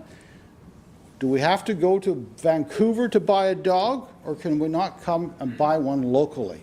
People were very happy when I was there to come from Ottawa to buy a dog. That's all I have to say. It was a great arrangement. Thank you, Mr. Bear. Excellent. Is there any other public comments you'd like to make to council? And I'll just ask, can you just look, is there anybody in the hallway behind you? No, you're the only one left? Okay, so then I will turn the floor for comment to the applicant himself. If you can just come to the mic, and all you have to do is introduce yourself and your address, please. I'm James Hubert. Some of you know me, some of you don't. And your address, just for the people online. 16356 Highway 17 in Cobden. Thank you. So we've had a lot of discussion here. It's centered mostly around hate. I expect that.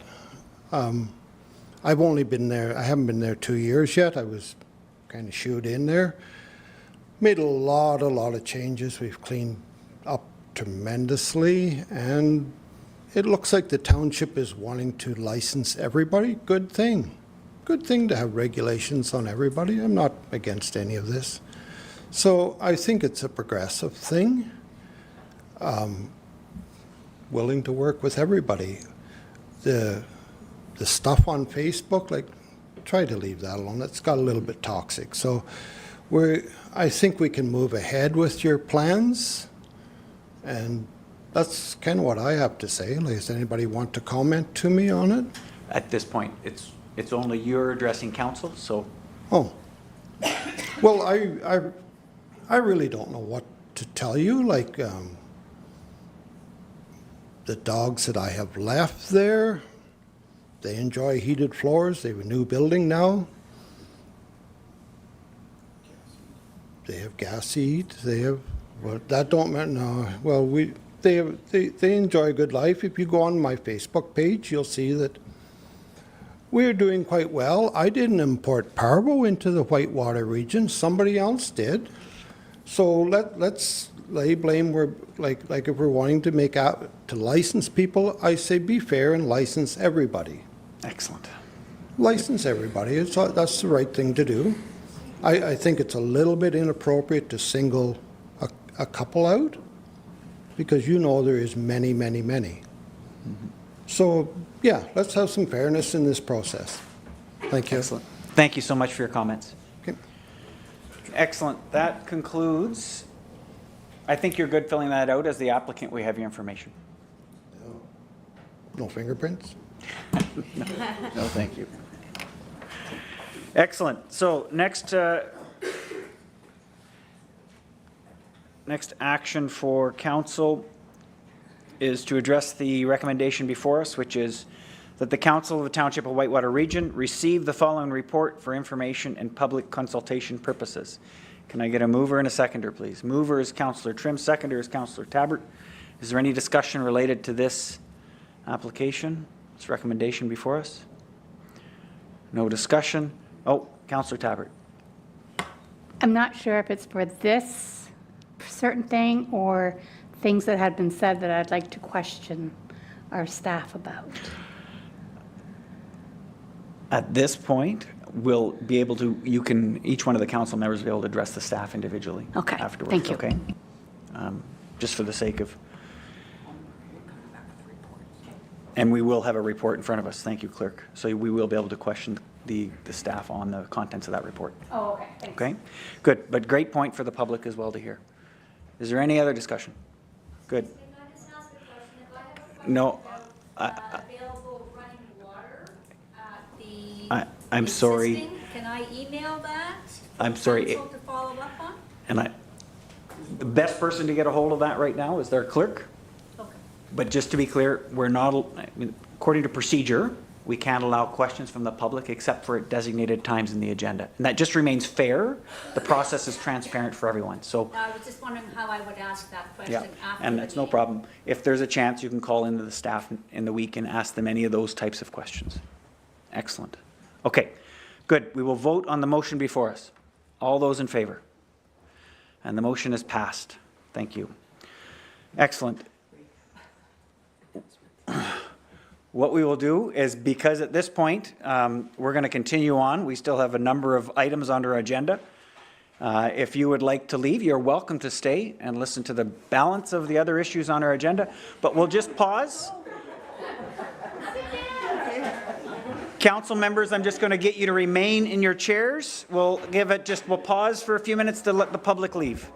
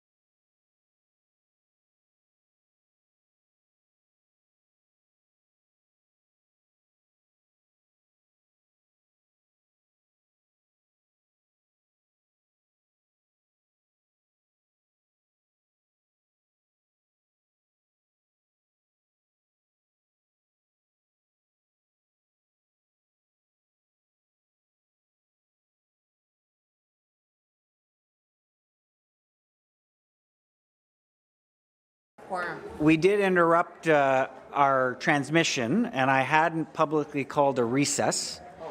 So I just wanted to explain to those people online that we did pause the video just to allow the public to leave and not have to interrupt any of the proceedings that we were going to take. So what I'd like to do at this point in time is we will effectively call ourselves back into order at 6:51. We will do the announcements, and then we will take a recess for a wash and break. And that will allow the public to clear. Okay? So, item number 5 on the agenda is our announcements. Maybe I'm going to start at... No, we can't. We can't close the doors, but we'll start on this side of the table, and we'll work our way back to the Deputy Mayor. Good. So, Councillor Olmsted, please. Yeah, thank you, Mayor. I have nothing at this time. Thank you. Good. Councillor Trim. Yes, Friday evening at the Westmeath Hall, there's going to be a pub night.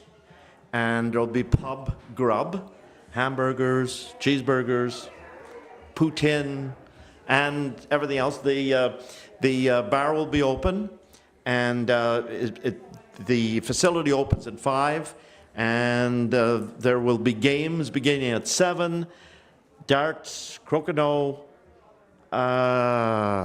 euchre, cribbage.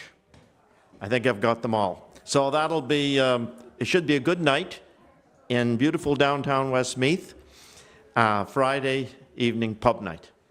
Sponsored by the WDRA. Should add that. Excellent. Thank you, Councillor Trim. Councillor Moore. Nothing at this time, thank you. Excellent. And Councillor Tabbert. No points. Excellent. Deputy Mayor, I know you have a number of announcements, so speak loudly, please. I have a lot of announcements. Oh, dear. So I'll just begin by saying, as lead of Human Resources, we as council are pleased to announce the following 2 replacement hires. We're excited to welcome Alex Benzie and Stephen Pekarski. Alex has accepted the position of Planner Economic Development Officer beginning February the 6th. She has completed an undergraduate at Queen's University in Geological Sciences, followed by a Master of Environmental Services at Queen's and a Master of Arts and Planning at the University of Waterloo. Alex has 7 years of project management experience and 2 years of direct planning experience serving as a planner with the County of Renfrew. We have Stephen Pekarski, who has accepted the position of mechanic working for our Public Works Department. Stephen is a licensed 310T truck and coach technician and has 10 years of heavy-duty automatic experience. His knowledge and mechanical experience will ensure the township's fleet is well maintained. So please extend a warm welcome to both Alex and Stephen as we look forward to having them join the team. Here's the bad news. It is with regret that we have accepted the following resignations. Steve Hodson, who served as Environmental Services Superintendent for the past 18 years, has accepted a position at the Ottawa Valley Waste Recovery. Steve was an integral part of the municipal water, wastewater systems, and landfill. Steve's dedication to Whitewater and devotion to this community will be missed. Holly Brown, our seniors liaison coordinator, will be returning to her hometown to pursue other opportunities. Holly provided a welcoming outreach for the area and acted as an outstanding ambassador for our Whitewater seniors and the Renfrew area seniors home support. And finally, Sean, who is gone, Sean Crozier, our treasurer deputy CAO, has accepted the treasurer position with the township of Laurentian Valley. Sean has demonstrated excellent financial leadership with us for the past 5 years. His dedication to past and current council staff and this community will be sadly missed. Sean will be with us until March 10th, at which time we will send him off, wishing him nothing but the best in his new career. Whitewater loss is certainly Laurentian Valley's gain. Your future is bright, Sean. Keep on shining. The township is currently recruiting and has posted for 3 vacant positions. Thank you. Excellent. Thank you, Deputy Mayor. Good, and I have no additional announcements. Oh, and Councillor Bell, you were absent when we were going around the table earlier. Do you have any announcements that you'd like to share? And no announcements for Councillor Bell. Good. Anything from staff for announcements? No? Excellent. So what I'd like to propose is that we just take a mental break for 5 minutes. So we will take a formal recess at 6:56. We'll be back on for 7:01. So stretch your legs, take a mental break, and we'll restart for the last portion of the agenda. Thank you.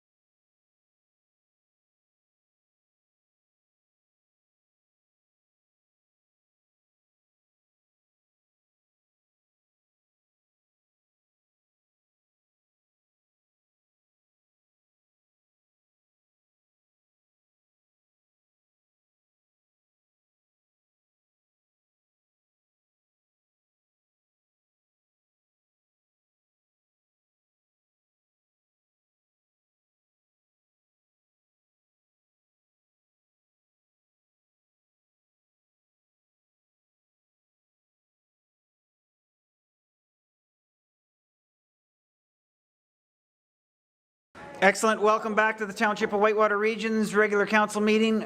We will call ourselves to order at 7:01 after a 5-minute recess. We jump back into our agenda. We are on item number 6, reports. 6.1 is a site plan control approval for MacEwen Agricentre at 18 Turcotte Road. The recommendation before us is that Council of the Township of Whitewater Region enact a bylaw to authorize the township to enter into a site plan agreement with MacEwen Agricentres Incorporated to permit the redevelopment of 18 Turcotte Road. Can I get a mover and a seconder, please? Councillor Trim, Councillor Bell. And I will turn it over to our CAO to present the Yeah, thanks so agenda much. item. Yeah, and thanks to all of council for your patience in relation to the last couple zoning amendments. So what we have before us is the next 3 reports relate to site plan control approval. What site plan control approval is essentially the township examining commercial development or industrial development and ensuring that the general safety of the public is protected as a result of these commercial sites. So when these 3 applications are proposing expansions, so that means there's more buildings. Where are people going to walk? Where are people going to park? Where's the surface water going to go? And a variety of different things. So what the tool we have from the province is site plan control approval. The outcome of this is that we enter into agreements with the property owners. Those agreements dictate how the development is to occur, and we reference the design drawings in the agreement. So it's clearly stipulates that the building's going to go here, the walkways are here, the parking is here, the parking surface will be gravel or paved, and a variety of different things. So the first application was filed by Josh Kelly. He's representing MacEwen Agricentre. They are located at 18 Turcotte Road.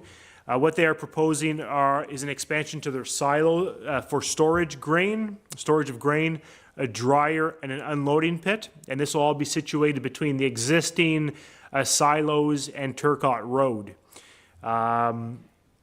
As demonstrated on the attached sketch here, so MacEwen's has been, consistently expanding their facility at the corner of Turcotte Road and Highway 17.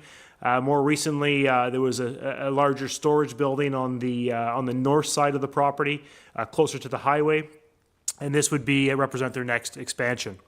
So the property is 21.46 acres in size. There's a good sketch here showing the aerial of the property, and just confirming while we're looking at it here is that the minimum side yard setback is 12 meters, and they'll comply with that minimum setback. Just because it appears it might be closer to the property line than expected, but they will be able to comply with that. The policies within the PPS and the official plan support this type of development. So what we call this is kind of agricultural related uses. So they're not actually farming, i.e. cattle and the like, or crops. They're supporting the agricultural industry by providing this commercial establishment. So staff have conducted a cursory review of the site plan. You'll notice some lines on this plan. What I was hoping for Josh to identify is how our vehicle is going to enter the site and exit the site. So these are representative of how the traffic pattern will be. So they'll come in through that main entrance on the nearest to the highway, and they'll come around, unload the grain, and then exit through the same entrance. So maybe just one last thing to note is what you're going to see here is that this sketch is clearly of a lesser scope than the next 2 applications. So the scope of the development will generally gauge the level of detail of your site plan. So again, they're not proposing substantial new buildings that'll house a variety of different things or equipment or outdoor storage. So we're just these grain silos duplicating what's already there. So staff are supportive of the application. What council would approve tonight is to enact a bylaw to authorize the mayor and clerk to sign the agreement. When we get later in the agenda, there'll be a separate bylaw, which council generally approves all the bylaws at once, but that would essentially be the bylaw to authorize the mayor and clerk to execute the agreement. So that summarizes it. Thanks so much. Thank you, CAO. Questions, comments, or concerns from the members of council? No? Oh, Councillor Bell. Just as a point of clarification, why do we need a bylaw to approve that? Or obviously it's a process thing, but.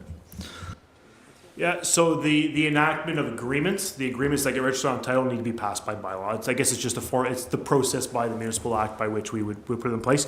The one last thing I'll highlight is MTO. I did connect with Josh earlier this week. So MTO has already confirmed that they will be allowed to get their land use permit. So that's a huge milestone for them. So MTO has reviewed it and is prepared to issue their permits. Thanks. Good. I have one question, or I guess more of a comment. Can we go back to the portion of the presentation where it's just the overhead of, yeah, good. So this is, in my opinion, from an economic, a little off topic, economic development opportunity. We essentially have 4 businesses all shown within this same picture. One of them is 5, if you count the veterinarian office, but that is also a potential, the site directly across the highway is also, Ivan, how would you describe that? It's a property that has site plan approval for a commercial gas station. So that's been approved back in 2019 by council, but hasn't been constructed as relates to inflation and COVID. So we have a natural grouping of 5 significant businesses. We're seeing expansion of one of them. From an economic development perspective, I'm excited. I can't wait for our new planner, economic development officer to get in there and stir it up and see how we can help continue those businesses to grow. So anyway, that's my comment. Any other questions or comments from council? Good. We'll call for a vote. All those in favor? And motion is passed. Thank you.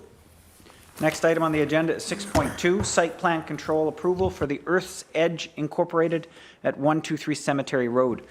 The recommendation before us is that Council of the Township of Whitewater Region enact a bylaw to authorize the township to enter into a site plan agreement with Earth's Edge Incorporated to permit the redevelopment of 123 Cemetery Road.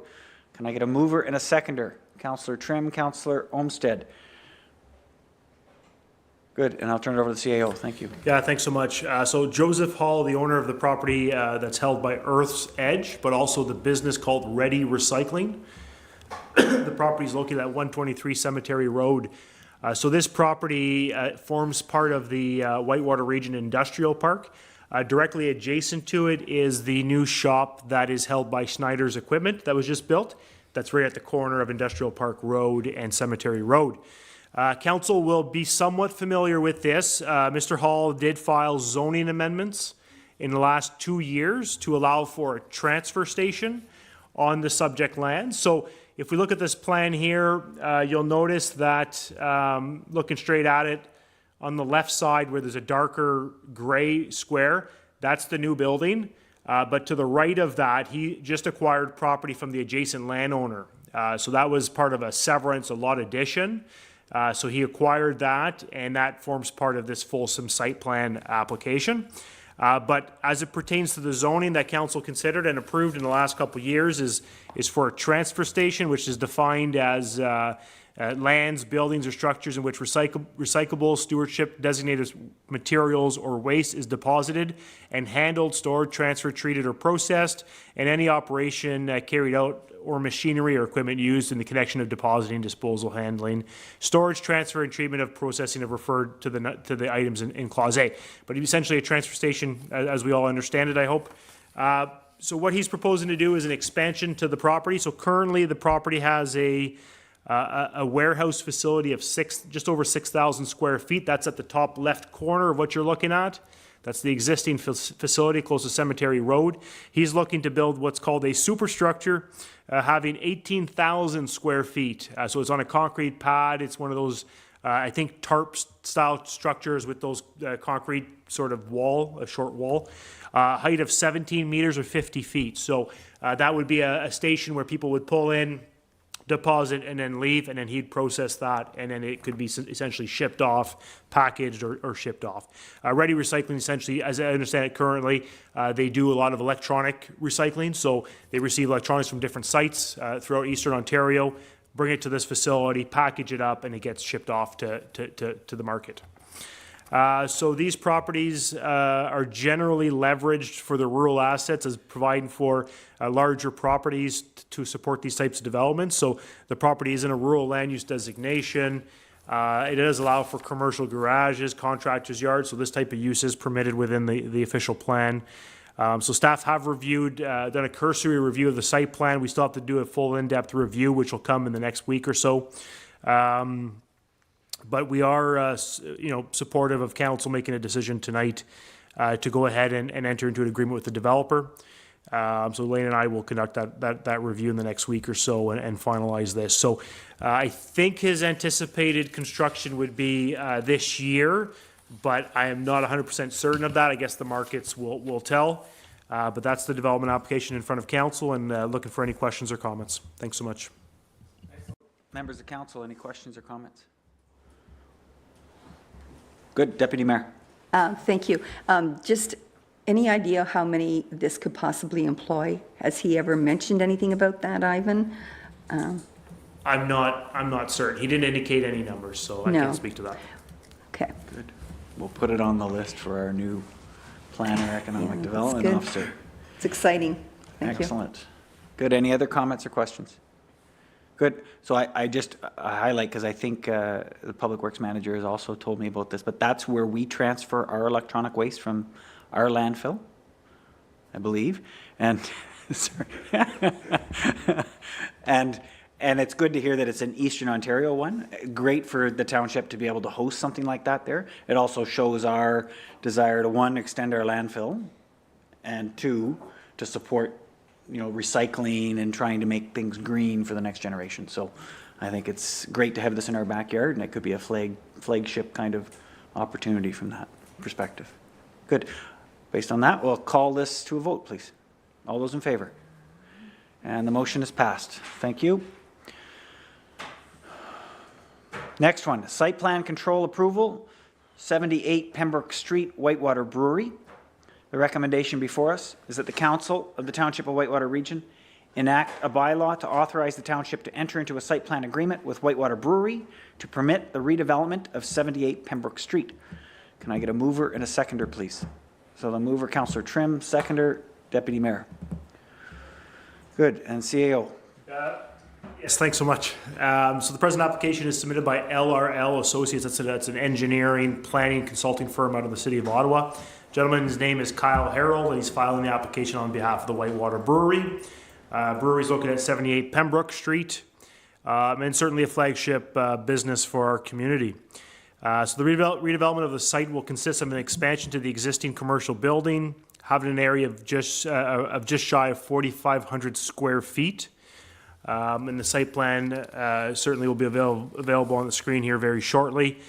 So the property is 2.19 acres. The proposed expansion will accommodate the existing microbrewery, restaurant, and they've also recently passed a zoning amendment to allow for a micro distillery. As some members of council might be aware, they are distilling their some products there now. The site development will encompass a total of 60 parking spaces, a new patio at where the main entrance is to the restaurant now. So the patio is currently at the back, the outdoor patio. It's actually going to be relocated to the side of the building. In fact, the proposed building is not in addition to it. It appears they're going to be two separate buildings, and it's going to be a concrete walkway between the two. So those are some of the highlights. Not too much more to report. The zoning's in place for the said development. Again, staff will be reviewing the detailed site plans in the next couple of weeks to provide comments to the applicant. But we're hopeful that this will get built this coming spring. The only thing, the last thing I would note is MTO has reviewed the application and are prepared to issue the permits. So they did have a couple comments that'll be reflected in the revised drawings, but nothing that'll substantially alter the configuration here. So staff are supportive to moving forward, and I'll be welcome to answer any questions that you may have. Thanks. And thanks, CAO. If I can just get you to amplify the groundwater. Yeah, that portion of the plan. Yeah, certainly. So how it occurs today is that the site, the surface water that occurs as a result of rain or snow melt drains along the front of the property, down Wallace Drive, across Wallace Drive in a culvert, across a property there held by Mr. McLaren, down the McLaren property towards Muskrat Lake. So just as it relates to access, there are easements in place for all of these where the water traverses. They have prepared a stormwater management plan which assesses both the quantity and quality of the water. So what the ministry guidelines are that you don't want more water leaving your site than what was previously there before the development occurred. So the pre-post development drainage is the same. So what they usually do is build ponds or retention manholes, if you will. In this case, just between the highway and the parking lot, there appears to be a pond there. So that'll be a little bit of a, maybe not a hole per se, but a swale-ish type thing that could retain the water temporarily during major storm events. What else would I add? So that's the quantity piece, and then the quality piece. So as a result that this is draining into Muskrat Lake, the ministry establishes minimum what they call percentage of suspended solids. So usually the criteria is 70% of suspended solids have to be removed from the water before it enters the water body. So we'll review that later tonight to make sure that they're meeting the requirements. Excellent, and it just shows the amount of work that goes into the background of a site plan agreement, so thank you, CAO. I'll turn it over to council. Any questions or comments from council? Yes, Councillor Moore. Do we know at this time with this addition, they're going to require more water? And therefore, do we put it in the budget, or how does that work? So essentially, yeah, so the township staff will review the needs and demands for the water and wastewater for the said facility, and we'll make recommendations within the agreement. So yeah, I would just say that at this point in time. As I understand it, yeah, that'll be it. We'll review it. Now that we're talking budget, now's the time to try and figure it out. That's correct, So yes. I think short question is yes. It's being included in the review. Good. Other questions or comments from council? Excellent. We'll call for a vote, please. All those in favor? And the motion is passed.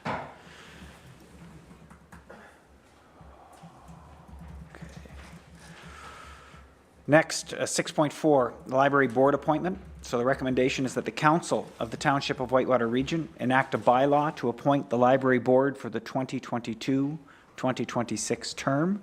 I'm looking for a mover and a seconder. So mover, Councillor Tabbert. Seconder, Councillor Trim. CAO or clerk, who's speaking to this one? I can do. Okay, clerk, please. With a new term of council comes a new term for the board. I'm sorry, my computer froze, so, oh, there we go. I went too far. We asked for applicants to send their application to us. I believe we received 4. So we are recommending, we reviewed them, me and the CAO Burton, and we decided that, well, we're recommending that all 5 of them be appointed to the board. So it would be Cindy McAllister, Monica Lagrada, Linda Nod, Jim Butterworth, Susan Osborne. 4 of the members are being reappointed, I guess, or thank you.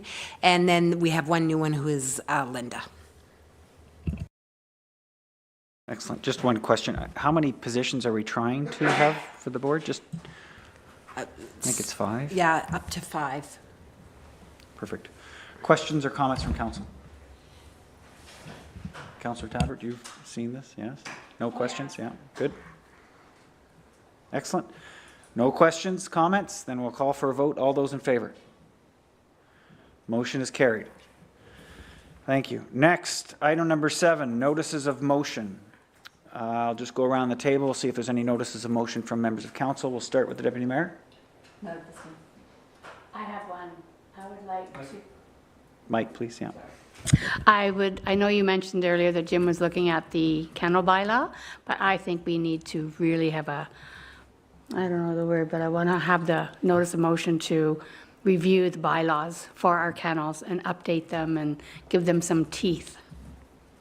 Perfect. Thank you, Councillor Tabbert, and I'll get you to liaise with staff to prepare that motion and in line with what they're already working on. Thank you. Councillor Moore? Nothing, thank you.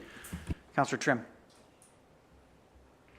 Yes, I forwarded to all members of council and Ivan and a formal request I got from Mr. John McGregor of McGregor Concrete Products in Beachburg.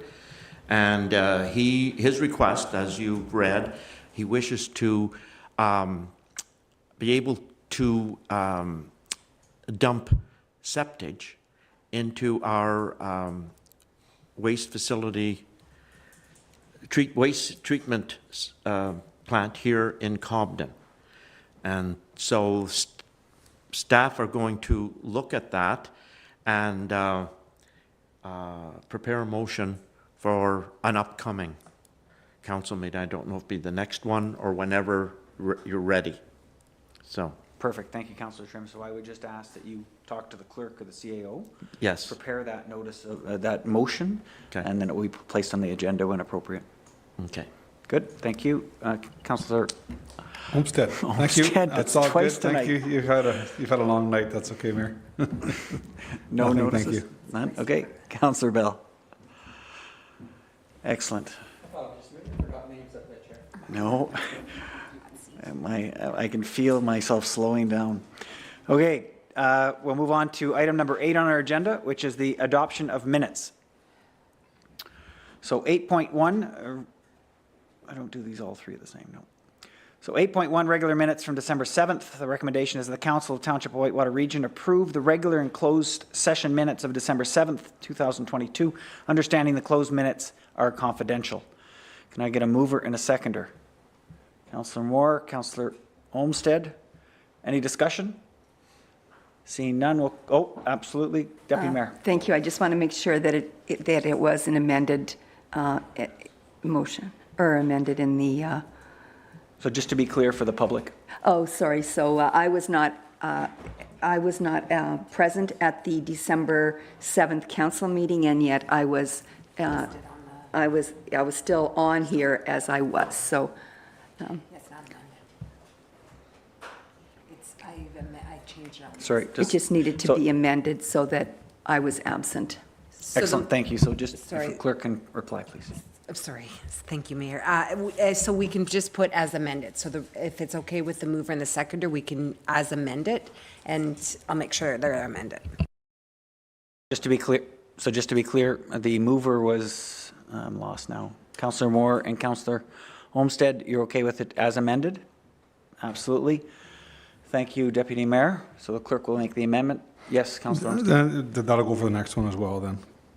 Sorry? That'll apply to the next one as well, the same night. Yes.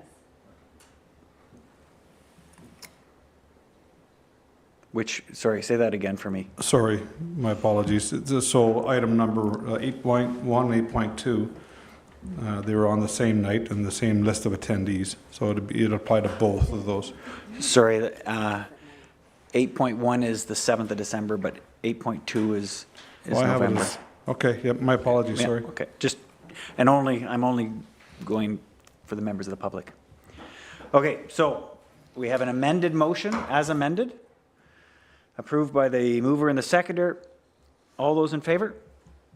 And it's carried. Thank Thank you. 8.2, special and closed session minutes of November 23rd and 30th, 2022. Recommendations, the Council Township of Whitewater Region approve the regular and closed session minutes of November 23rd, 30th. Oh, I see where you're seeing it. And I'm going to exclude the next portion, but I'll start that over. The recommendation, the Council Township of Whitewater Region approve the regular and closed session minutes of November 20th and 30th, understanding the closed session minutes are confidential. This is as amended from the written agenda. A mover and a seconder, please. Councillor Tabbert, Councillor Trim, any questions, comments from members of council? Excellent. Call for a vote. All those in favor? Excellent. Motion is passed. 8.3, special minutes of January 10th, 2023. Recommendation that the Council of Township of Whitewater Region approve the special minutes of January 10th, 2023. A mover and a seconder, please. Deputy Mayor, Councillor Moore. Any questions or comments from council? None seen. Call for a vote. All those in favor? And the motion is passed. Thank you. On to item 9, correspondence. 9.1, the maple leaf tax from Mr. Osborne. The context here is that he provided public feedback on the budget back in November, and asked that I include it as part of the public feedback for council to consider when we're reviewing the budget. So it has been brought forward as correspondence so that you have the opportunity to review this, and you can suggest amendments to our budget as you see fit. We can talk about it with any of the other public feedback we get on February 8th. February 8th. So you have it there. Item number 9.2. And sorry, I'll ask for comments or questions from council at the end of the correspondence agenda point. 9.2, update on Bill 23, City Clerk Office of Toronto. CAO, do you want to make comment on that? Yeah, just quickly, this is a letter from the City of Toronto back to the Ministry of Municipal Affairs and Housing with respect to Bill 23, just requesting certain postponements and more public engagement. One of the interesting things in here is that as a result of Bill 23, through the development charges and other different charges that a municipality could implement, the province is trying to reduce the ability for the township to gain that revenue.